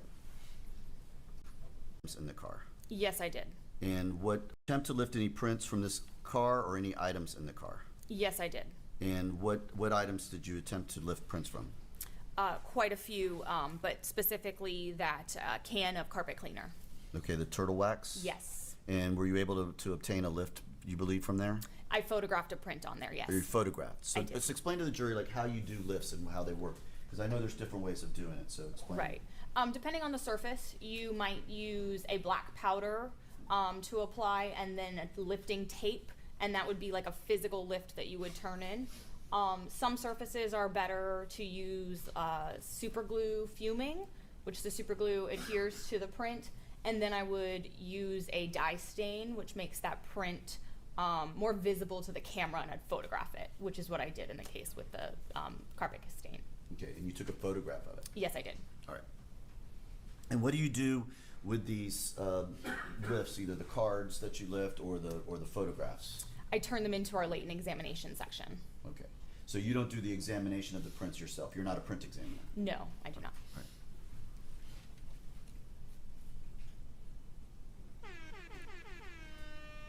Tia C says she finally off.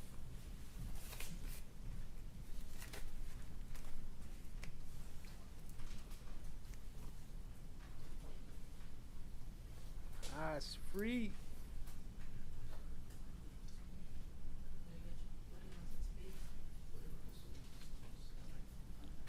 Well, pretty much, as we see, she didn't have no gunshot residue, which is pretty crazy.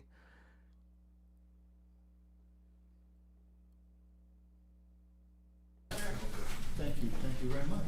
Thank you. Call your next witness. State will call Robert Quincy Creed. So, real quick, y'all want to see Robert Quincy Green, or hold on, y'all want to see? I don't think this is Erica Sweets. I think this is her friend. before we get up out of here.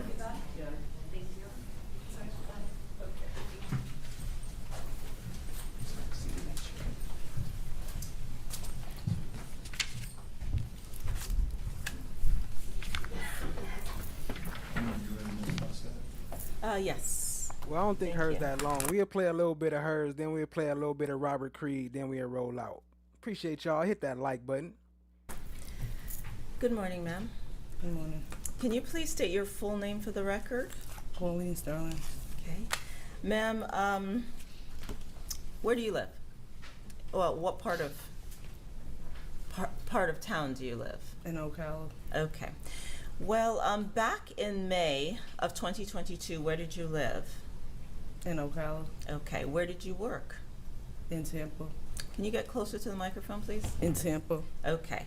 On May the 6th of 2022, what business or what establishment did you work at? Tampa General Hospital. How long had you worked at Tampa General Hospital? Probably a year, 6 months to a year. And what did you do there? EVS, Environmental Services Aid. Okay. Well, when you were working there, did you come in contact with someone named Erica? Yes. And have you since learned that her last name is Sweet? Yes. Okay. How did you come in contact with her? We worked together in the same department. Okay. And were you friendly? And we did you became talk? friendly, nothing past the job. Okay. On May the 6th of 2022, did you have a conversation with Erica Sweet? Yes. And would that have been around the time frame of 3 p.m.? Yes, when we were getting off of work. Okay.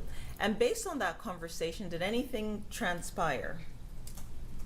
Did anything happen? She asked me. Objection to hearsay. Based on that conversation, did you come in contact with a person? Yes. Who did you come in contact with? Her boyfriend. Okay. Do you remember what his name was? No. Okay. Did you get into a vehicle with him? Yes. How did that come about? Erica asked me to get in the car with him. Okay. And was it for him to give you a ride somewhere? Yes. Where did he give you a ride to? To my car. Where was your car? Up the road in Tampa General parking lots that they give you.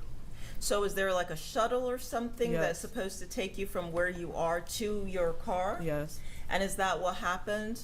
Yes, I missed 2 shuttles and went with her boyfriend. Okay. And while you were getting into the car, were you on the phone with Erica Sweet? Yes. And what was the phone number you had for her? Was it a 305 number? Yes. Do you still have that number in your phone today? Yes. And for the record, is that 305-910-9779? Yes. And we've previously confirmed that? Yes. Okay. When you got into the vehicle, where were you seated? In the front. Front where? Passenger? Front passenger. Okay. And was someone else in the vehicle? Yes. And who was that? Do you know? No. Okay. Did that person who was in the front passenger seat do anything upon your arrival? Yes, he got out the back and went back to the front seat. Okay, after you were dropped off. Is that what Yes, you're talking after about? I was dropped off. He got out of the back seat and got into the front passenger seat, correct? Yes, that's when I learned he was in the car. Okay, otherwise you didn't notice him? No. Okay. The person who was actually driving the car that day, was it in fact Erica Sweet's boyfriend? Yes, that's what I was told. Okay. Now, have you had an opportunity to watch video from Tampa General Hospital? Yes, when the marshals came. Okay. I am showing you what is in evidence as State Exhibit 17B.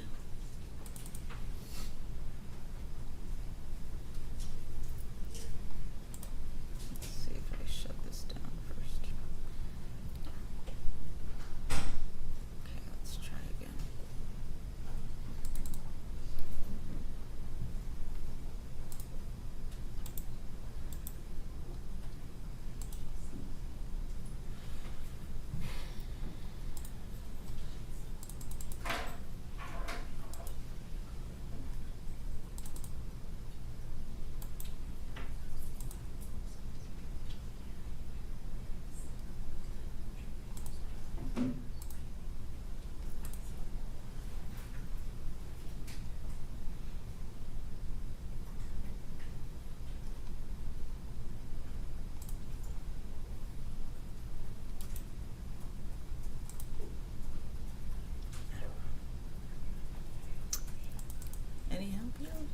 Oh, this might work.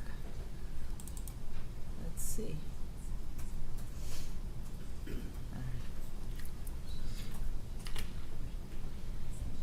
All right, hold on. I remember Is this. this the vehicle that you got into?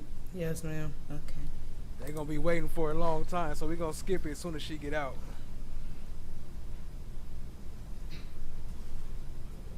Oh, who is that? That was. Wait a minute. What? Was that Creed that just hopped in the back? What is that?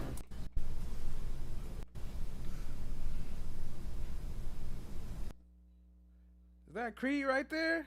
I think so. Yeah, they got them baggy shorts they was talking about.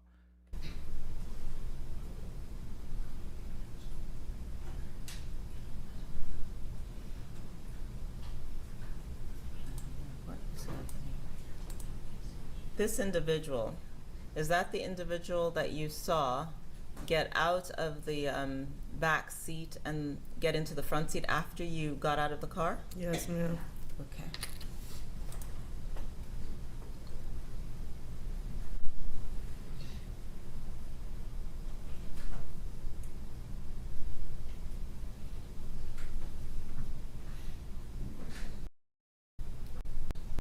Is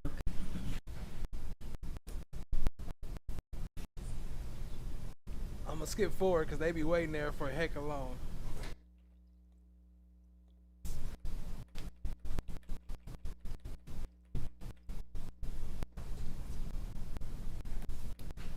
I'm here. to Ronnie. Stamp on video for the record. Right now I don't have one.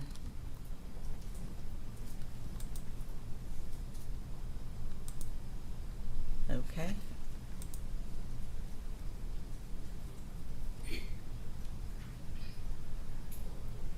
So, you hand a phone to Ronnie Walker at this point, is that correct?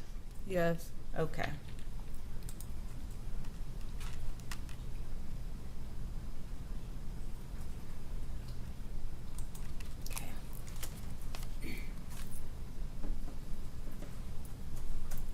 Wait, so wait a minute. Why is she hopping in the car?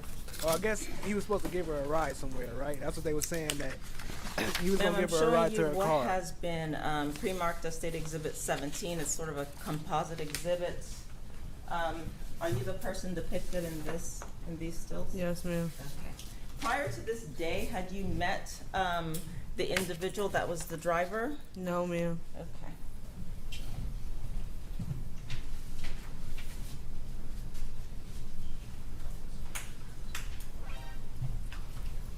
The individual that was driving the vehicle, showing you State Exhibit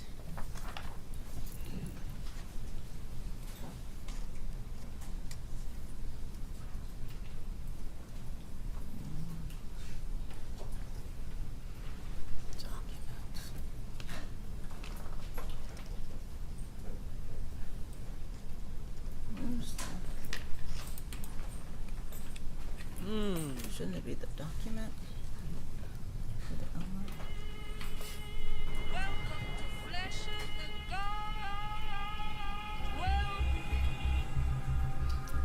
Well, isn't this a nice State Exhibit E1. Is that the individual that was driving the vehicle? Yes.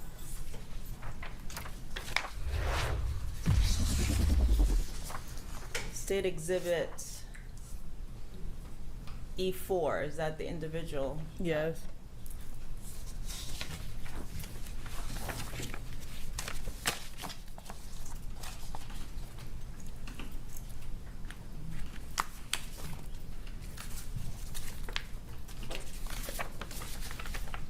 Your Honor, may I have a moment? Yes, ma'am.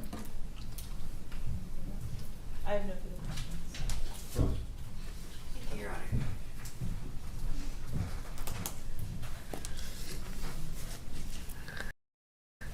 Sorry, Mr. Erling, if you can bear with me for just... Thank you for putting back up on that. Good morning, ma'am. How are you today? Good. Good. I'm putting back up on the screen State's Exhibit 17B, and this is the video that you just watched where you identified yourself coming into contact with that black car, correct? Yeah. And this is at that valet area at the Tampa General Hospital? Yes. And just so that we have everything on the record perfectly clear, I'm pausing the video. You've identified yourself, but can you identify what are you wearing? What is something distinctive that we're seeing when you've identified yourself in this video? I had a blue bag in my hand, children's place. Okay, and are you also wearing, it looks like maybe a protective mask over your face at the time? Okay. And you at the time were working at Tampa General with Erica Sweet, correct? Is that a yes? Yes. Okay.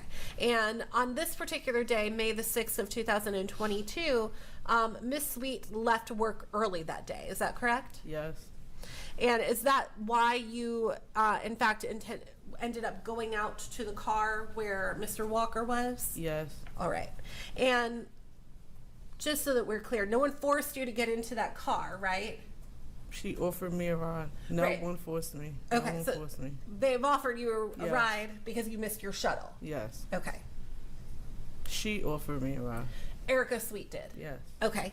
And Mr. Walker, who was driving the vehicle, did he offer to give you a ride as well? Yes. Okay. When you got into the vehicle, you got into that front seat passenger side, correct? Yes. Okay. And Mr. Walker drove you where? Up the street to my parking lot. To where your car was? Yes. Okay. And I certainly know you were not looking for this at the time, but when you were inside the car, did you see anything like blood anywhere? No, ma'am. Okay. Did you see any bullet holes anywhere? No, ma'am. Did you see any shell casings or any gun components anywhere? No, ma'am. Can I have a moment, Your Honor? Yes. Nothing further. Thank you, ma'am. Can you read it? No, Your Honor. Thank you. This wouldn't be excused. Yes, Your So yeah, I don't see Erica Sweets. I don't see her testifying. I don't think she testified. But we can get into your boy Robert Creed. And then we gonna wrap it up after we play some of this. Appreciate y'all, family. Raise your right hand. Do you swear or affirm that the testimony you're about to give will be the truth, the whole truth, and nothing but the truth, so help you God? Yes, ma'am. Thank you, sir. Counselor, whenever you're ready. Thank you. Good afternoon, Mr. Creed. If you could make sure your microphone's close enough so that you can be heard when you speak. All right? Good? Yes, sir. All right. Sir, if you can please tell the jury your name. Robert Quincy Creed, Jr. All right. And where are you currently living? in the Falkenberg Road County Jail. All right. And how long have you been in the Falkenberg Road County Jail? Like 36 months, I think. 36 months. Okay. And what were you charged with that you're in the jail for now? Accessory after the fact. All right.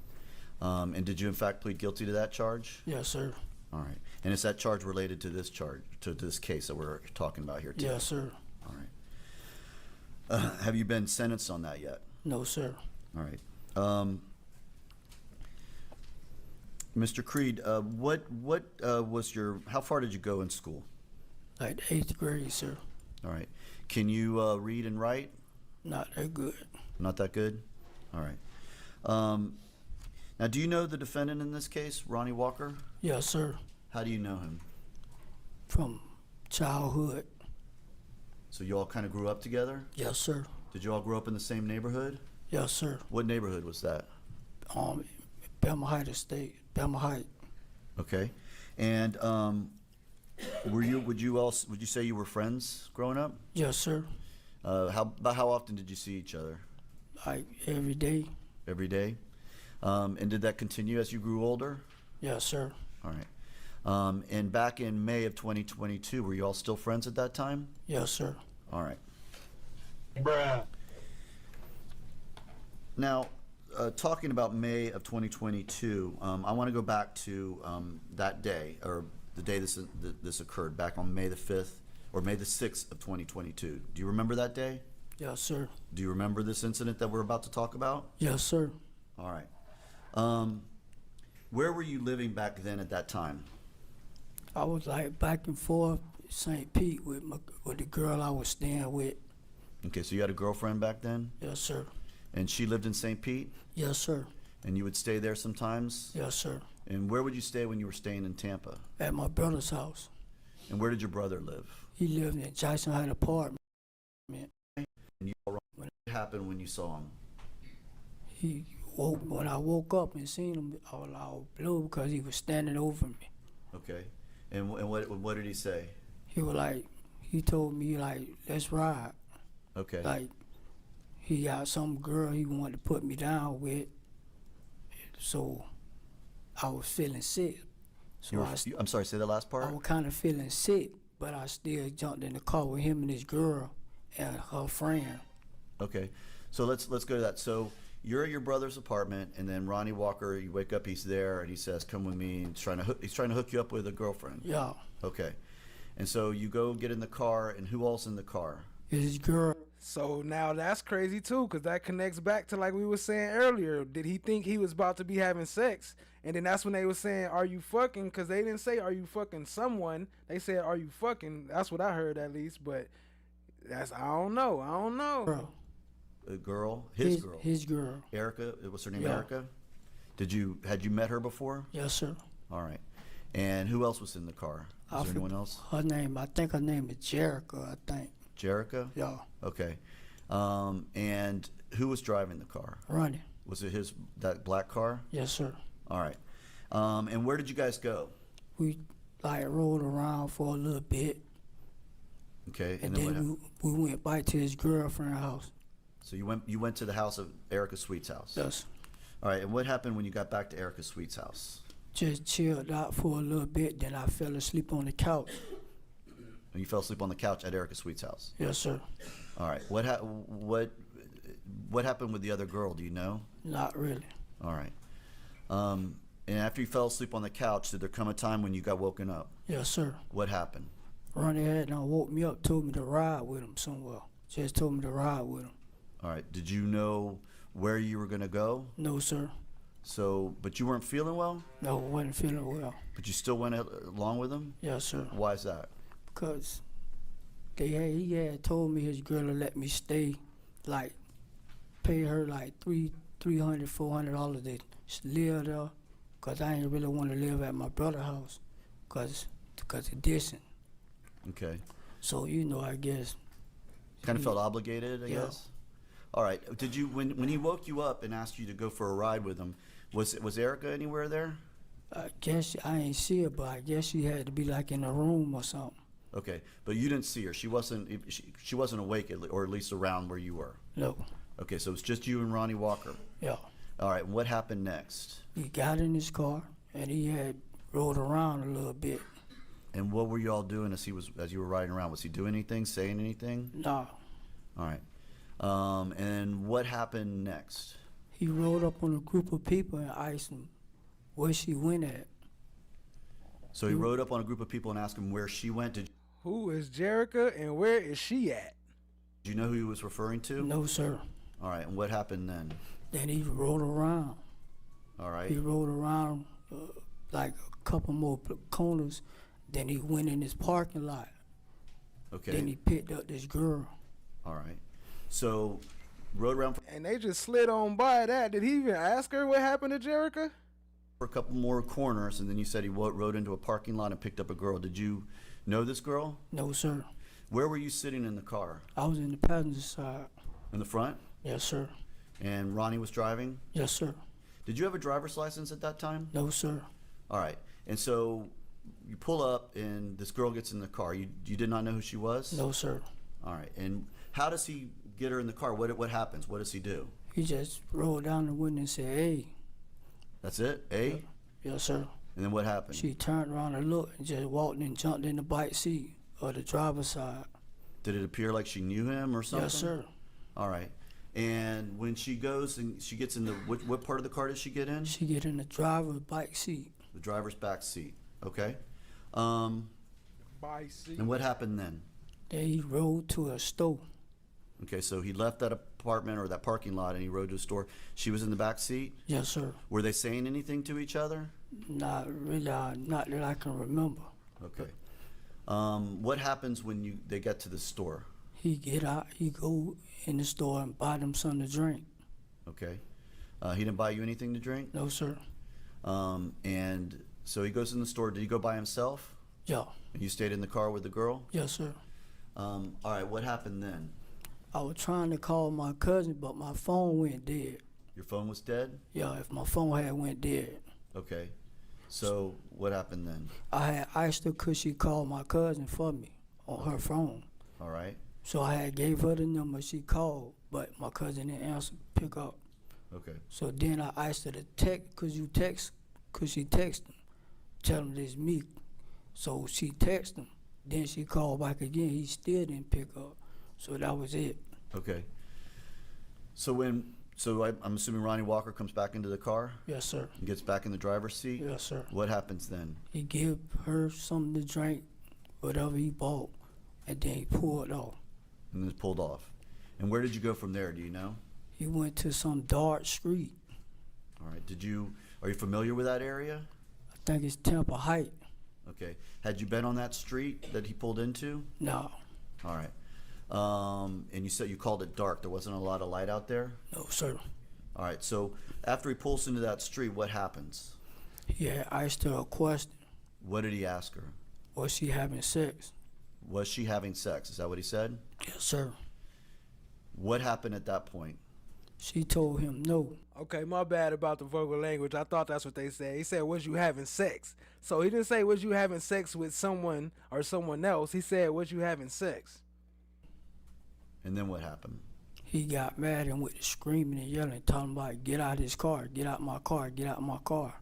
Okay. And you were still sitting on the passenger seat? Yes, sir. Were you paying attention to all of that? No, not really. So what happened after saying get out of the car? Were you just did you watching what was going on, or what were you doing? No, I was kind of slumped over because I wasn't feeling good. Okay.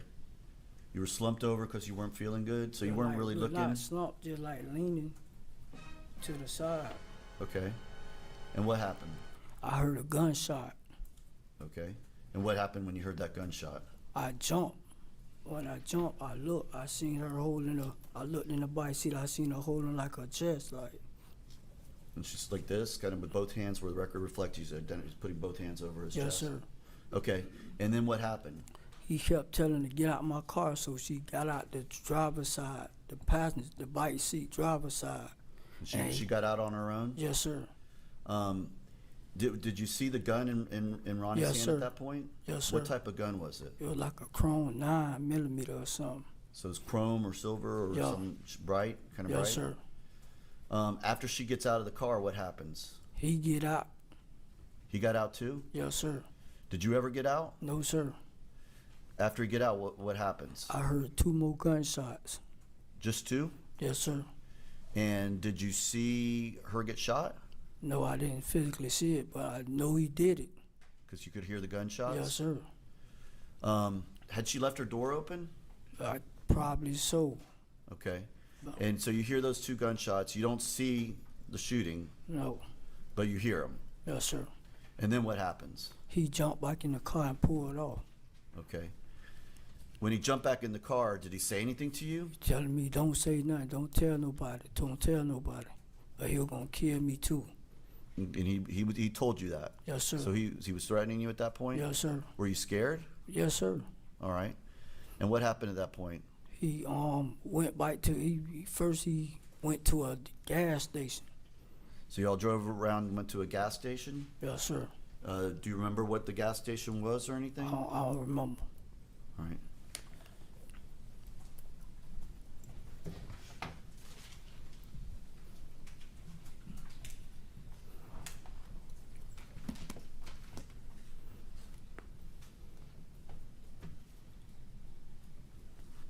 I'm going to show you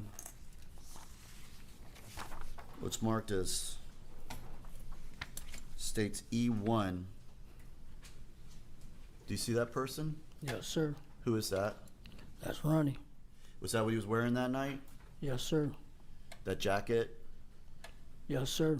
And the shoes? Yes, sir. Is that the gas station that you all went to? Yes, sir.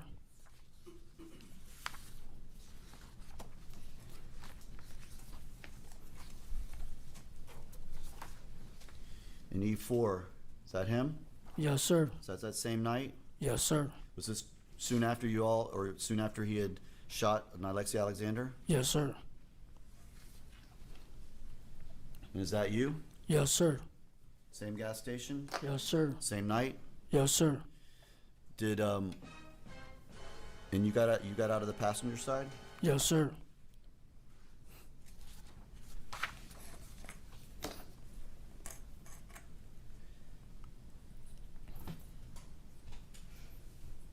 Why didn't you run at that point? I was scared.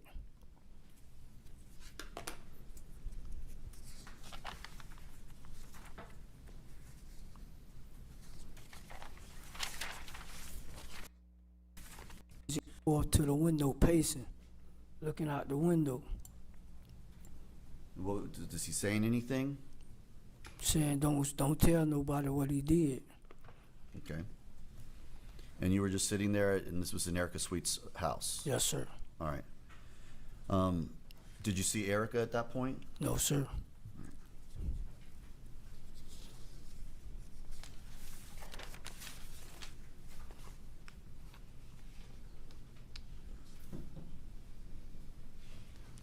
The next day, you're seeing, or I believe it's you, the next day, did you go to the Tampa General Hospital? I don't remember. You don't remember? If there's video showing you getting out of the passenger car the next day at the Tampa General Hospital, would you doubt that? No, sir. All right. Do you remember why you were going there? He remember everything else, but he don't remember that, huh? I told you, I think he was nodding. He seemed like he might have been a drug addict at that time. Pickers. When did you? My girl finally answered the phone and came and got me from my brother's house. Your girl answered the phone from your brother's house? No, from my cell phone. Oh, okay. And so who came and got you? My girl. Your girl came and got you? Yes, sir. And were you still at Erica Sweet's house at that time? No, I had on left. Where did you go? I went back to my brother's house. To your brother's house? Yeah. All right. And when your girlfriend came and got you, did you go back to St. Pete? Yes, sir. All right. Did you tell anyone what happened? No, sir. Why not? Because I was scared.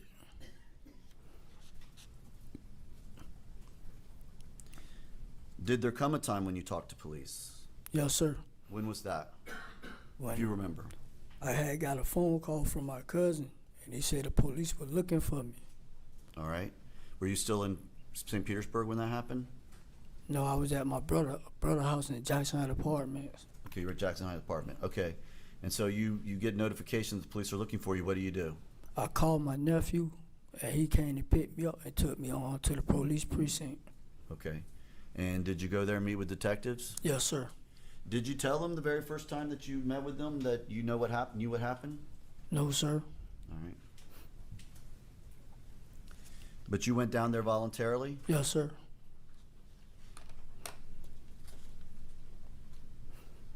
Why didn't you tell them when you first saw them what happened? I was scared. Okay, you were scared? Yes, sir.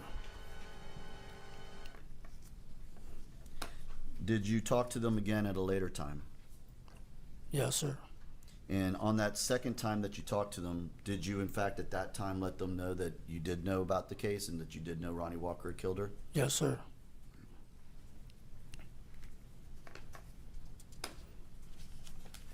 Had Ronnie Walker already been arrested by that time? I think so, yes, sir.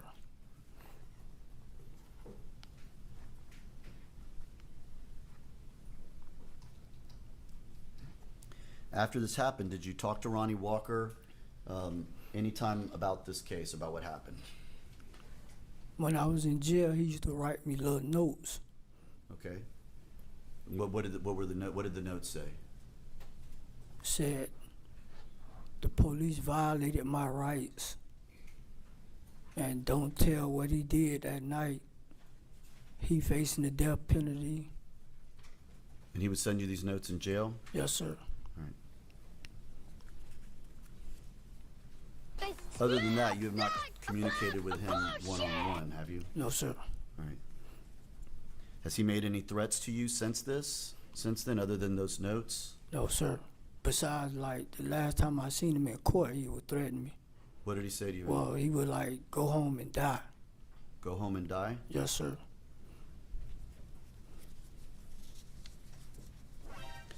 Now, Mr. Creed, there are some phone calls that appear to take place within a short period of time between your phone and that of Nilexia Alexander. Did you make those calls? No, sir. Did you know Nilexia Alexander? No, sir. Do you have any idea how those phone numbers or phone calls might have taken place? I heard through a friend that. Objection to hearsay. Did you ever lend your phone out? Yes, sir. Did you sometimes lend your phone out to a friend who had a young girl who knew Nilexia? Yes, sir. Did Ronnie Walker borrow your phone sometimes? Yes, sir.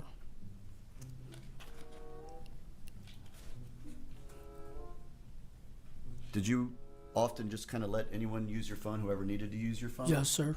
All right.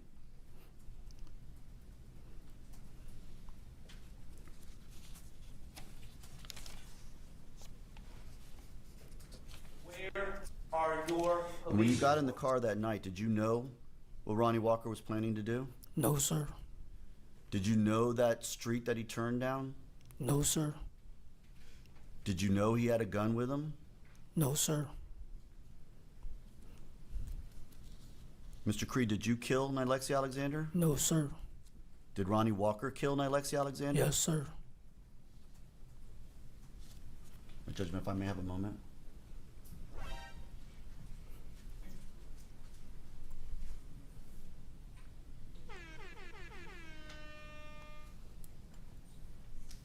He said, yes, sir, with no hesitation. He made sure.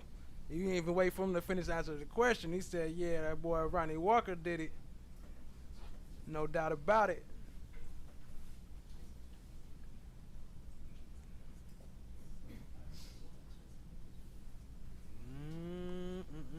Y'all believe his testimony?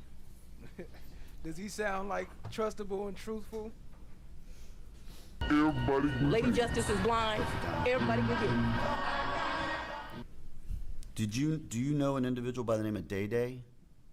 Oh, yes, sir. Okay, who is that? His name David White. David White? Okay.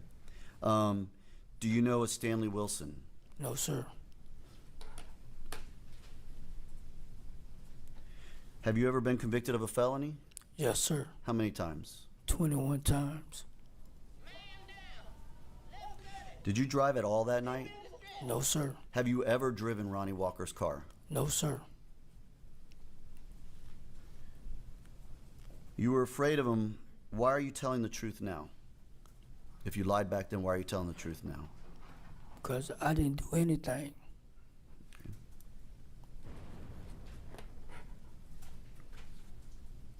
And that cousin you asked Nilexia to call, who was that? My cousin. First cousin. What's his name? Robert Parker. Robert Parker, okay. Had that weapon, do you know whatever happened to that weapon? No, sir. Did you ever see Ronnie Walker get rid of that weapon? No, sir. Did you ever get rid of that weapon? No, sir.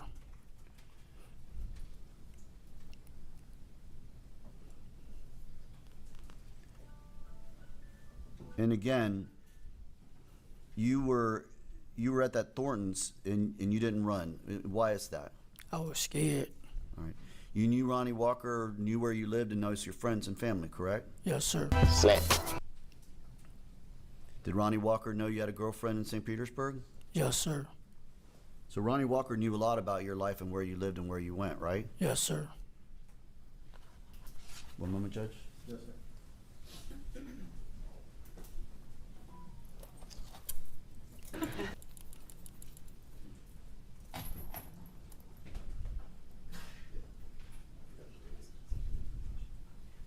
And real quick, Day Day, the man you've just talked about, was he ever in the car with you all that night? No, sir. In fact, was anyone else in the car with you all that night other than you, Ronnie Walker, and Nilexia Alexander? No, sir. Nobody else was? Nobody else. Okay.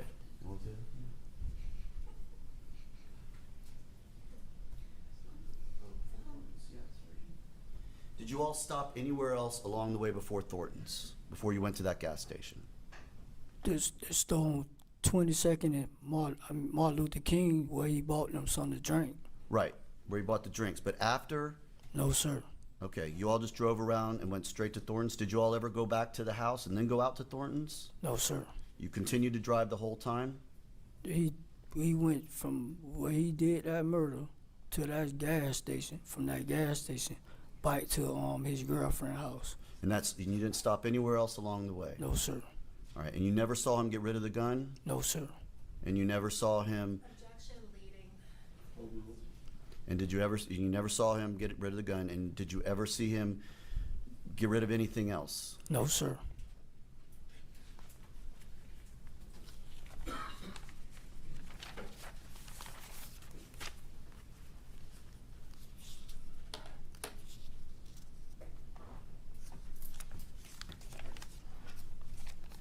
I'm going to ask you again, Mr. Creed, did you have anything to do with Alexia Alexander being killed? No, sir. And it's your testimony today, you saw Ronnie Walker shoot Alexia Alexander. Objection to leading. Is that your testimony today? You saw him shoot her? Yes, sir. Nothing further, Judge.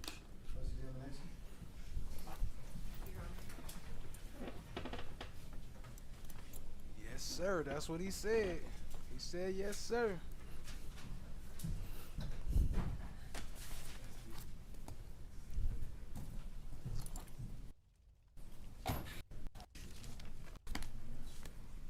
Mr. Creed, good afternoon. Oh, sorry, Judge. Good afternoon. You told Mr. Terry you've been convicted of 21 felonies, correct? Yes, sir. Yes, ma'am. And amongst those felonies is the charge of accessory after the fact. Sustained. Judge, can we approach?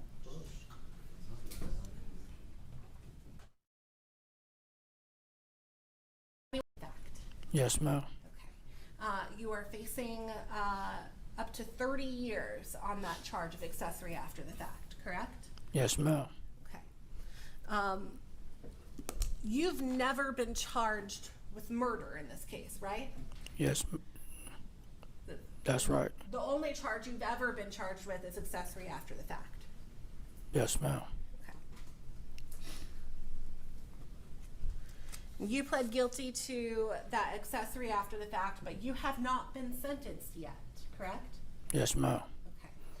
In fact, you are waiting to be sentenced to see how things go or until you complete your testimony in the case against Mr. Walker, correct? I guess so, ma'am. Okay.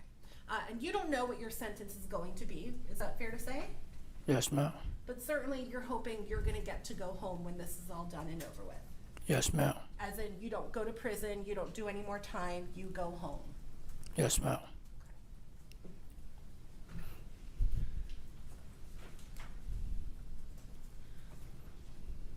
I want to talk to you about some of the benefits that you've received in your cases as a result of being a witness here. Prior to pleading guilty and agreeing to testify against Mr. Walker, you had a bond in your case. Isn't that correct? Ma'am? You had a bond that you had to pay to get out of jail? Yes, ma'am. You were unable to afford to pay that bond, correct? Correct. After you pled guilty and you agreed with the state of Florida that you would give your testimony, you were released without having to pay a bond, correct? I'm still in jail, ma'am. Correct, and I'm going to get there, but you don't have to pay a bond to get out, correct? I thought they say Look at him talk about, I'm still in jail, ma'am. You still in jail because you don't have an address for your ankle bracelet. I got to pay like a private ankle monitor. And I'm going to get there. I'm just talking about the bond right now. You would not have to pay any money for a bond to get out of jail right now, correct? Correct. The thing that's holding you in jail is that you would have to wear an ankle monitor when you get out of jail, correct? Correct. And you don't have an address where you can go to stay at in order to wear that ankle monitor, correct? Correct. And that is the thing that is holding you in jail, correct? Yes, ma'am. So one of the benefits that you received is after agreeing to testify, the prosecution agreed to erase that bond for you. correct? Correct. Okay. Another benefit you received is that you also had a case of battery second or subsequent a felony, correct? Objection, Your Honor. Approach.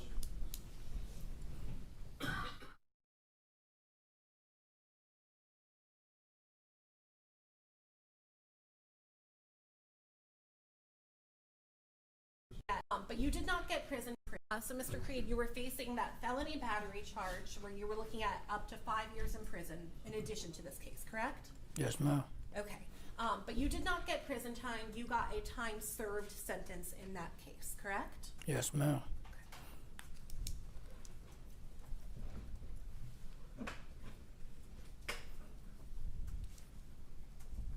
All right. I want to go through some of the details of what you've testified about here today.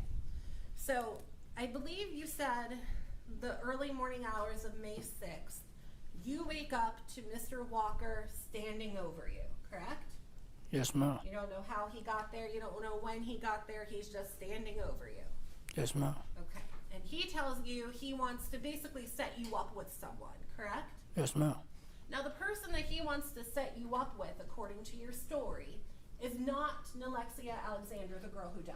No, ma'am. This is a friend of Erica Walker, his Yeah. girlfriend. Yes, ma'am. Okay. And so you then get in the car with Mr. Walker. You say Erica Sweet is there and this other girl is there, correct? Correct. Okay. And then I think your testimony was next thing that happens, you go back to Erica Sweet's apartment and you fall asleep. Yes, ma'am. Okay.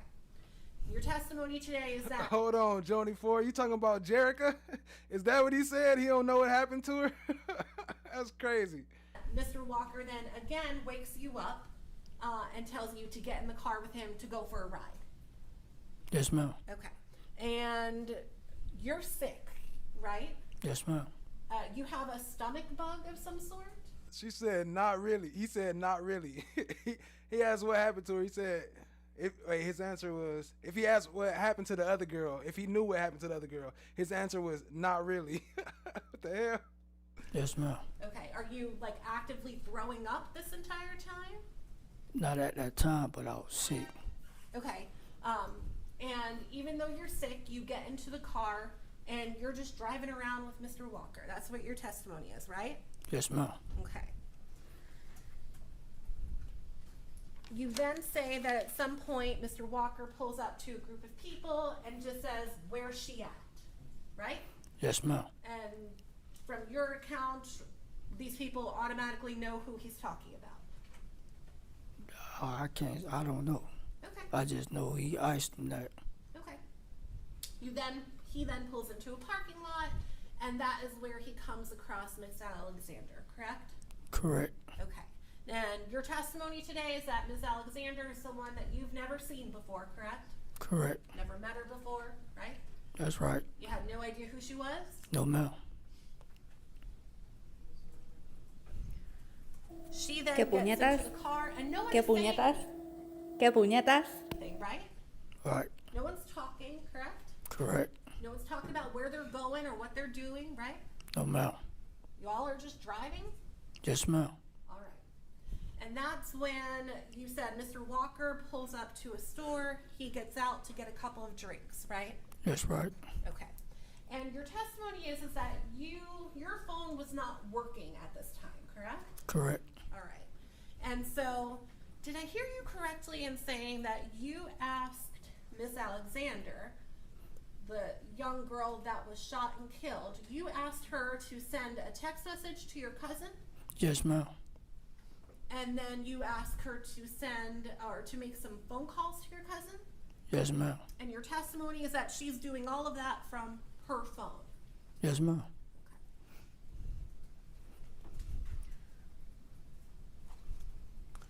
You then go, Mr. Walker gets back in the car, you go to this dead-end street, and that's where the shooting happens, correct? Yes, ma'am. All right.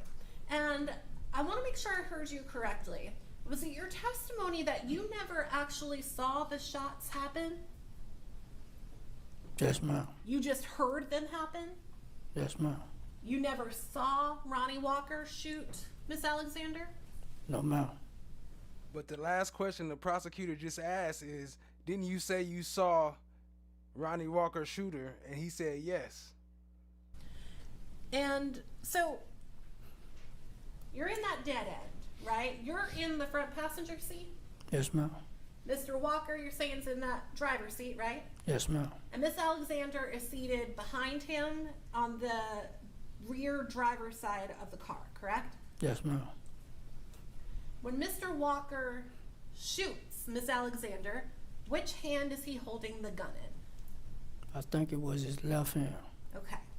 And where was Mr. Walker when you heard that first shot, where's Mr. Walker? In the driver's seat. Okay, so he's still seated in that driver's seat, correct? Yes, ma'am. And Miss Alexander, she's seated in the back. Yes, ma'am. The windows in the car are all rolled up, correct? Yes, ma'am. And so it's your testimony that Mr. Walker, with his left hand, takes a gun, let me kind of hold her chest. Yes, right? ma'am.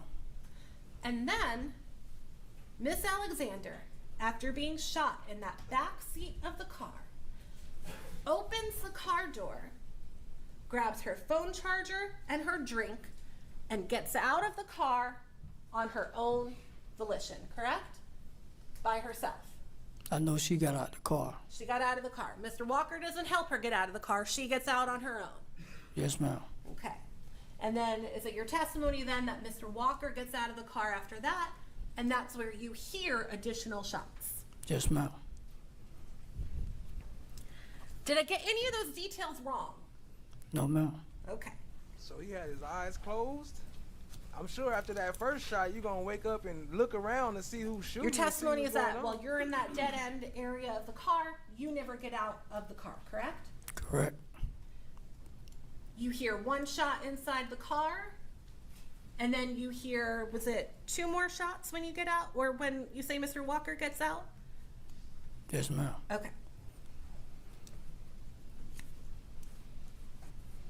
And they found what, 5 bullets? Six, they said it was 5 or 6 shots. He only heard 3. And your testimony today is that after Mr. Walker gets back into the car, he makes some sort of a threat to you, like, don't tell anyone or I'm going to kill you too, right? Yes, ma'am. And your testimony is that that is the reason why you then remain in the car with Mr. Walker throughout that morning, the rest of the morning of May 6th and into the following day of May 6th, correct? Yes, ma'am.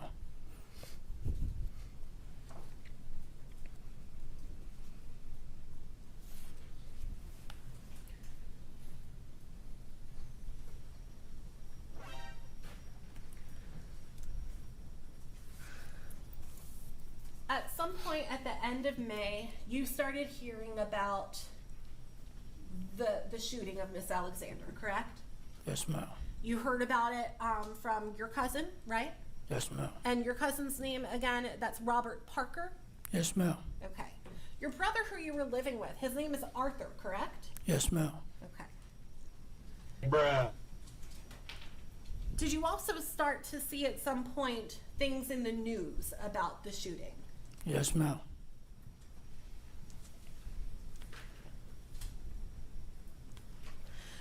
When you hear from your cousin that the police had been by to talk to him, that's when you go to talk to the police, right? Yes, ma'am. And I want to try and get a timeline as much as we can. This is sometime at the end of May. Does that sound about right? I really don't remember. Okay. Let me see if you remember this. The first time you go to talk to the police, Mr. Walker, he had not been arrested yet? No, sir. No, ma'am. You don't think? Okay. He had not been yet arrested. And did I hear you correctly? When Mr. Terry asked you if you told the police that you knew about the murder the first time you spoke to them, your answer to him was no, you did not tell him that, correct? Ma'am? Your answer to Mr. Terry was that you were not honest with the police. You did not tell them about what you knew about, correct? Yes, ma'am.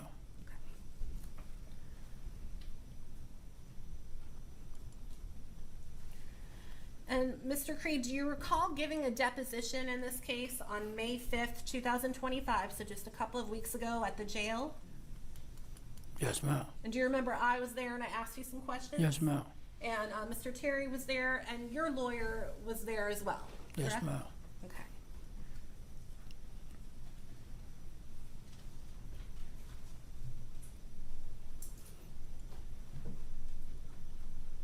And for counsel, I'm referring to page 24 of that deposition, starting at line 4, going through line 12. And this may be a little long-winded, but let me ask you this question. Do you recall being asked at the time,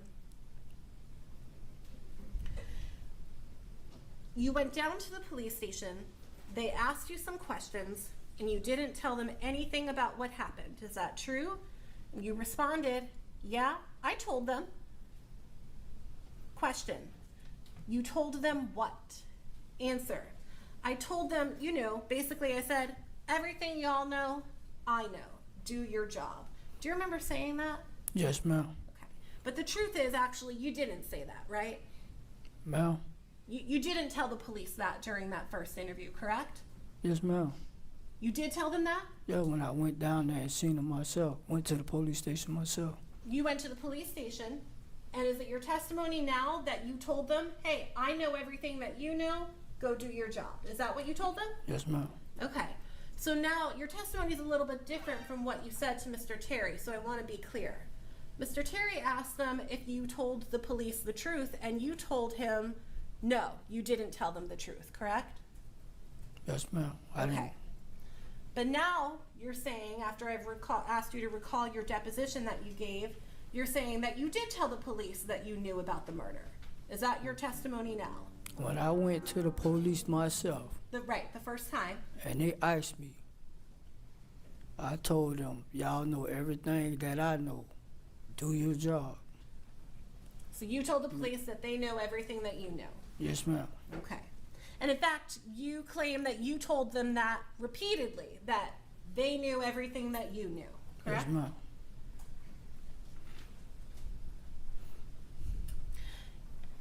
In reality, though, you never walked them through those details that you gave us here today, correct?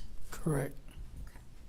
That didn't come until the second interview that you had with them sometime in July. Am I right about that? Yes, ma'am. And at that second time, that second interview, Mr. Walker, he had already been arrested, correct? Yes, ma'am. Okay. The second time that you were interviewed by law enforcement, at that point, you didn't go to them voluntarily. You were arrested, correct? Yes, ma'am. Okay. And you were arrested in Pinellas County? Yes, ma'am. And this was in July after Mr. Walker had already been arrested, correct? Yes, ma'am. Okay. Let me ask you this question real quick. Were you arrested in Pinellas County at any time before that, in May or in June? If I no, ma'am. No, right? The only time you were ever arrested in Pinellas County would have been in July after Mr. Walker was arrested, correct? Yes, ma'am. Okay.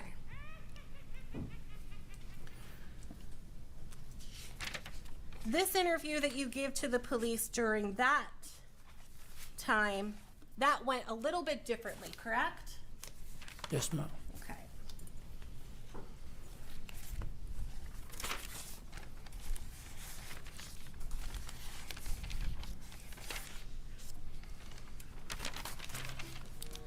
During that interview in Pinellas County, the Detective Whelan, the male detective, he started off by telling you that they had authorization to charge you for what they had previously talked to you about. Do you remember him saying that? Not really, but I know they just talked the lady. He talked to some lady on the phone, and he told me I'm about to sit down. Okay. So do you remember him telling you that they were going to charge you with some things? That's how the interview started. No, ma'am. He just told me I'm going to have to sit down for a little minute. Okay.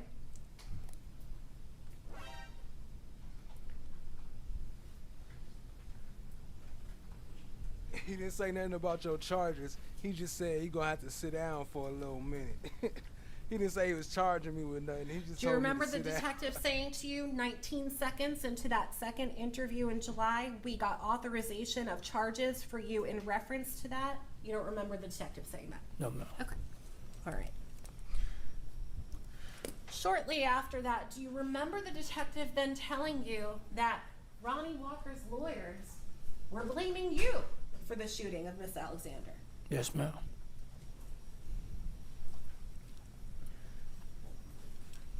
And the detective went on to tell you that he had to get up on a witness stand and try to explain why he believed Ronnie Walker was the shooter and not you. Do you remember him saying that?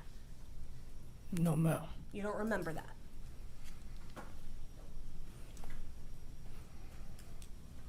The truth is that you are a liar. Do you remember the detective saying to you they needed to get answers? Do you remember him telling you that? I think so, ma'am. I think so. Okay. When he says that to you, your response to him was, all I know is what they put on TV. Isn't that what you told him to start off? I probably did say that.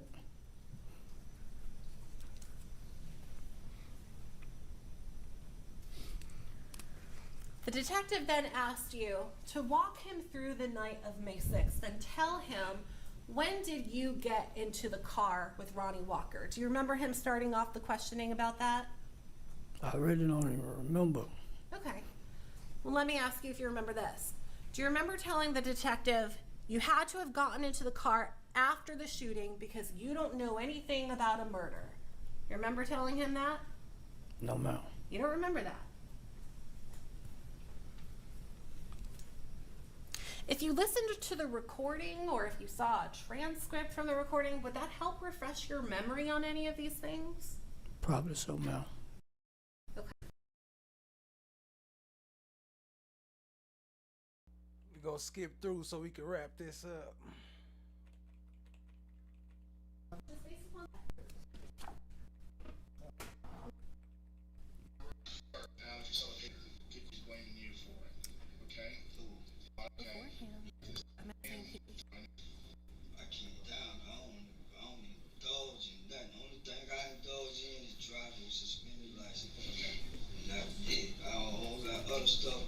Oh, look, and remember the prosecution argument was he can't even drive. He don't got no license. Look at him talk about the only thing I indulge in is driving with a suspended license.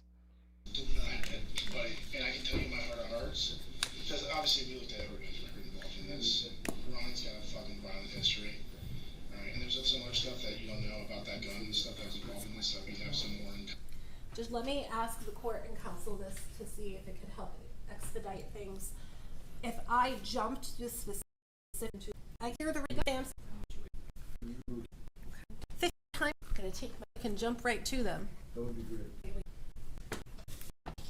My heart of hearts, because obviously we looked at everybody's record involved in this.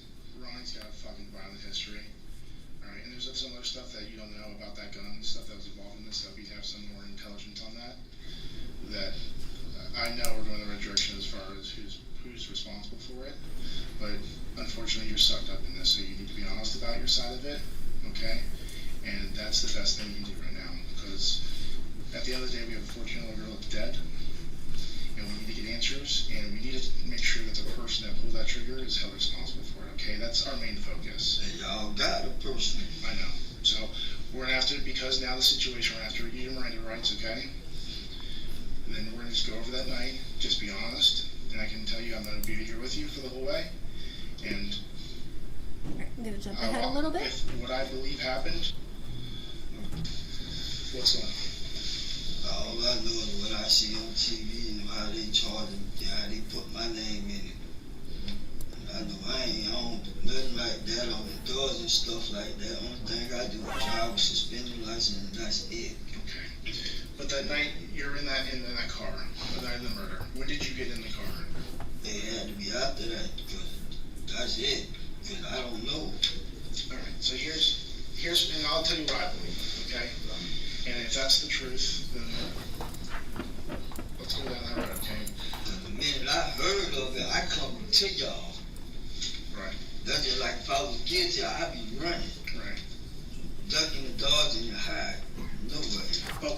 But here's the thing. We know where that car goes right after the murder. Okay.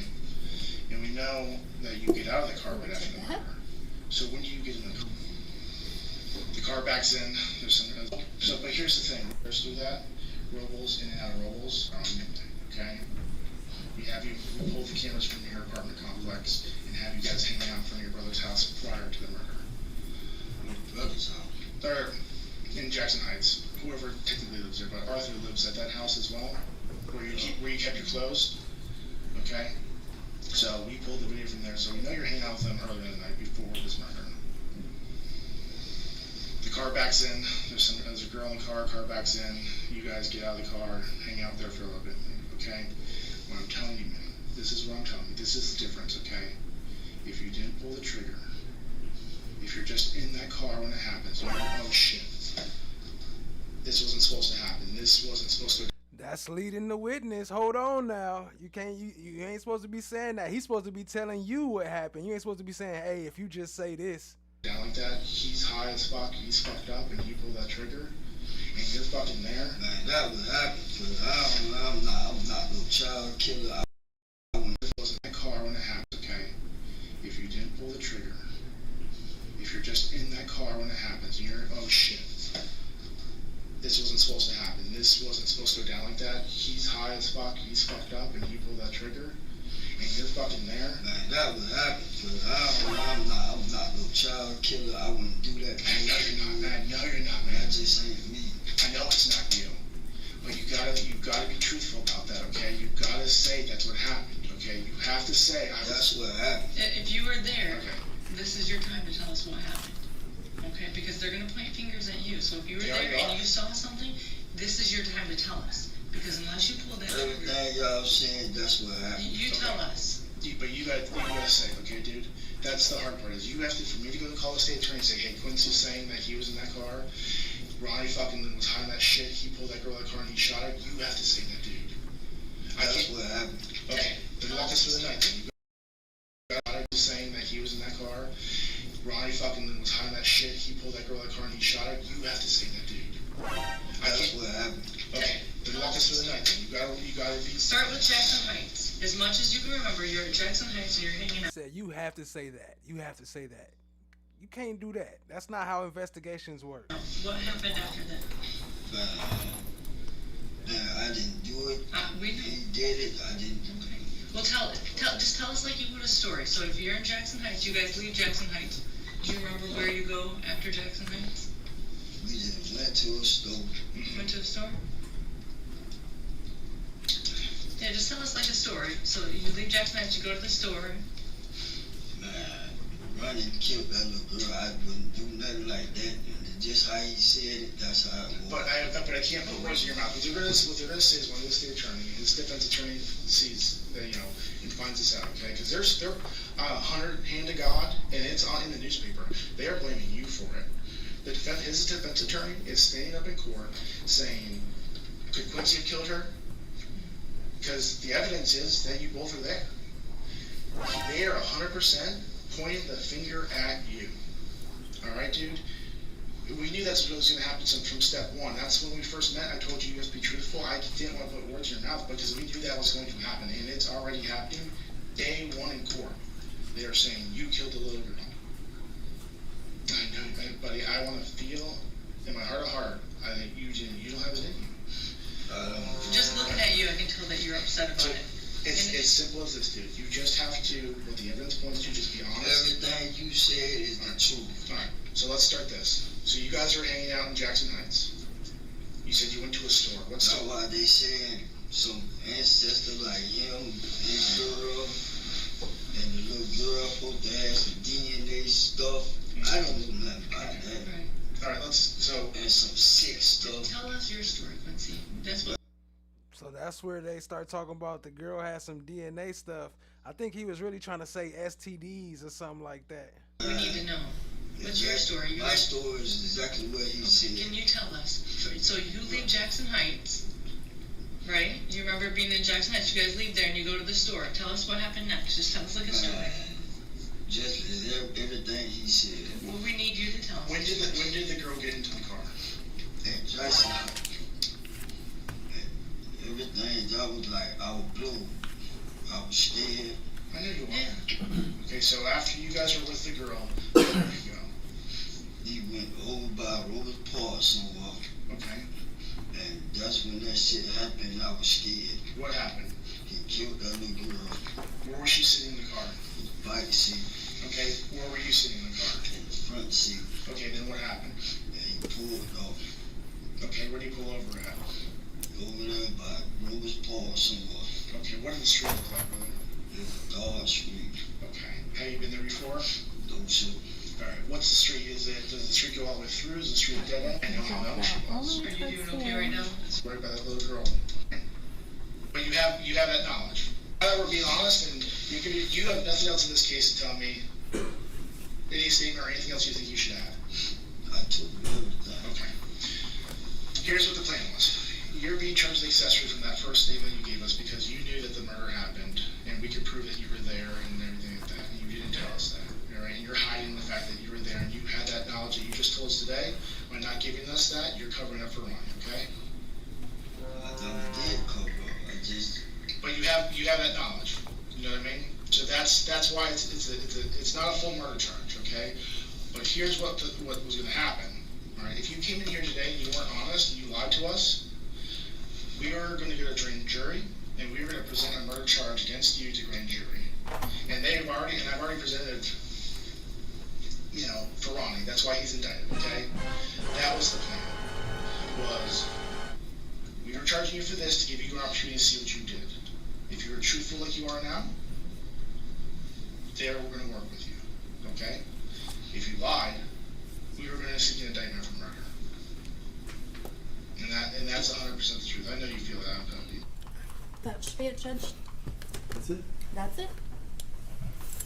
Is that back in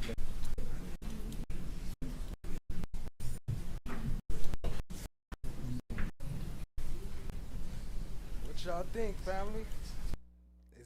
Is he looking guilty after that? Did she make him look bad? Did she create reasonable doubt? Thank you so much. All right, Mr. Creed, during that break, have you now had a chance to listen to some of those portions of your interview to help refresh your recollection? Yes, ma'am. Okay, all right. Bruh.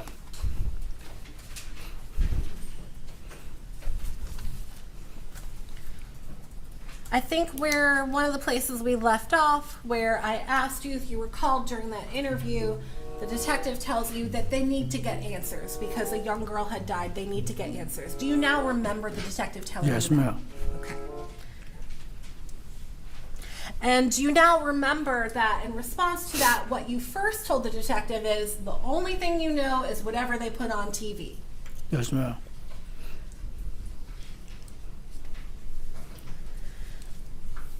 During that interview, when you were asked, when did you get into the car? Your first response to them was, it had to be after the murder because you didn't know anything about the murder. Do you remember hearing that now? Yes, ma'am. And then there's a portion during that interview where Detective Wieland says to you, well, let me tell you what I believe. Do you remember him saying that? Yes, ma'am. And then do you remember him saying to you, if you're in the car with Ronnie and he just shoots and kills her and it wasn't supposed to go that way and you're freaking out, just tell us that. Do you remember hearing that? Yes, ma'am. Okay. And then after the detective tells you that, your response to him is, that's what happened. Correct? Yes, ma'am.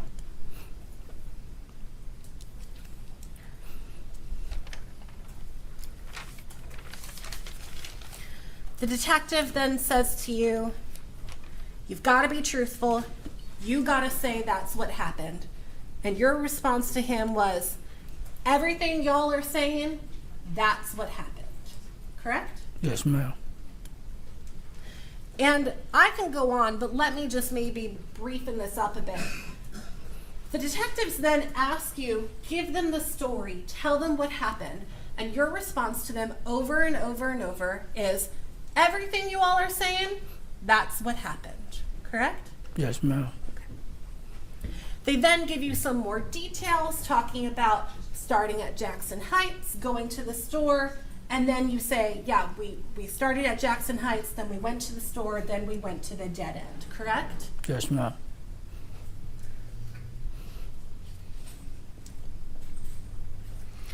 There was a female detective that was sitting in on that interview as well, correct? Yes, ma'am. I don't know if you remember her name, but Detective Nicole Sackrider.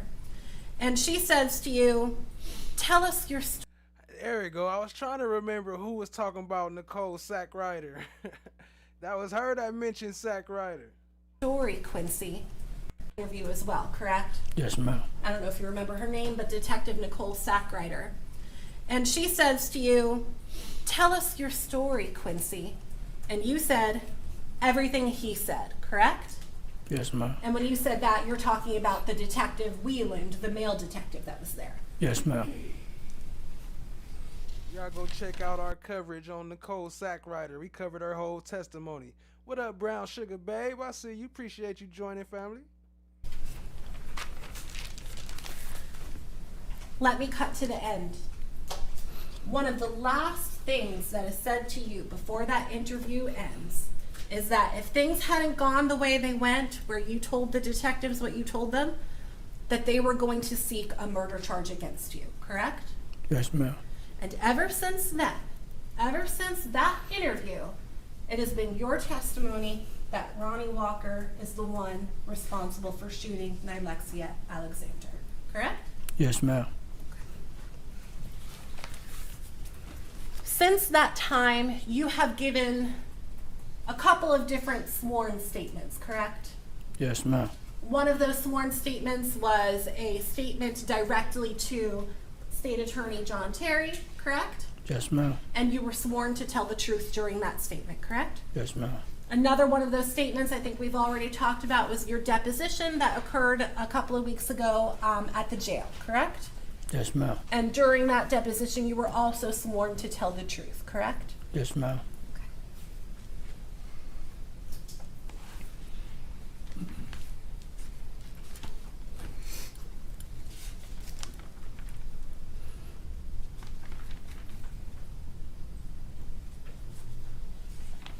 Almost out of here, family. I'm just gonna let her finish this last little piece, and then we gonna wrap it up. Appreciate y'all being here. And we will come back if they decide to stream and they bring that verdict back. I got it. I've been refreshing. They ain't brought it back yet, but I got my hand on the trigger, checking it out. They ain't came back yet, family. All right, Mr. Creed, I'm showing you State's Exhibit 30C as in cat. I'll zoom in a little bit. This is a text message, and the contents of the message say, "Cuz, it's me, Q." Q is a nickname that you have, correct? Yes, ma'am. You go by that name. Your family knows you by that name, right? Yes, ma'am. This is a text message that you sent, correct? I didn't send it, but didn't I send asked her, the little girl, to send. And when you're saying that, you're talking about the young girl that died, Nylexia. Yes, ma'am. Okay. And so this is a message that was sent from Nylexia Alexander through her phone? Yes, ma'am. Can you explain to us, Mr. Creed, then, why it is that this message was actually sent from Erica Sweet's phone, 305-910-9779? Can you explain that? No, ma'am. Okay.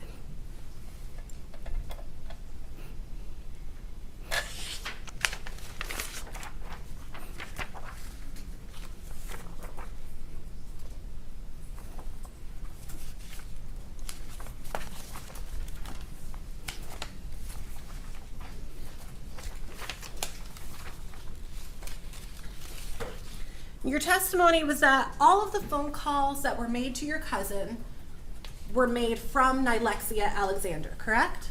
Yes, ma'am. And they were made from her phone, correct? Yes, ma'am. Showing you State's Exhibit 30D as in dog.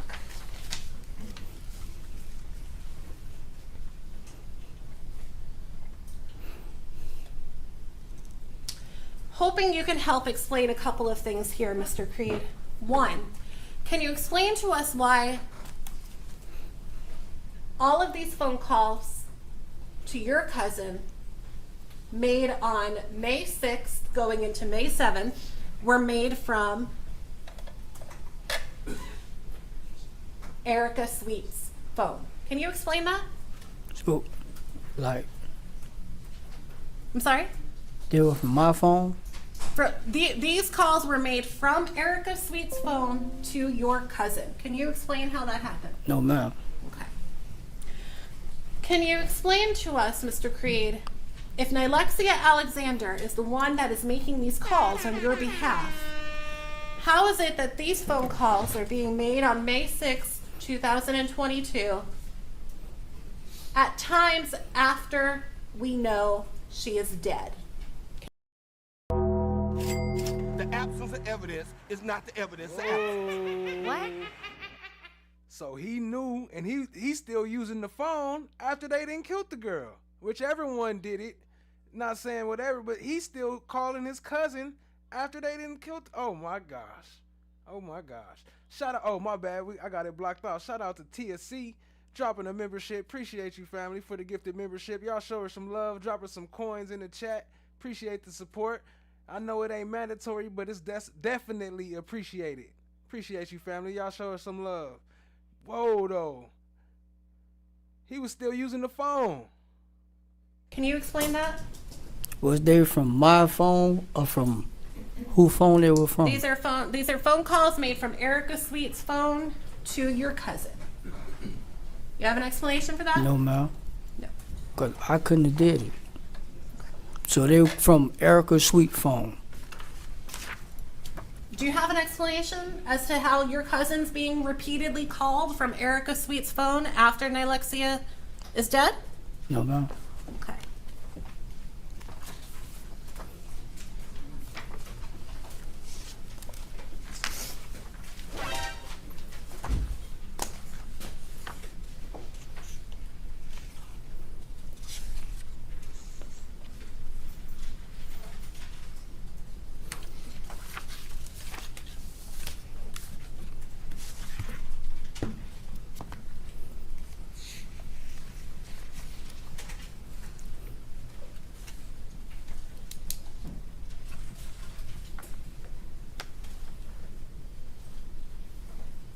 I'm going to go ahead and show you State's Exhibit 30A. And these are phone records from your phone. So we're at the point now where we're talking about your phone. And I'm going to zoom in to that top couple of rows right there. That 813-447-6234 number, that is Nylexia Alexander's phone number. Your explanation for how your phone is in communication with Nylexia Alexander's phone. Give me that explanation. I told the detective that I found out through the jail that I got a friend, female friend, but that was Alexia's friend. And so somehow there's a coincidence that a person that you know, and how old are you, Mr. Creed? I'm 48 right now. 48 years old, okay.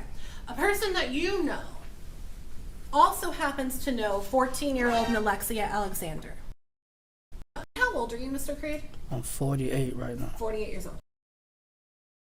48 years old, and y'all in the car with a 14-year-old? Both of y'all need to be, man, here we go. Both of them. I'm back to both of them again. Okay. A person that you know also happens to know 14-year-old Nylexia Alexander. And by coincidence, that person got a hold of your phone and contacted Nylexia Alexander multiple times through the end of April of 2022. Is that your explanation? Yes, ma'am. Okay.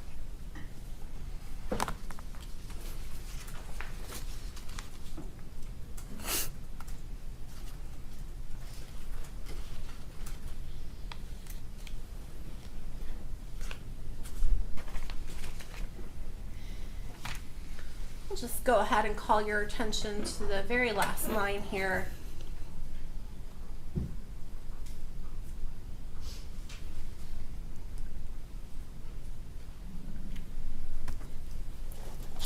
To a phone call made on May 1st, 2022 at 2:51:42 a.m.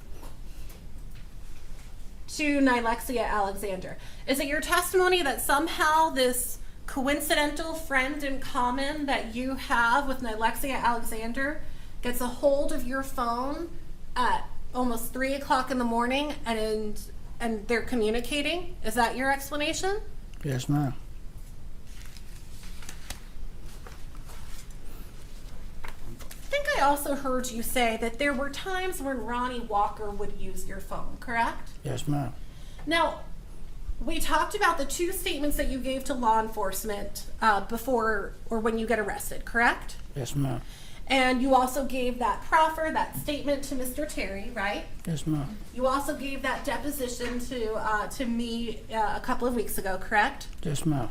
Would you agree with me that not one single time in any one of those statements have you ever said Ronnie Walker would use your phone? You've never said that. Because y'all never did ask me that. Okay. And that wasn't information that you thought that the detectives might need to know? I didn't know, ma'am. That wasn't information that you thought Mr. Terry would need to know? I never did got ice, so it wasn't. You didn't think that was information that you should give him? At the time, I didn't know, ma'am. And that wasn't information that you thought was important to bring up in your deposition with me, correct? Judge asked and answered. That wasn't any information that you thought was important to bring up to me, correct? You didn't never ask me, ma'am. I didn't know to tell you that. I got it.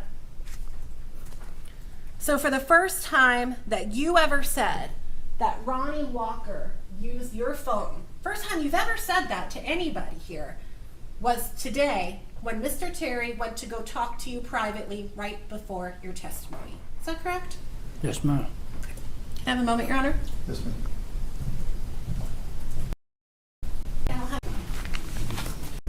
Be ready.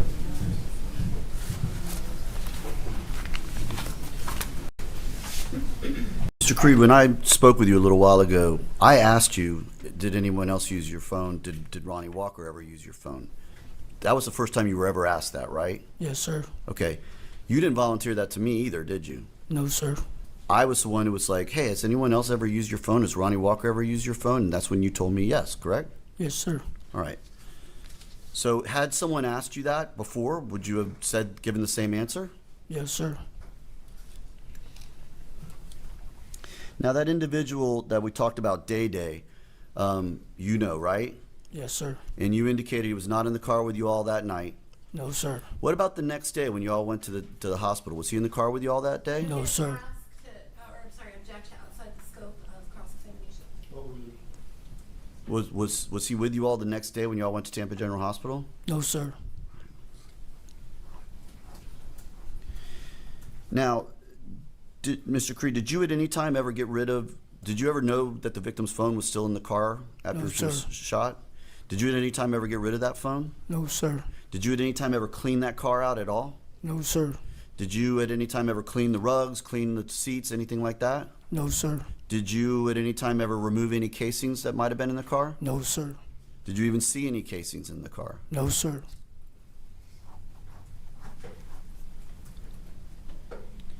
And Mr. Creed, you understand that the reason you're facing these 30 years is that you lied for Ronnie Walker. You understand that, right?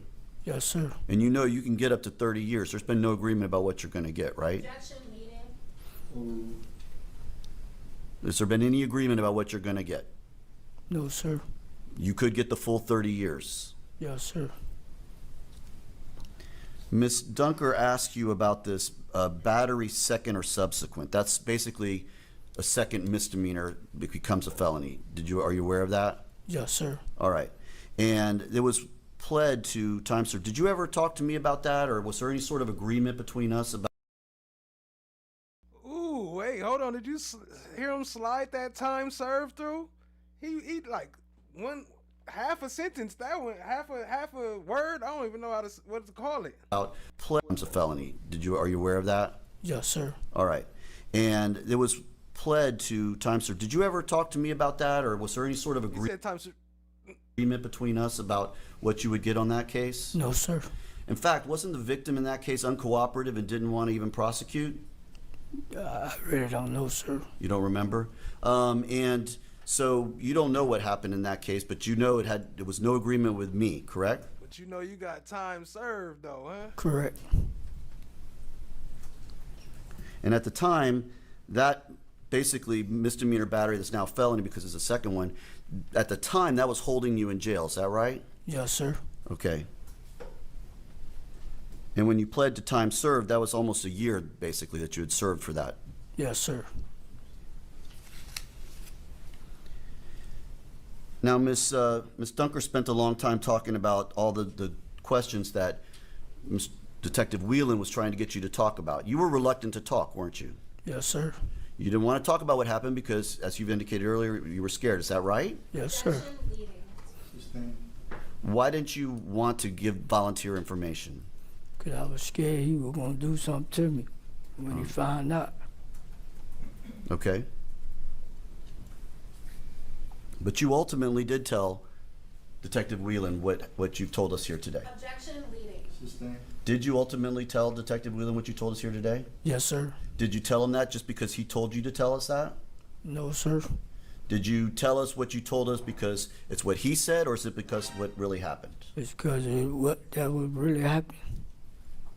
There go that lawyer, that prosecutor again, creating reasonable doubt.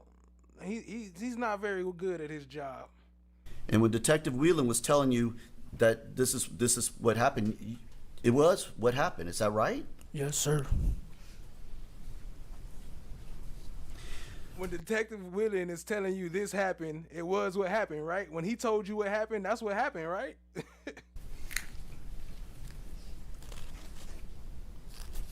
Yes, sir. Yes, sir.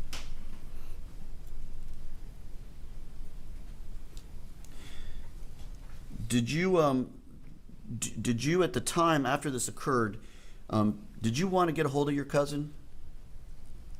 Yes, sir. Did you kind of want to get away from the situation that you were in? Yes, sir. Were you trying to reach your cousin? Yes, sir. Do you recall if you used the phone that was in the car, Erica Sweet's phone, to call your cousin? No, sir. You don't recall if you did or not? Not physically. Okay. Do you know if Ronnie Walker helped you try and call your cousin? No, sir. All right. Was Erica Sweet's phone in the car? Do you remember? I don't know about that. As far as this neighborhood, where you all live, it's what's called Belmont Heights, is that right? Yes, sir. Do a lot of people know each other? Yes, sir. All the people around Yes. blown strange to you? That a friend of yours daughter may know Nilexia if they live in the same neighborhood? Yes, sir. Okay. Did you know Nilexia? No, sir. Did you ever call Nilexia? No, sir.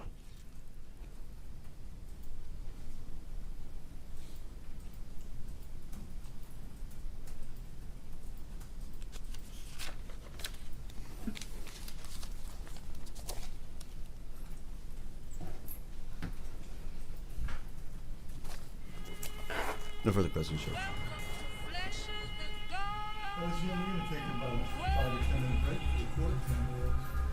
Well, isn't this All right for the a girl. nice surprise?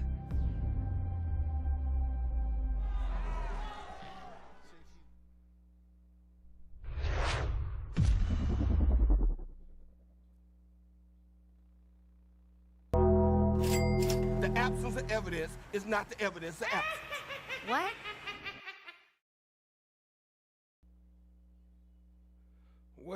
Well, family. Shout out to our stream sponsors for today. TSC, Joni Ford, Chad My Black is Golden, and Ali. Like I said, it's not mandatory, but it's definitely appreciated. Appreciate the love, family. Shout out to everybody in the chat. Shout out to Tat Clouds. Appreciate the love. Always coming through, helping out. Appreciate you. Shout out to Joni Ford in the chat. Shout out to Chad My Black is Gold in the chat. Brown Sugar Babe, what up, what up? Shout out to you. No One, what up, family? Shout out to you. Appreciate y'all being here. Shout out to TSC. Let me see. FFS. Appreciate you being here, family. Jazzy T, I think I seen up in there. Shout out to Jazzy T.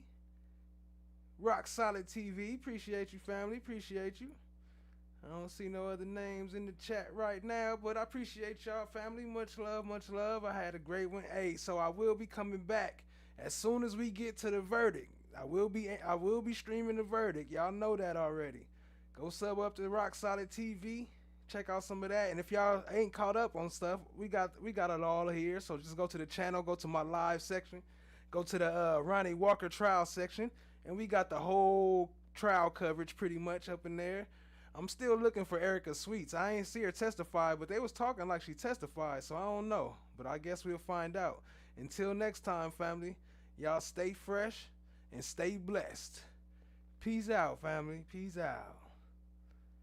Go sub up to Rock Solid TV. Hold on, let me hit you with a bruh.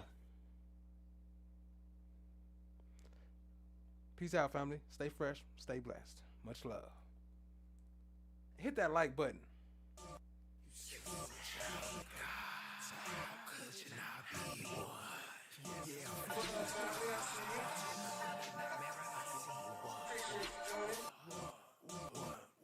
From the ashes he arose. Never hated friend or foes. Just a sub to art and not giving a fuck. Chasing down my goals. I self-law am master. Supernatural disaster. Metaphysical reaction.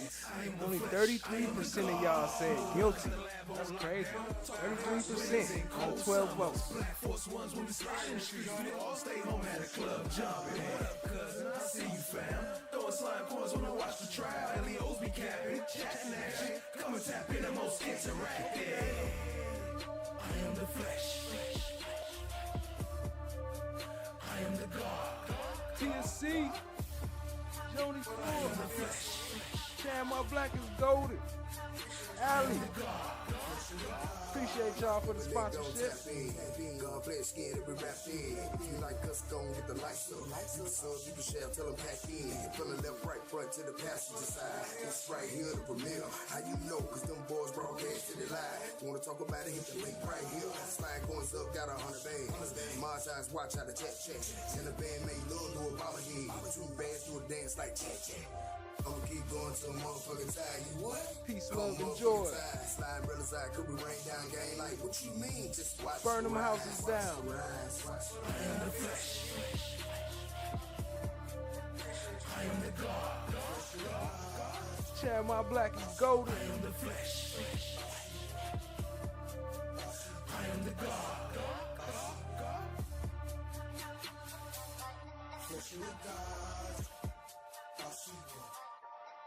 I see one. I see one. I see one. I see one.